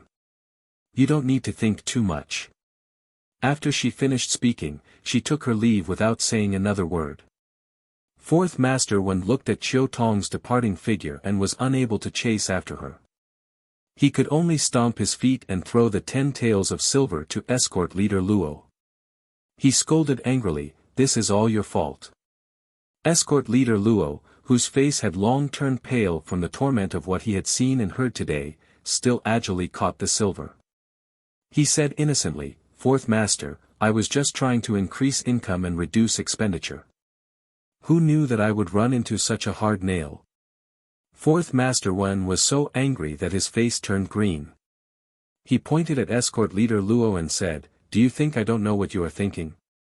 Isn't it because Zhang Xiaohu is your assistant and does a better job than you? He is only an escort now. If he becomes an escort leader in the future, he will definitely threaten your position and development. Escort leader Luo blushed and said, Fourth Master, isn't this a sign of my competitive spirit? It is also the result of your nurturing. Bah! Fourth Master Wen spat a mouthful of phlegm on the ground and said, You still have the nerve to say that. All right, when Zhang Xiaohu returns, you'd better quickly apologize to him. If he can forgive you, then everything will be fine. If not, then do as you see fit. After he finished speaking, he no longer paid any attention to him and turned to return to his room. The remaining people watched the show end and also waved their sleeves and returned to their rooms.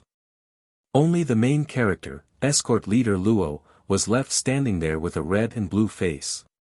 No one knew what he was thinking. For the time being, Zhang Xiaohu followed the Misty Mountain Villa's disciples and rushed all the way to the Misty Mountain Villa's conference hall. Zhang Xiaohua in the library picked up the inconspicuous little box and wanted to open it. The box didn't open as he expected. Instead, it didn't move at all in his hand. Zhang Xiaohua increased his strength, but still couldn't open it. Thus, he changed his angle and used all his strength, but the box still lay quietly in his hand without any signs of opening. Zhang Xiaohua looked left and right and became angrier. He shouted in his heart, I just want to see what is inside. I just want to see the name. Why is it so difficult? Suddenly, as if he thought of something, he took out his beloved little sword and used the tip of the sword to pry at the center of the box. However, the box didn't seem to have any gaps. The tip of the sword actually slid on the box. No matter how hard Zhang Xiaohua tried to pry, it didn't have any effect. In the end, Zhang Xiaohua didn't have much patience to begin with. He swung his left arm and used all his strength to stab at the little box. This was also the reason why Zhang Xiaohua was diligent in practicing his sword moves. This simple movement unconsciously displayed one of the variations. The angle and speed were all shockingly consistent. Thus, a warm current instantly appeared from somewhere in his left arm and traveled up his left arm. When the little sword stabbed into the little box, the warm current also reached the little sword at the same time. A pop sound was heard. Zhang Xiaohua was shocked. This is bad. Why did I pierce this little box in a hurry? What should I do? I've caused a disaster.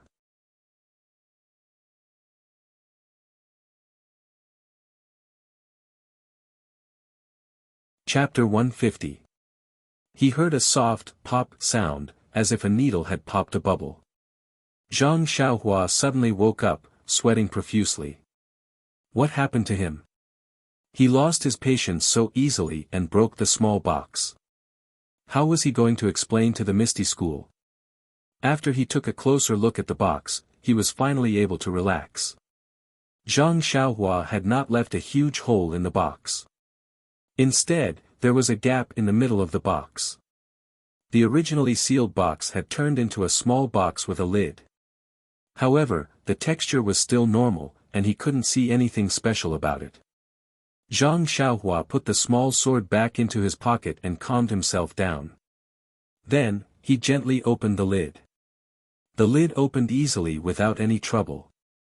When Zhang Xiaohua took a closer look, there was a small booklet in the box. He reached out and took the booklet out. On the sky blue cover, there were 4 big words, Carefree Heart Sutra. Zhang Xiaohua couldn't help but be stunned. This name was so familiar.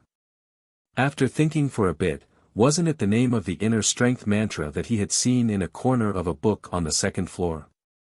Why was there another one here? Zhang Xiaohua couldn't help but feel angry. Curiosity killed the cat. Why did you put a book on the 3rd floor when there were already books on the 2nd floor? Even if you put it there, you didn't have to put it in such a strange box. It aroused his curiosity, and he almost poked a big hole in the small box. Zhang Xiaohua suppressed his curiosity and threw the booklet back into the box. Just as he was about to close the lid, Zhang Xiaohua heard a voice coming from behind him. Suddenly, his heart skipped a beat. Could it be that this small box was placed here for some special purpose? Since he had seen this Carefree Heart Sutra twice, and it was on the 2nd and 3rd floor, could it be that it was fated to be with him? Anyway, there were as many inner strength mantras downstairs. He didn't know which one to take, so he just used this to make up the numbers. Although Zhang Qingyue said that he would only allow him to use the cultivation method on the 2nd floor, this cultivation method was also available on the 2nd floor. He did not seem to have any intention of going against Zhang Qingyue's will.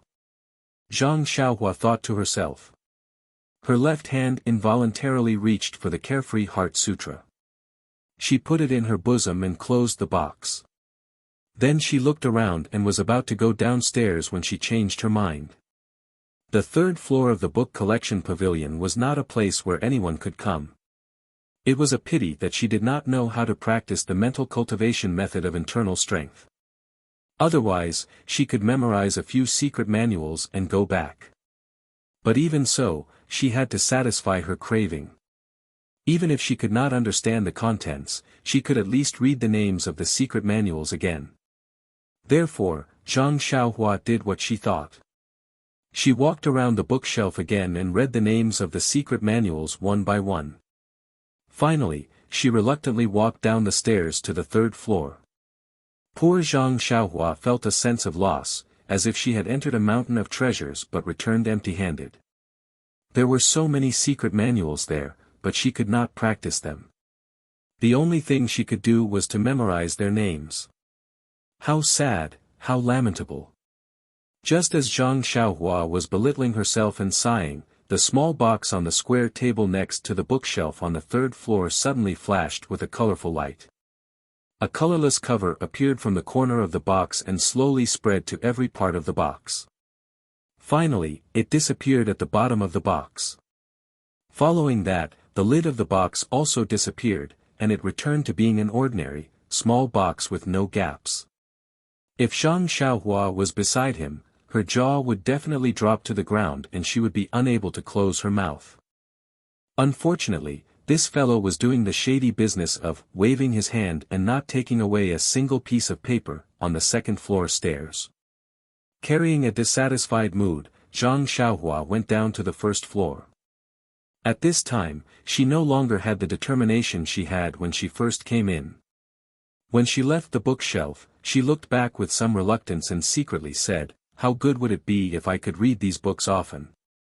AI, people's hearts can never be satisfied. There is no best, only better." When Zhang Xiaohua's feet moved to the entrance of the library, the old disciple who was looking down immediately opened his eyes. A glint flashed across his eyes as he stared sternly at Zhang Xiaohua and asked, "You have already chosen?" Zhang Xiaohua felt her hair stand on end from being stared at. She secretly said, "Not good, could it be that he knows about me breaking open the box on the third floor?" Looking at that person's dead face, Zhang Xiaohua said uneasily, "Yes, I've chosen." That person still said coldly, "Take it out and let me register it." Zhang Xiaohua's heart relaxed. She reached out and took out the small booklet. At this time, that person asked again, "What secret book are you taking out?" Zhang Xiaohua casually said, "Carefree Heart Sutra." Carefree Heart Sutra. That person cried out in surprise. His face actually had a strange expression of disbelief. Zhang Xiaohua's heart skipped a beat. She asked, "What's wrong? Is there a problem?" That person immediately returned to his dead face and said, "Nothing, let me take a look." Zhang Xiaohua had already taken out the small booklet and handed it to that person. That person looked at the cover. On it was written, "Carefree Heart Sutra." Just as he was about to take it, he suddenly retracted his hand and waved his hand. He said, "All right, you're really lucky. You can go." Hearing this, Zhang Xiaohua happily said, "Is it really good luck?" "Huh, my luck has always been good." That person curled his lips and didn't say anything else. Zhang Xiaohua saw that that person's expression was still as calm as water. She could only retract her hand and put the small booklet back into her bosom. After bowing to him, she then left the library. That person waited for Zhang Xiaohua to leave before picking up a pen and writing on the paper in front of him. After that, he still sat down with his eyes down and his nose down. He secretly thought, "Sigh, this chi deviation is really annoying. If the meridians are blocked, then so be it. Why did it have to be blocked on the face? Even if I want to smile, it's difficult. I don't know when it will be better." Zhang Qingyue was still waiting at the door. Seeing Zhang Xiaohua come out, he smiled and said, "You've finally chosen." Hearing the word, "finally," Zhang Xiaohua hurriedly said apologetically, "Zhang. That big brother, I'm really sorry for making you wait. To tell you the truth, I thought I'd just go up there and pick one book. I didn't expect there to be so many secret manuals. I was dazzled by the selection and that's why I was delayed." Although Zhang Qingyue was already impatient, hearing Zhang Xiaohua's words, he smiled knowingly and said, "Haha, that's understandable. Anyone would be dazzled when they go in." "That's right, what secret manual did you pick?" Zhang Xiaohua smiled and said, "The Carefree Heart Sutra. Do you want to take a look?" After saying this, she was about to take it out from her bosom. Hearing these 4 words, Zhang Qingyue was also stunned. The situation in front of him was very strange. He repeatedly waved his hand and said, "No need, no need. Let's hurry up and go. I'm sure the gang leader is waiting anxiously." Hearing Zhang Qingyue say this, Zhang Xiaohua's heart also trembled. Gang leader O was still sitting in the main hall. It was really inappropriate for her to be doing something like breaking open a box in the library pavilion. Her footsteps immediately quickened. When Zhang Xiaohua followed Zhang Qingyue back to the main hall, she discovered that they were discussing other matters. O Peng's expression was also normal.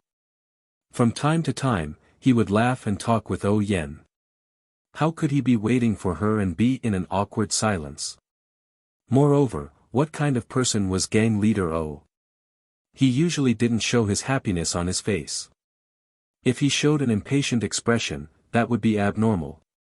When Peng saw Zhang Qingyue and Zhang Xiaohua return, he smiled and said, "Zhang Xiaohua, what kind of internal cultivation method did you pick? Tell me about it. I'll have a disciple who cultivates this internal cultivation method give you some pointers."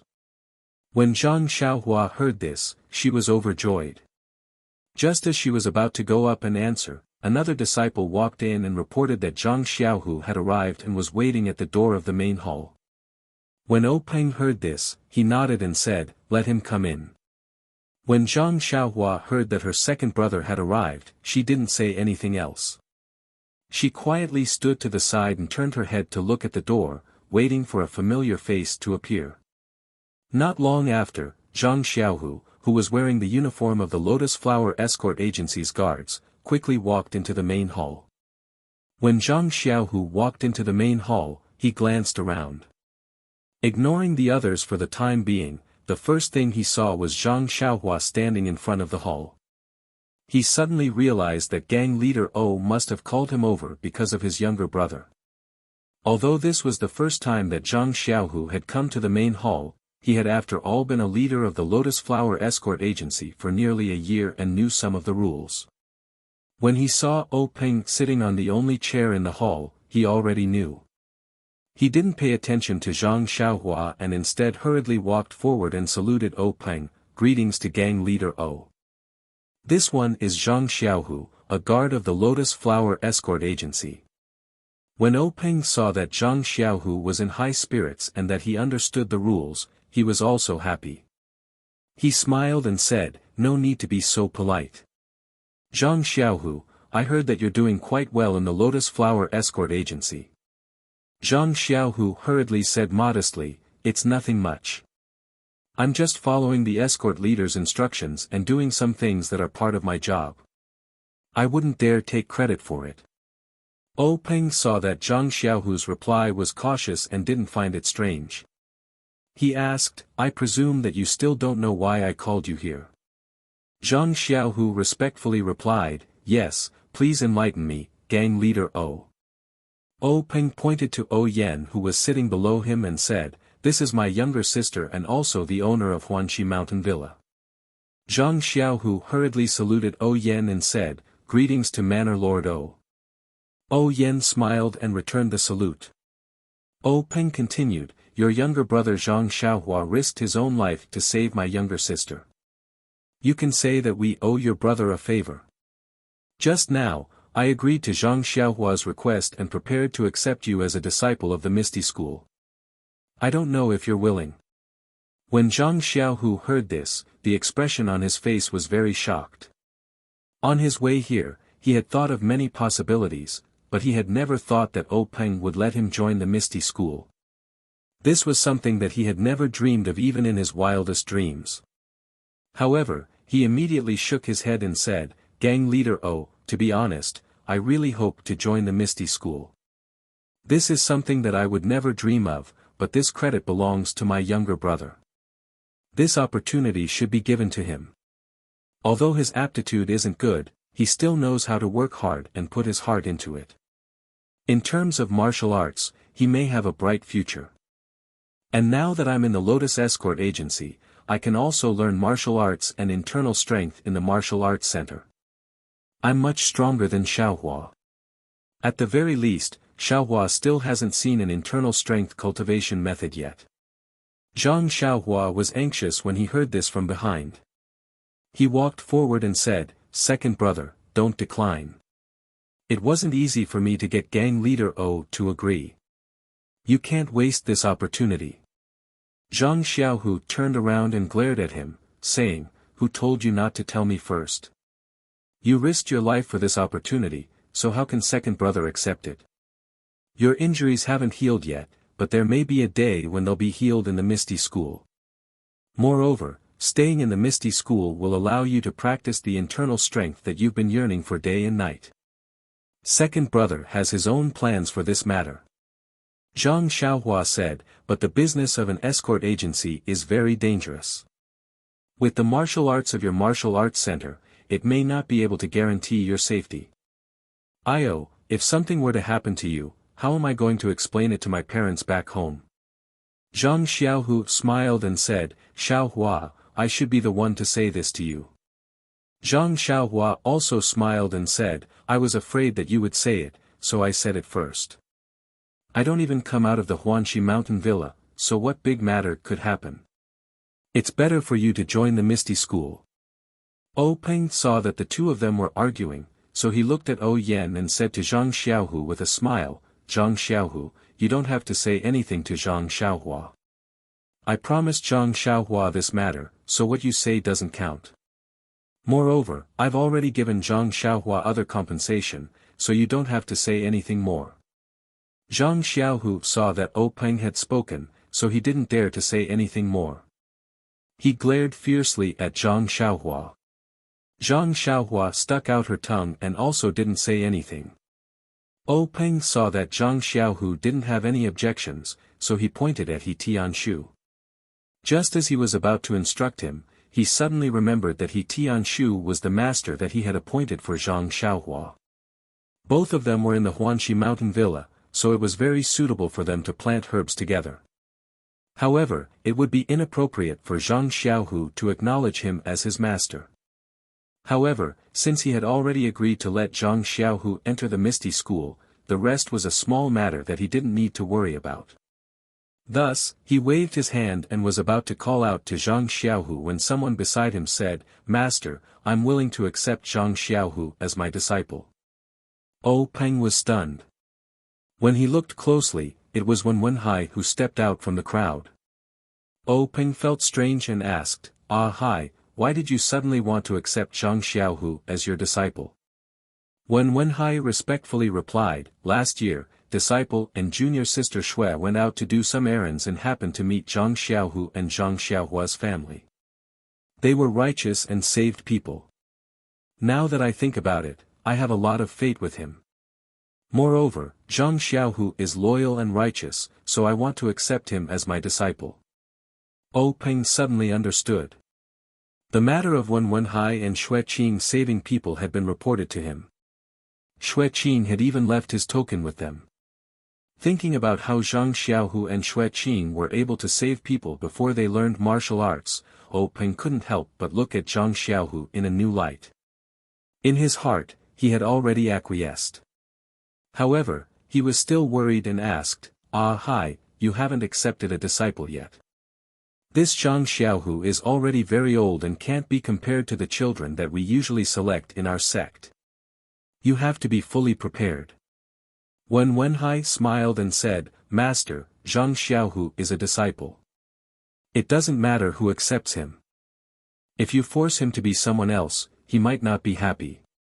Zhang Xiaohu may not be able to learn anything under that person's tutelage. Perhaps there will be a barrier between them, which will delay their future. Disciple and Zhang Xiaohu are old acquaintances, so it can be considered fate. Even if his future in martial arts is bleak, at worst, I will treat him as a brother. Peng scolded, what nonsense are you talking about? A disciple is a disciple. How can he be a brother? Wenhai said happily, disciple knows his mistake. Does this mean that master has agreed? Peng smiled and said, you accept a disciple yourself. It's a matter of mutual consent. Why should I interfere? Besides, Zhang Xiaohu may not be willing. When Zhang Xiaohu heard this, he was immediately enlightened. He knelt down in front of Wenhai and said, disciple Zhang Xiaohu greets master. This bow was very unusual. It was obvious that if it was an ordinary disciple, He Tianshu would have accepted Zhang Xiaohu. Zhang Xiaohu was just an ordinary disciple who did not stand out. But who was Wenhai? Ethereal sect Master O's personal disciple. Even though his martial arts were not high, his status was still there. Zhang Xiaohu had become his disciple, and his status had risen to the sky. He could also be considered Peng's direct disciple. Perhaps he would not be treated well in the future, but at least he would not be bullied by others. Even He Tianshu, who was at the back, was filled with admiration. Why is Zhang Xiaohu so lucky? Why didn't I encounter such a good thing when I entered the school? I really hope that I'm the one who is kowtowing now. When Wenhai saw Zhang Xiaohu kneel down, he didn't immediately help him up. Instead, he firmly accepted Zhang Xiaohu's 3 kowtows before allowing him to stand up. The people around also came over to congratulate Wenhai for accepting a disciple. Peng smiled and said, "All right, this is the meeting hall. Everyone, please calm down. We'll make up for the apprenticeship ceremony later and officially let Zhang Xiaohu enter our Misty School." When everyone heard this, they said, "That's how it should be." Then they returned to their seats. When everyone was seated, Peng looked at Zhang Xiaohua again and asked gently, "Zhang Xiaohua, I don't think I know what internal strength cultivation method you took." Zhang Xiaohua smiled and took out the sky blue booklet from her chest. She said, "I picked the Carefree Heart Sutra. Do you want to take a look?" When he heard this, Peng made a sound of surprise.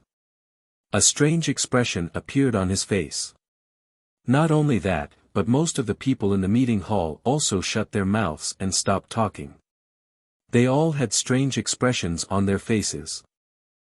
Peng looked at Zhang Xiaohua's outstretched hand and waved it. He said, "No need.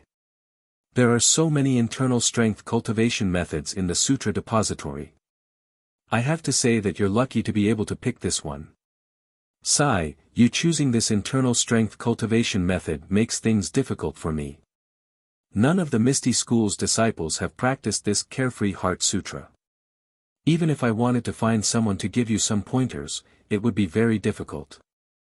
However, if you practice this internal strength cultivation method alone without someone to guide you, it would be very easy for you to go astray. Oh, right, I forgot that you might not be able to practice this Carefree Heart Sutra in the future."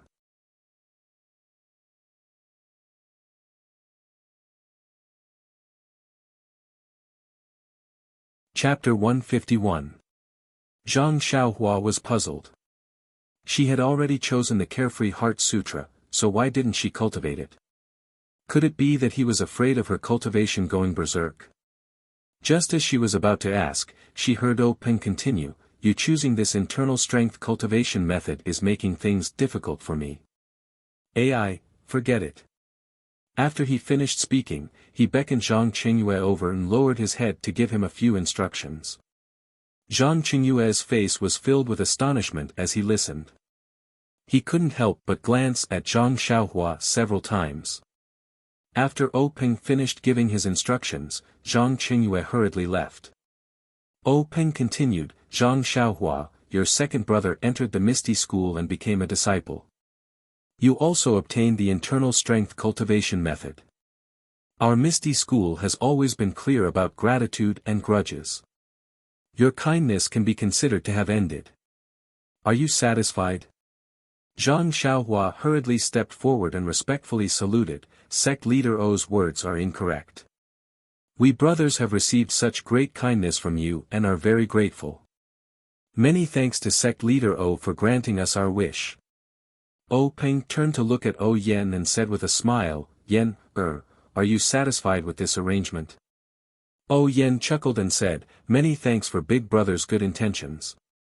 Little sister is very satisfied." Peng laughed and said, all right. We're family." Yen stood up and said, "Big brother, I've wasted so much of your time. I won't disturb your discussion of the sect's affairs any longer. Little sister will take her leave now." Peng said, "All right. Quickly go back and rest.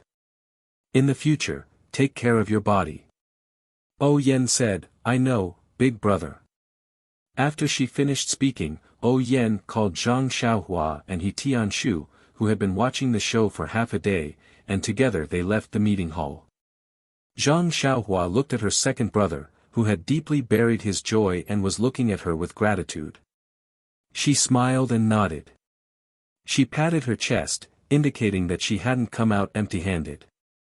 Only then did she follow behind He Tianshu, who seemed to have lost his soul, out of the meeting hall. The three of them had just passed through several courtyards and were about to enter the garden when they heard someone call out from behind, "Manor Lord Oh, please wait." Oh Yen and the others stopped when they heard the voice. When they turned around, they saw someone chasing after them from afar.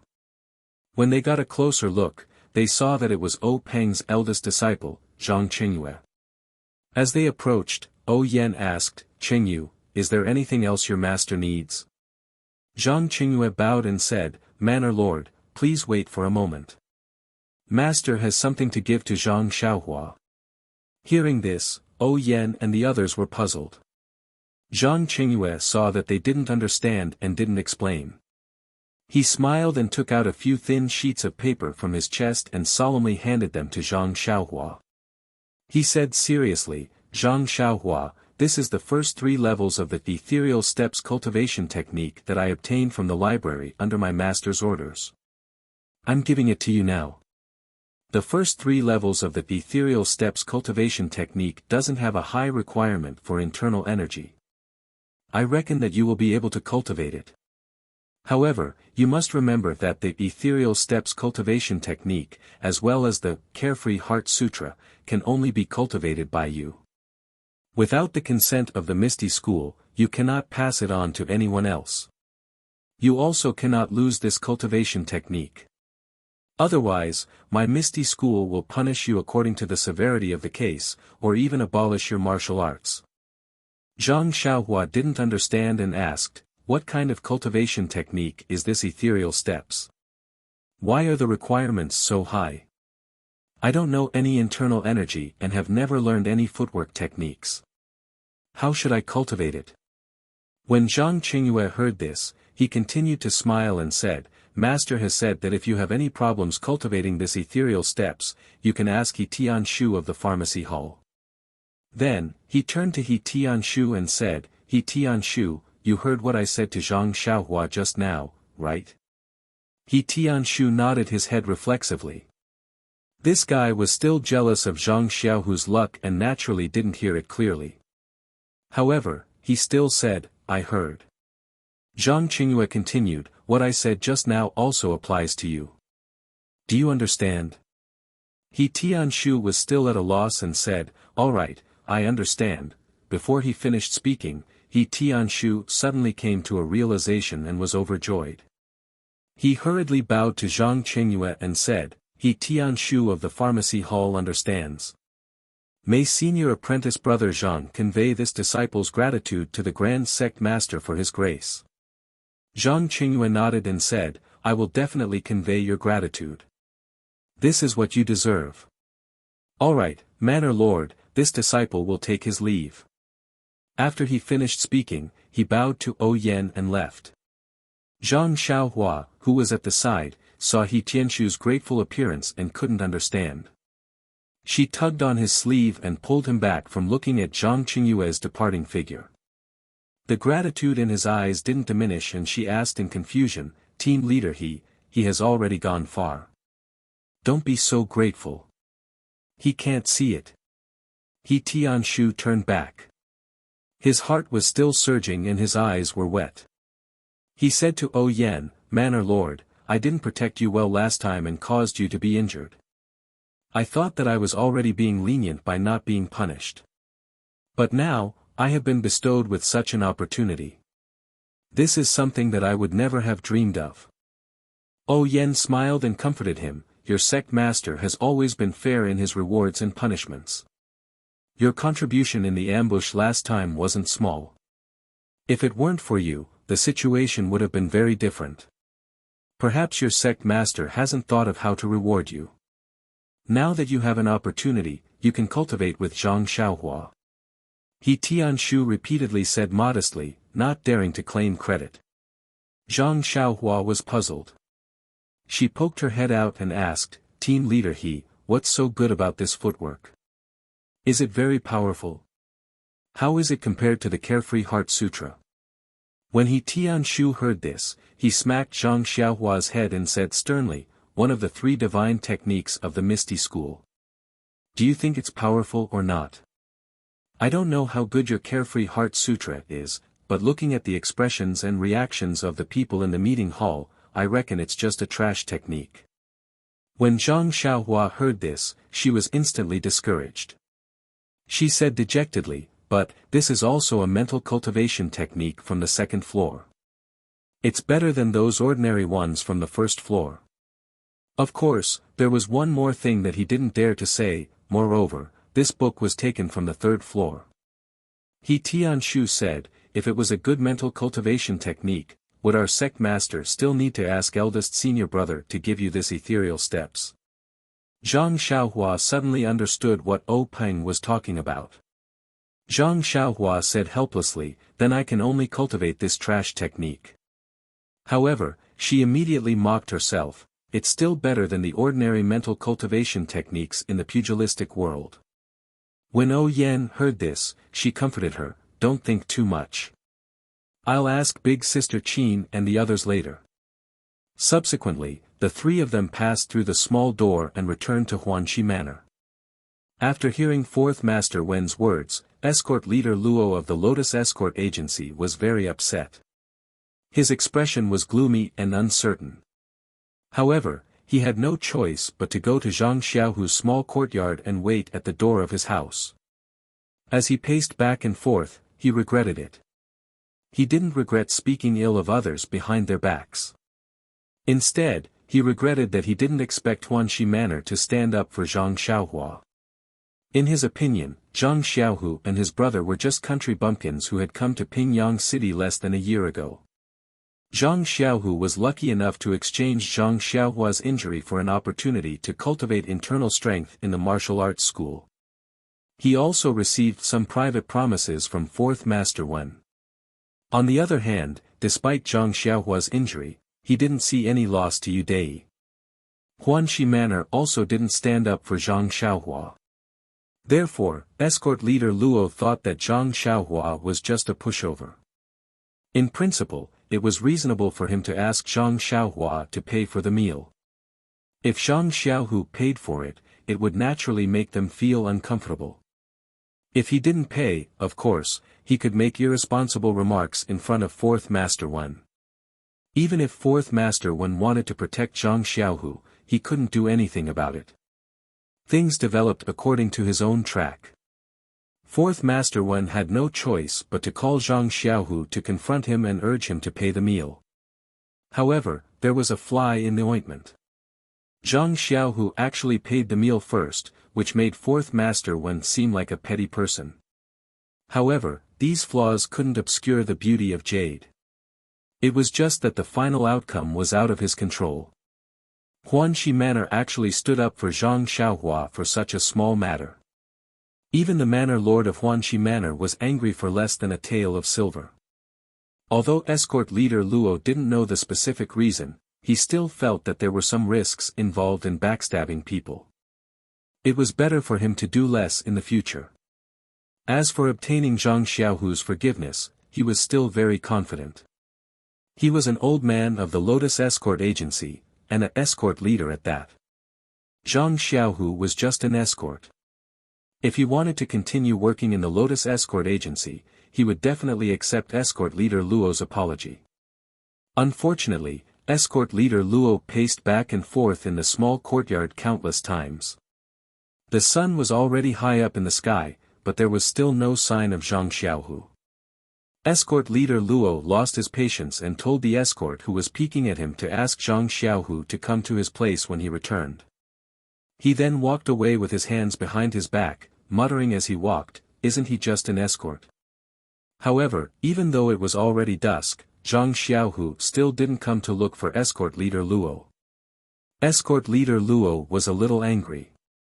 This Zhang Xiaohu was really putting on airs. Did he really want him, the escort leader, to apologize to him? Just as he was thinking, he saw an escort run over in a panic. He entered the door and shouted, "Escort leader, it's bad, it's bad." Escort leader Luo saw this and scolded, "What's bad? Why are you so flustered? Is the sky falling down?" The escort smiled and said, "It's not that serious. Escort leader, it's just that Zhang Xiaohu has returned." Escort leader Luo's frown deepened. He said, "Didn't you tell him that I asked him to come over?" The escort said, "I told him that. That's why I said something bad happened." "Then why?" Escort leader Luo asked curiously. The executioner replied, "Just now, I saw Zhang Xiaohu return to the small courtyard. I quickly told him that you had been waiting for him all morning, but he didn't appear. When you left in the afternoon, you instructed him to quickly come to your residence to look for you when he returned." Escort leader Luo spat and scolded, "Why can't you speak properly? Why did you say that I waited for him all morning? Just tell him to come find me. Why do you have so much nonsense to say?" The escort continued, "Yes, this lowly one deserves to die. I don't know how to speak well." However, Zhang Xiaohu ignored him and entered the room with a smile. This lowly one found it strange. I walked to the door and saw Zhang Xiaohu packing his things. I asked him what he was doing. What do you think he said? Escort leader Luo said, "How would I know why he's packing? It can't be that he's quitting the escort agency, right?" The escort called out in surprise, "You're so smart, escort leader. No wonder you're the escort leader." That's what he said. That's why I hurried over to report it to you. What? He quit? Escort leader Luo cried out in surprise and stood up from his chair. He pushed the escort away and rushed out of the door. The escort leader watched escort leader Luo's figure disappear quickly and said self-deprecatingly, "This escort leader's lightness technique is quite impressive. However, the sky hasn't fallen yet. There's no need for him to quit so quickly." By the time escort leader Luo arrived at Zhang Xiaohu's room, Zhang Xiaohu had already finished packing. Escort leader Luo entered the room and immediately asked, "Zhang Xiaohu, I heard that you don't want to work at the escort agency anymore." Zhang Xiaohu saw that it was escort leader Luo and smiled, "Yes, escort leader. I've already completed the transaction with fourth master Wen at the accounts office. I came back to pack up and prepare to leave." Escort leader Luo frowned, "You've completed the transaction with the accounts office? Don't leave any loose ends." Zhang Xiaohu said, "Don't worry, escort leader. I've already completed the transaction a few days ago. I've only collected my monthly salary today. We're even now." Escort leader Luo said, "Actually, I'm just stating facts about your younger brother's matter. You know that I've always been considerate of the escort agency, not just you." Zhang Xiaohu interrupted escort Luo and said, "I know what you're thinking, escort Luo. This matter is already in the past, so let him go." Escort leader Luo said happily, "So, Zhang Xiaohu, you've forgiven me?" As he spoke, he took out the 10 taels of silver and handed it to Zhang Xiaohu, saying, "Then take this back." Zhang Xiaohu smiled and looked at escort leader Luo. He pushed his hand back and said, "Escort leader Luo is wholeheartedly devoted to the public, so this one must fulfill your wish and act according to the rules. This one will naturally listen to escort leader Luo. As for whether or not you've forgiven me, I'm sure escort leader Luo is overthinking things. How can this one complain about the rules? I've already paid my younger brother's food expenses to the accounts office. Now that I've completed the transaction, there's no reason for me to take it back. These 10 taels of silver were given by Huanxi Manor. What does it have to do with me? If escort leader Luo wants to take it back, you should look for Huanxi Manor. It's not right for you to look for me." Escort leader Luo didn't seem to hear him and kept pushing back. In the end, Zhang Xiaohu had no choice but to put the silver on the table, saying, "Escort leader Luo, why do you have to make things difficult for this one? Just leave the silver here." Escort leader Luo said helplessly, "Fourth master Wen said earlier that I must obtain your understanding no matter what." Zhang Xiaohu smiled, "Didn't I say just now? This one has no complaints about the rules that are beneficial to the escort agency. There's no need to talk about understanding. Moreover, fourth master Wen didn't mention this when I bid farewell to him. There's no need for escort leader Luo to take it to heart. Escort leader Luo's heart leaped when he heard this. He said with a smile, in that case, I'll take it as your understanding. Actually, Zhang Xiaohu, you're doing well in the escort agency. Why did you suddenly resign? I was thinking of waiting for you to work well for a few more years before suggesting to Fourth Master Wen to let you become an escort. We'll work well together in the future and let you continue to be my assistant. I'll train you well. With your departure, the escort agency will lose a good person. What a pity. Zhang Xiaohu smiled and cupped his hands. Thank you for your kind intentions, escort leader Luo. It's a pity that this one doesn't have the fortune to enjoy it. Escort leader Luo patted Zhang Xiaohu's shoulder. It's all right, Zhang Xiaohu. You'll always be my best assistant. I'll always keep the door open for you. If you're not doing well outside, you can come to me anytime. I'll definitely put in a good word for you to the head escort. Zhang Xiaohu cupped his hands again. All right, I'll remember your words, escort leader Luo. This one will take his leave now.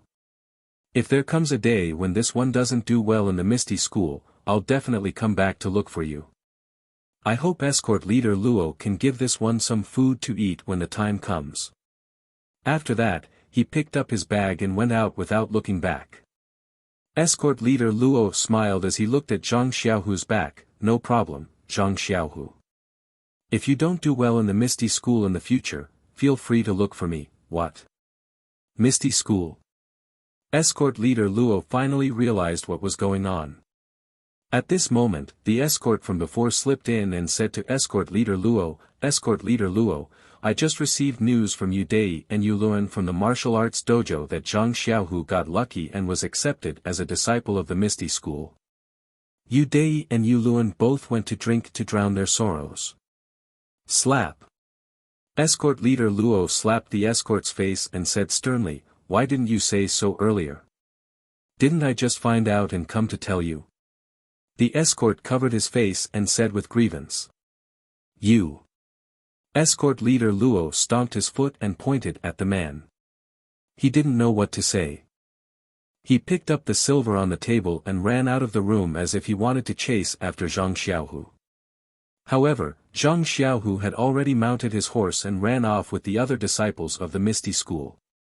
At this moment, Zhang Xiaohua of the Huanxi Manor was sitting in her room.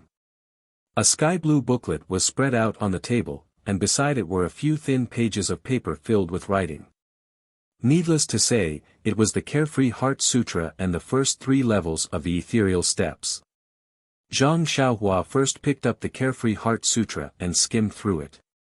She had never seen an ordinary inner force cultivation method before and didn't know what it was like. However, although she didn't read through the contents of the Carefree Heart Sutra, she could understand that it was divided into 18 levels and each level had a specific chant and taboo for cultivation. It didn't look like there was anything wrong with it, but she didn't understand why Peng said that he didn't know how to cultivate it. Could it be that this was an incomplete cultivation technique? Or was it a cultivation method that could easily lead to cultivation deviation? Just as she was thinking, someone knocked on the door. The business trip will be from May 27th to June 4th. In the beginning, my notebook was intact and I could upload it, so I posted it as I wrote. Later on, there was a problem and I wrote a note for leave. As long as everyone is happy reading it, it doesn't matter if it's hard for me. If you have time, please come to the book review and comment on it.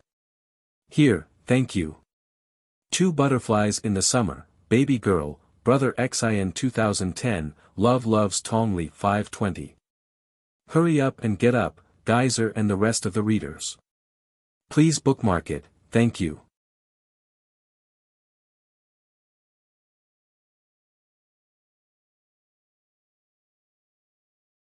Chapter 152.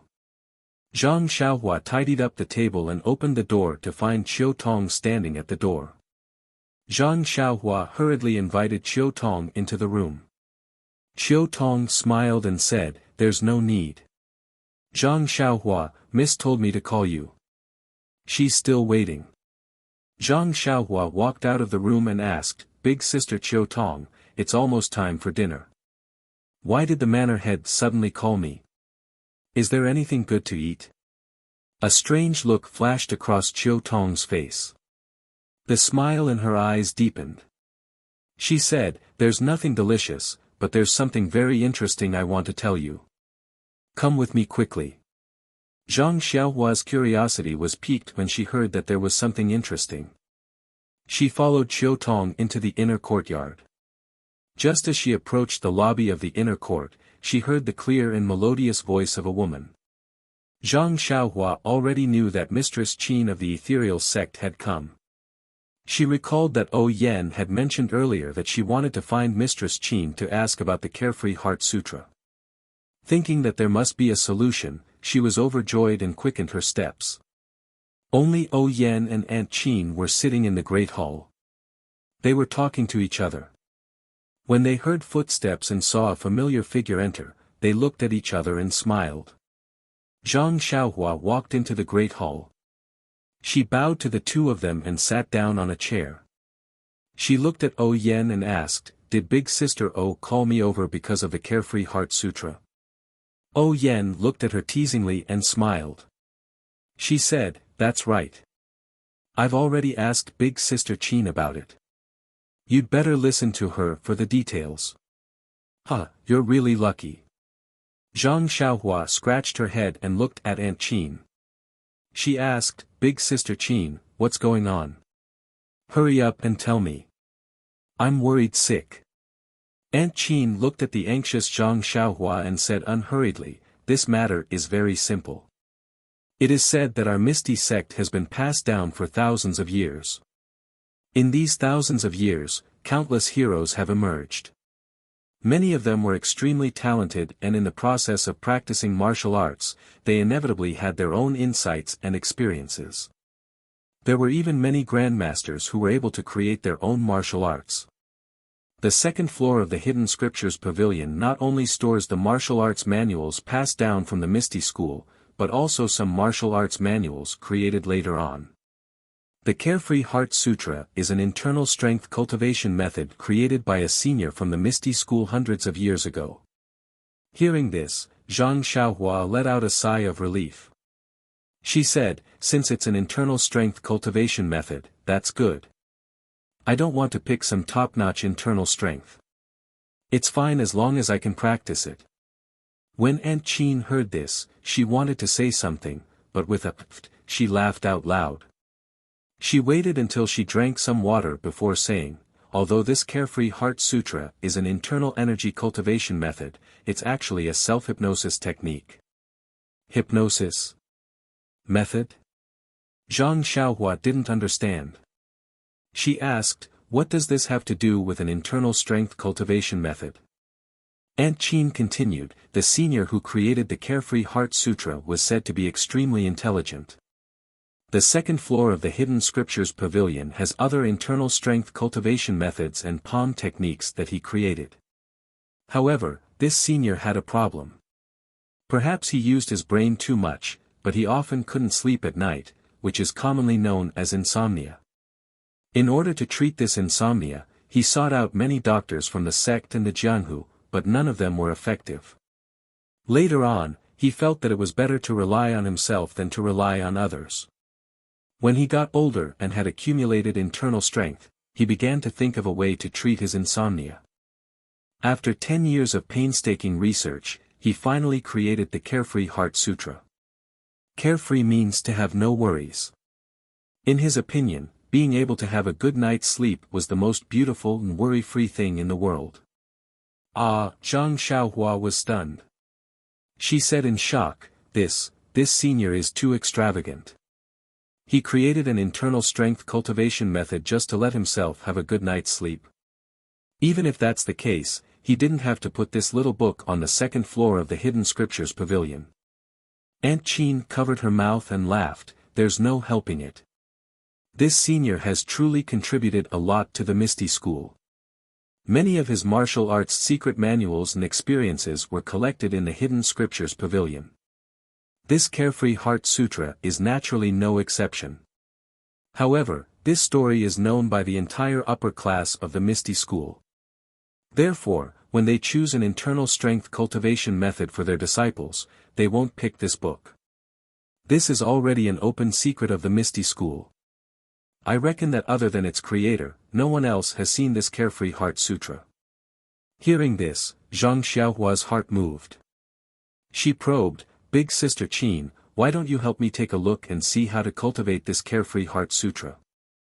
Or see if this is the Carefree Heart Sutra." Aunt Qin hurriedly waved her hands and said, "I've never seen this Carefree Heart Sutra before, so I can't tell if it's real or fake. Moreover, without the sect master's permission, I wouldn't dare to look at this Carefree Heart Sutra on my own. Even if it's not a real internal strength cultivation method, I'm sure the sect master has already told you about this. You have to be careful not to let a second person see the contents inside. This is not allowed by the sect's rules. I'm going to faint." Zhang Xiaohua thought to herself, this sect's rules are too harsh. This way, I won't be able to know if this Carefree Heart Sutra is the real Carefree Heart Sutra. However, there was still a trace of excitement and expectation in his heart. Perhaps the one he took from the third floor really wasn't the Carefree Heart Sutra that they were talking about. However, if this Carefree Heart Sutra was really the one they were talking about, then his luck was really unusual. There were many internal strength secret manuals on the second floor. Even if he randomly took one, he might not be able to get this Carefree Heart Sutra. Instead, he went to the third floor to take it. Thinking about the small box on the square table and not on the bookshelf, Zhang Xiaohua's heart thumped again. Perhaps they treated it specially because it wasn't a real internal strength cultivation method. Alas! Zhang Xiaohua sighed bitterly and said, "My hands are really smelly." Oh Yan, who was beside her, laughed and said, "Your luck is really good. Why are you unhappy?" Zhang Xiaohua bitterly smiled and said, "I'm the only one who has good luck with this Carefree Heart Sutra. This thing might be useful to others, but I never have insomnia. I sleep well. As long as I fall asleep, I won't wake up even if someone calls me. How can I use this Carefree Heart Sutra?"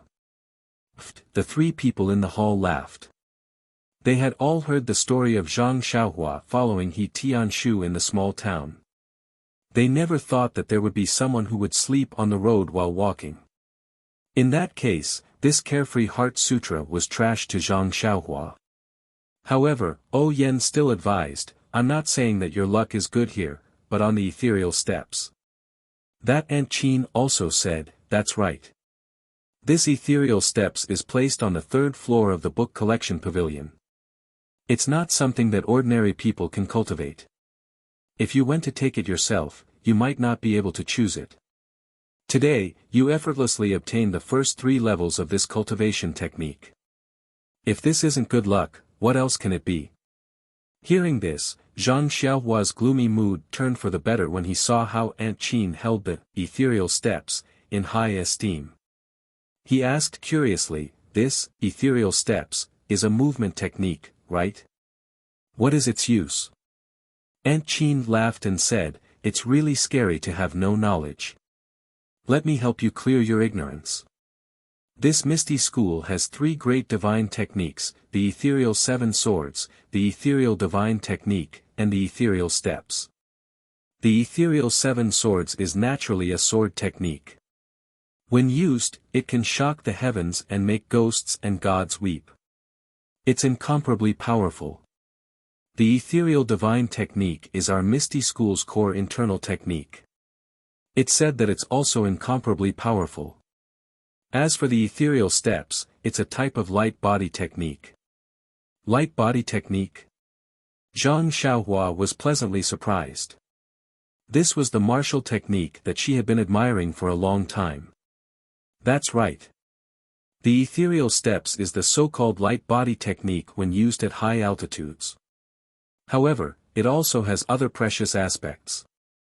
If used in battle, it can be combined with your fist techniques, sword techniques, and so on. It will become a peerless movement technique, increasing the might of your other martial techniques by 30%. Aunt Qin explained. Ah, so powerful. Then didn't I strike it rich? Zhang Xiaohua was grinning from ear to ear. Aunt Qin continued, that's right. Otherwise, how could it be called one of the Misty School's 3 great divine techniques?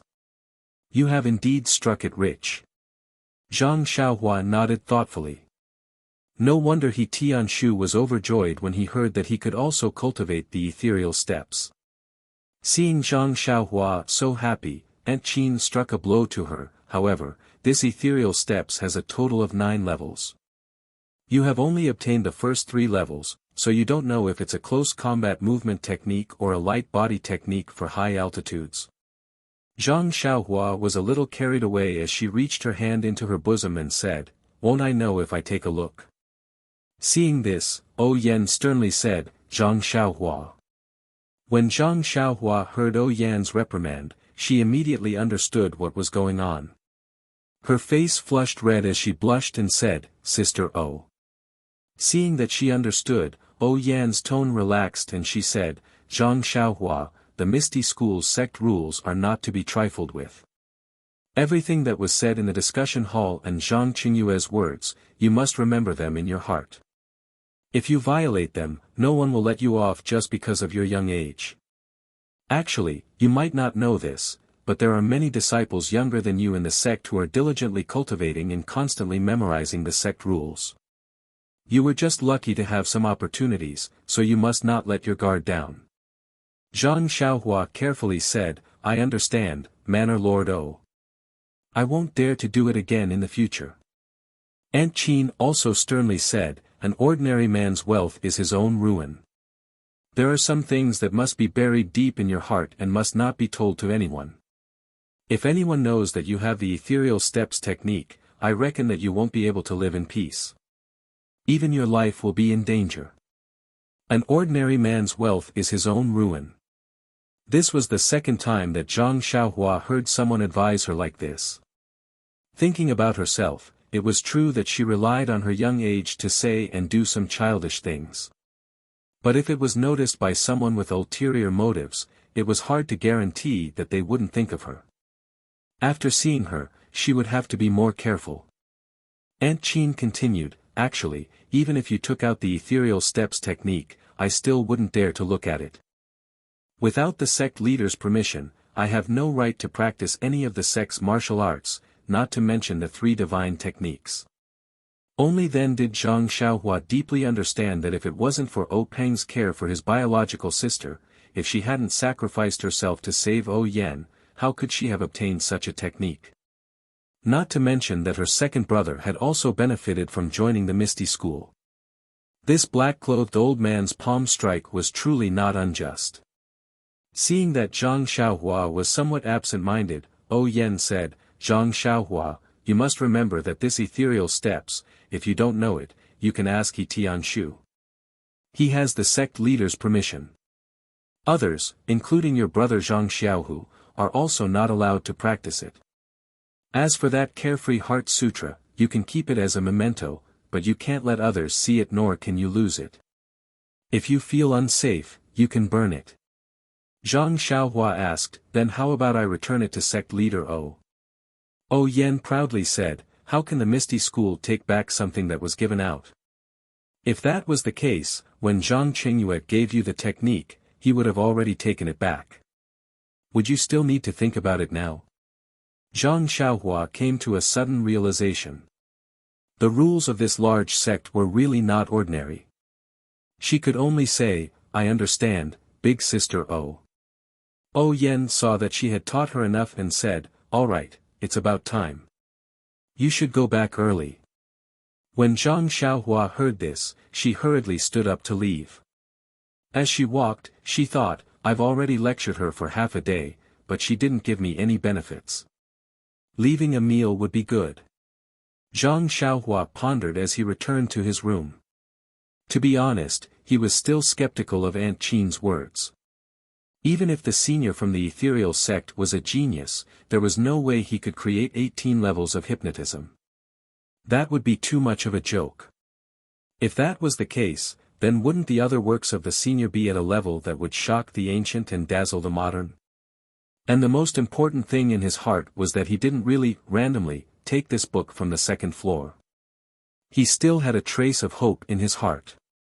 But Oh Yan's warning completely shattered his little calculations. Of these two books, other than the Ethereal Steps, he could cultivate with He Tianshu. The Carefree Heart Sutra could only be enjoyed by him alone. It could be said that there was an ancient, but there was no successor. The Carefree Heart Sutra had a huge hat on its head that could cure insomnia. No matter who went to the library to choose a secret manual, even if they suffered from insomnia and forgetfulness, they still wouldn't choose this book. Who would be as stupid as Zhang Xiaohua to not take a good martial arts secret manual? Of course, if there was a martial arts novice in the future, there was no guarantee that he wouldn't casually take this trash. But since there was an example of Zhang Xiaohua in the discussion hall today, there would definitely be people who would spread this story through the ages and become the teacher of others. No one would do such a stupid thing again. Thinking about it, Zhang Xiaohua couldn't help but howl to the sky like a hungry wolf under the moonlight. As the ancient people said, information is the most valuable thing. After the meal, Zhang Xiaohua still practiced the Fist of the North Star and the sword in her left hand at the place where she usually practiced martial arts. Now, the Fist of the North Star could be used for ordinary fighting, while the sword in her left hand was a life-saving move. Unless there was no other choice, Zhang Xiaohua wouldn't dare to use it. Thinking about the ethereal steps that she was about to cultivate, Zhang Xiaohua's heart itched. After learning the footwork and qigong, her martial arts could be considered to have some foundation. Other than the internal strength cultivation method, she could also be considered as a martial artist. In the Jianhu, she would have half a place. Didn't this mean that she had fulfilled her wish when she first left the Guizhuang house? After walking out of the forest, Zhang Xiaohua still had a trace of doubt. Where did this He Tianshu run off to? Seeing his wild joy in the afternoon, could it be that he was so happy that he went crazy? If it was her, she definitely wouldn't be so calm. When she came back, she would have asked for the cultivation method. Anyway, Zhang Xiaohua didn't know how to cultivate, so everything was taught by He Tianshu. It was reasonable for her to let He Tianshu see it first. But she didn't see him for the entire afternoon. Where did he go? When Zhang Xiaohua walked back to the small courtyard, he saw that the light in He Tianshu's room was still on. He walked over and knocked on the door. Sure enough, He Tianshu's voice came from the door, "Come in."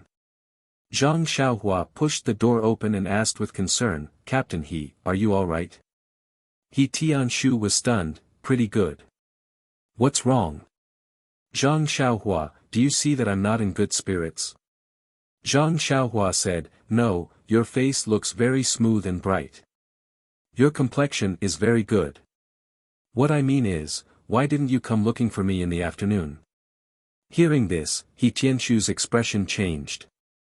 He said, "You still have the nerve to say that. Zhang Xiaohua, at the very least, I've taught you a set of fist techniques. Why don't you remember how good I am?" Zhang Xiaohua asked curiously, "Captain He, what's the meaning of this? You are my martial arts teacher who initiated me. How can I not remember how good you are?" He Tianshu blurted out, "Since you know that I'm your first teacher, why didn't you come looking for me earlier?" Zhang Xiaohua suddenly understood. Sigh, she had thought wrongly. It wasn't that He Tianshu wasn't anxious to see the ethereal steps. It was just that he couldn't bring himself to ask for it in person. When Zhang Xiaohua heard this, she said with a tranquil face, "Captain He, don't be angry. I don't know the ways of the world either. I'm still waiting for you to take it." He Tianshu's expression was slightly restrained as he said, "It's not that I don't want to take it. But this ethereal steps was given to you by sect master. I'm only giving you guidance when you don't know. How can I ask for it from you directly?" Zhang Xiaohua thought to herself, "Keep pretending. If it was me a year ago, I might have believed it. But now, there's no way you can lie to me." Hence, Zhang Xiaohua took out the Ethereal Steps Cultivation Technique Manual and handed it to He Tianshu, saying, "Then, Captain He, please take a look and point me in the right direction." He Tianshu smiled. Just as he was about to take it, he suddenly thought of something and asked, "Have you seen it? Is there no problem at all?" Zhang Xiaohua said, "I haven't seen it yet. You can take a look first." When He Tianshu heard this, he stretched out his hand and wanted to retract it. He really couldn't resist the temptation of the secret manual. If he didn't accept it, what should he do when he thought of Zhang Qingyue's instructions and his guidance? "Please collect it. Thank you."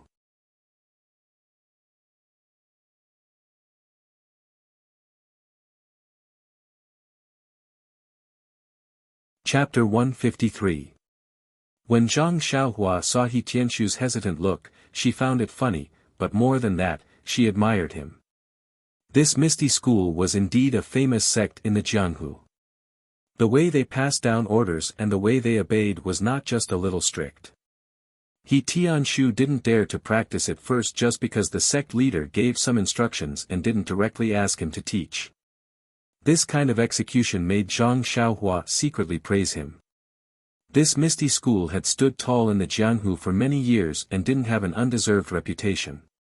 Thus, Zhang Xiaohua's eyes turned and she said very seriously to He Tianshu, "Team leader He, I think there is a very serious problem with this ethereal steps. I need you to help me solve it." He Tianshu's eyes lit up and he said, "Tell me about it first." Zhang Xiaohua waved the few pages in front of him and said, "I've been looking at it all afternoon, but I can't understand what's written here. I'm really confused. I think it's better to ask team leader He to look at it properly and roughly tell me how to practice it. Once I've gotten the hang of it, I'll have more specific questions to ask." Zhang Xiaohua looked at He Tianshu again and handed over the few pages that had suppressed He Tianshu's emotions. She said, "What do you think?" He Tianshu thought for a moment and gritted his teeth. He said, "What you say makes sense. This is a good question. If I wait until you understand it, the sun will have risen from the west. I'll prepare to answer your first question first. Let's talk about it after you've roughly looked through the steps." When Zhang Xiaohua saw that He Tianshu accepted it, she clapped her hands together as if to dust them off. She said with a smile, "Then I'll have to trouble team leader He. However, there's one thing. When you teach me the steps in the future, you must be patient. Don't teach it like a fist technique."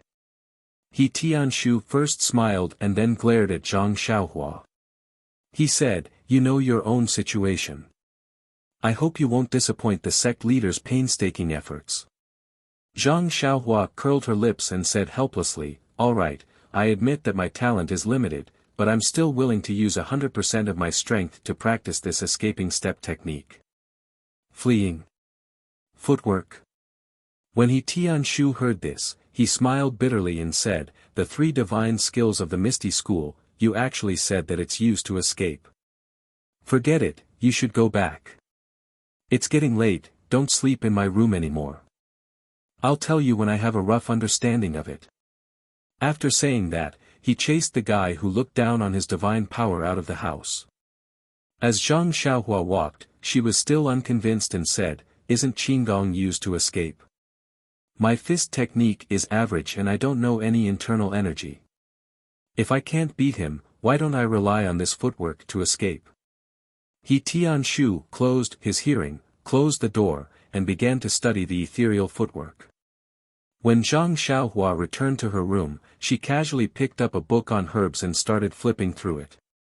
But no matter how she looked at it, she was unable to calm her heart. Involuntarily, she still took out the Sky Blue Carefree Heart Sutra. Flipping to the preface on the first page, she first skimmed through it, but she didn't find the word ethereal, nor the words insomnia and forgetfulness. After she read it carefully, she had a plan in her heart.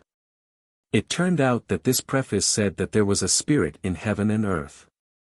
Heaven and earth Yuan Qi was the essence of this world. If she could draw this Yuan Qi into her body, she would be able to change her meridians and cleanse her marrow. Not only would it strengthen the body, it would also multiply her magical powers. If she succeeded, she might even be able to extend her life. This Carefree Heart Sutra was a technique for drawing Yuan Qi into the human body. It also taught the method of changing meridians and cleansing meridians. Zhang Xiaohua closed the secret book and was secretly happy. She had searched high and low for it, only to find it by chance. Wasn't this the martial arts secret manual that he had been yearning for day and night? Wasn't the heaven and earth's Yuan Qi the same as his inner strength?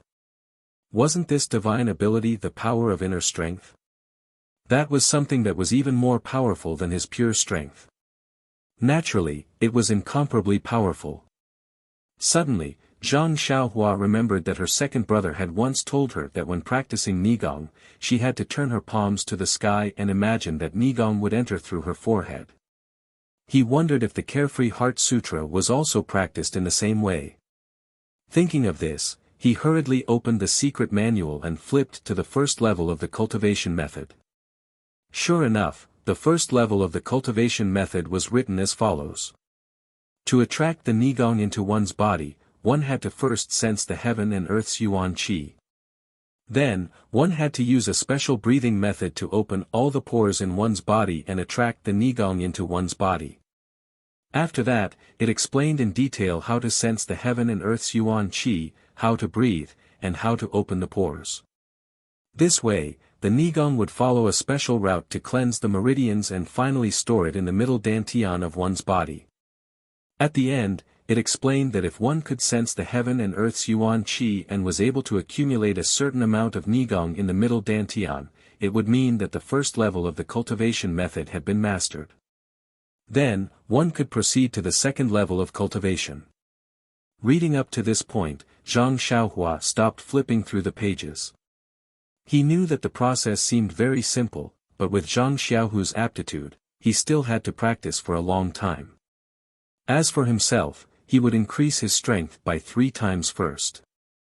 As for the second level, he would talk about it later. Just based on this point, Zhang Xiaohua was praiseworthy. Not only was he hardworking, but he was also willing to progress step by step and not do useless work. Of course, knowing one's own limitations was even more praiseworthy. After Zhang Xiaohua finished reading, he carefully savored it in his mind. Only then did he flip open the secret manual and read it again. When he realized that there was no mistake in his memory, he closed the manual and put it back into his clothes. Zhang Xiaohua sat upright on the Kong bed with a hesitant expression.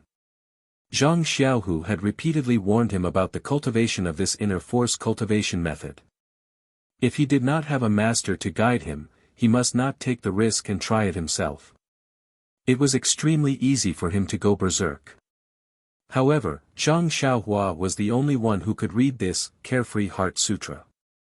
There were so many people in the Misty School, but not a single one of them had learned this inner force cultivation method. Zhang Xiaohua could not possibly go to Openg and ask him to take the time out of his busy schedule to give him pointers. Thinking about how this delicacy was in his hands, he could not even open his mouth. The taste of it was simply unbearable. In the end, Zhang Xiaohua made up his mind.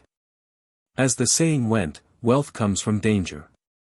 If he only wanted to be safe and secure, he could just stay in the Guizhuang house. Why did he have to come all the way to Pingyang City? Besides, Zhang Xiaohua could vaguely feel that this cultivation method was extraordinary. Even if he Tianshu really wanted to teach him other inner force cultivation methods now, Zhang Xiaohua might not be willing. Moreover, this cultivation method had 18 levels. It should not be too dangerous for the most basic cultivation method. Since he had made up his mind, Zhang Xiaohua could no longer suppress his impulses. He sat cross-legged on the Kong bed and looked at his nose, then his heart. Following the method in the Heart Sutra, he tried the 9 shallow and 1 deep breathing method. Yes, that was right. It was the special breathing method of the 9 shallow and 1 deep. According to the records in the Heart Sutra, Zhang Xiaohua first breathed slightly hurriedly for 3 times, then paused for a moment. Then, he breathed rapidly for 6 times in a row. Finally, he inhaled deeply and made a short exhalation. Although the Heart Sutra described these steps in detail, to be honest, the interval between each breath and the length of the breath could be discussed. If there was not a master beside him to give him pointers, who would know which was the correct one? As such, Zhang Xiaohua could not follow the Heart Sutra's instructions even after breathing for a long time. He could not sense the qi of heaven and earth around him. Zhang Xiaohua could not help but laugh at himself. If this is the way to cultivate inner strength, how could I possibly suffer from qi deviation? However, when he thought about it, other people poured their inner strength into their forehead, while he poured it into his pores. The method was different, so perhaps the result would be different. At worst, he would go wrong and burn his skin and fur. Since there were distracting thoughts in his mind, the 9 shallow and 1 deep breathing method was naturally disrupted. Zhang Xiaohua quickly gathered his thoughts and wholeheartedly focused on the 9 shallow and 1 deep method. It had to be said that there was one good thing about Zhang Xiaohua, and that was that he was very single-minded when doing things. Not long after, it was as if he had really entered the state and was immersed in the special breathing rhythm. However, he did not feel any qi of heaven and earth from beginning to end. Zhang Xiaohua's cultivation was good, but in his excitement, he forgot about his own characteristics. Just as he closed his eyes and practiced the breathing technique he had just learned, midnight arrived. Zhang Xiaohua fell asleep. Just like that, he fell asleep with his 5 hearts facing the sky. He fell asleep with 9 shallow breaths and 1 deep breath. In Zhang Xiaohua's sleep, which was filled with flickering lights, the flickering lights seemed to be breathing as well. They had different frequencies, and correspondingly, these frequencies also affected Zhang Xiaohua. His special breathing method slowly mutated. With the flickering lights, he constantly adjusted the speed and length of his breathing. Not long after, Zhang Xiaohua's breathing method was completely different from Zhang Xiaohua's own. It seemed to correspond with the flickering breathing method, forming a brand new, 9 shallow and 1 deep method. At the moment when Zhang Xiaohua's unique breathing method was formed, Zhang Xiaohua seemed to have suddenly blended into an environment with flickering and frequency. In an instant, from the distant starry sky, countless stars seemed to be attracted by Zhang Xiaohua's frequency, or perhaps they were attracted by his breathing. The starlight passed through the endless starry sky, ignoring the roofs and other objects, and shone on Zhang Xiaohua, who was sitting cross-legged. And the starlight, although it was light, was too thin to be seen when it reached Zhang Xiaohua's side. Although it was dense, it could not illuminate Zhang Xiaohua's figure like it usually could at night. At this time, Zhang Xiaohua was still hidden in the darkness, and under the special breathing and flickering lights, his figure seemed to be faintly blurred. It was also at this moment that all the pores on Zhang Xiaohua's body opened up in an instant. They were like small mouths that greedily sucked in the surrounding starlight. The barely visible starlight swarmed over like tired birds returning to their nests. The starlight entered Zhang Xiaohua's pores and stopped moving forward. After a while, more and more starlight entered his pores, and the amount of starlight outside his body was sucked and decreased. At this moment, the starlight all over his body suddenly moved. It was according to the method Zhang Xiaohua had seen in the Carefree Heart Sutra, guiding the starlight to follow a specific path in his body. In an instant, the starlight in his pores was swept clean, and the starlight outside his body could be rapidly sucked in again. The starlight that entered his body followed the circulation path in the Heart Sutra for a cycle. It did not enter Zhang Xiaohua's middle dantian, but continued to circulate. However, as it continued to circulate, the pores all over his body had an endless stream of starlight converging into it. Logically speaking, although the starlight was barely visible, with endless starlight entering his body, there should be more and more starlight in his body. However, something strange happened. As the starlight that circulated in his body increased in quantity, it did not become thicker. Instead, it underwent a qualitative change in his body, forming something else. This thing was clearly purer than the starlight, and much smaller in size. It was the chi of heaven and earth mentioned in the Heart Sutra. Not only that, although the pure chi of heaven and earth should have increased under the mutation of the endless starlight, under the constant flashing in Zhang Xiaohua's body, the chi of heaven and earth seemed to be refined, becoming increasingly scarce. It was actually reduced by 70 to 80%. In this way, although there was a lot of starlight around Zhang Xiaohua and it was constantly being absorbed into his pores, the amount that was converted into refined qi of heaven and earth through his circulation was still inaudible. While Zhang Xiaohua was still in a daze, the night passed. When the morning sun in the east leaped over the horizon, Zhang Xiaohua opened his sleeping eyes. The flashing in his eyes was still as fleeting as before. When Zhang Xiaohua woke up and saw that he was still in the same state, he could not help but smile bitterly. Had he been sitting like this for the entire night? However, when he jumped off the Kong bed, he did not feel any soreness in his limbs. On the contrary, he felt refreshed. It was more comfortable than lying on the Kong bed. This caught Zhang Xiaohua off guard. He thought to himself, why don't I just sit and sleep like this in the future? The early bird gets the worm. Zhang Xiaohua diligently practiced his life-saving sword moves and the defensive fist of the Big Dipper in the forest. Today was destined to be an amazing day. Zhang Xiaohua, who woke up early, had just practiced his beloved fist of the Big Dipper to the 8th time when that familiar flow came unexpectedly. This made Zhang Xiaohua's self-esteem, which had suffered a blow last night, feel a little comforted. Could this be the reward for practicing so hard for so long? Had the fist of the Big Dipper advanced? Sure enough, in Zhang Xiaohua's anticipation, he practiced the second 8 times. The flow still appeared on the 8th time. Zhang Xiaohua could finally confirm that his fist of the Big Dipper had indeed improved. However, if that was the case, Zhang Xiaohua could not help but look forward to it even more. Would the flow appear on time every time he practiced the fist of the Big Dipper when he practiced it to the end? Thinking of the 18th level of the Carefree Heart Sutra last night, Zhang Xiaohua also took the initiative to divide his fist of the Big Dipper into 9 levels. Of course, the one that appeared once after 9 times was the first level, and the one that appeared once after each time was the 9th level. Thinking of this, Zhang Xiaohua could not help but smile. This was really a good day. Smelling the clear and fresh air, Zhang Xiaohua suddenly had an idea. Last night, his 9 shallow and 1 deep breathing method did not work. Was it because the air at night was not fresh enough? Would it have a different effect in the morning when everything woke up? Thinking of this, Zhang Xiaohua immediately sat down in the forest. He thought of the breathing method last night and practiced the 9 shallow and 1 deep method. Speaking of which, it was strange. Now, Zhang Xiaohua said that he was thinking of the breathing method before he fell asleep last night. However, when he actually breathed, he was using the adjusted rhythm in his sleep.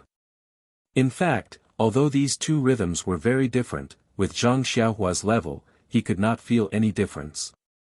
Even if you told him now, he might not believe it. Speaking of which, it was also unusual. Generally speaking, this kind of breathing method that was passed down orally could not be described in words. One could only slowly figure out the secret under the guidance of the master.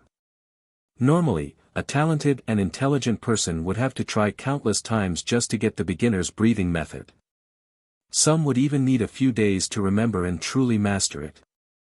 However, this Zhang Xiaohua was extremely proficient in it in just a few breaths. He could not help but sigh. The protagonist was invincible.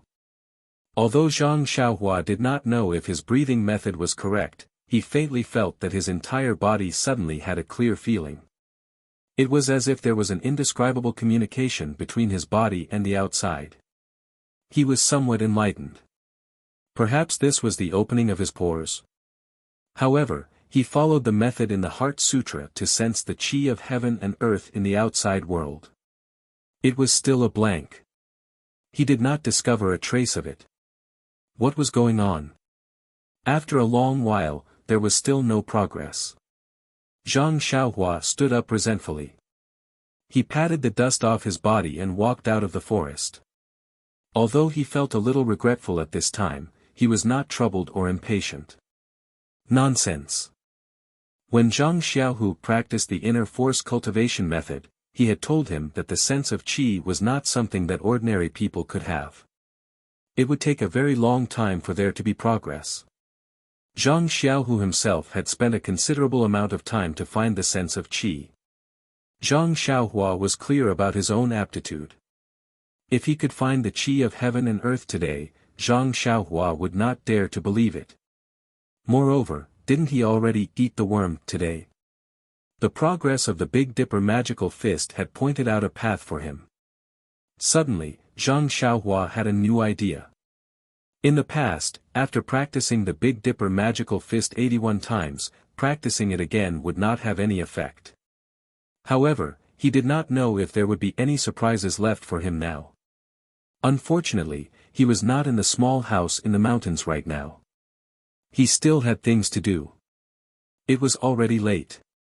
He Tianshu and the others wouldn't have finished breakfast, right? Of course, He Tianshu and the others were not as gluttonous as Zhang Xiaohua. The breakfast on the table was not finished. However, He Tianshu's eyes were bloodshot. His absent-minded action of stuffing food into his mouth gave Zhang Xiaohua a big fright. Seeing He Tianshu's excited expression, Zhang Xiaohua carefully asked, "Captain He, where did you go last night?" "Oh, where did I go? I didn't. I just stayed in the house," He Tianshu said unconsciously. Zhang Xiaohua said with concern, "It's good that you didn't go anywhere. I thought you would go out with Ma Jing." "Go out with Ma Jing?" He Tianshu came to his senses and said, What are you talking about?" When he focused his eyes and saw that it was Zhang Xiaohua, his eyes couldn't help but light up. He grabbed Zhang Xiaohua's arm and said, "Zhang Xiaohua, why are you only here now? Did you go practice your fist techniques again? I say, can you be a little more promising and stop practicing those unorthodox fist techniques?" You're tuning into the Han Li's Wuxia Chronicles YouTube channel. We're so grateful for your support, and don't forget to subscribe to join us on this incredible journey through captivating stories. Your generosity through donations truly makes a world of difference, as it's the primary source of revenue that allows me to expand and enhance this channel for you. Thank you from the bottom of my heart for being a part of this adventure.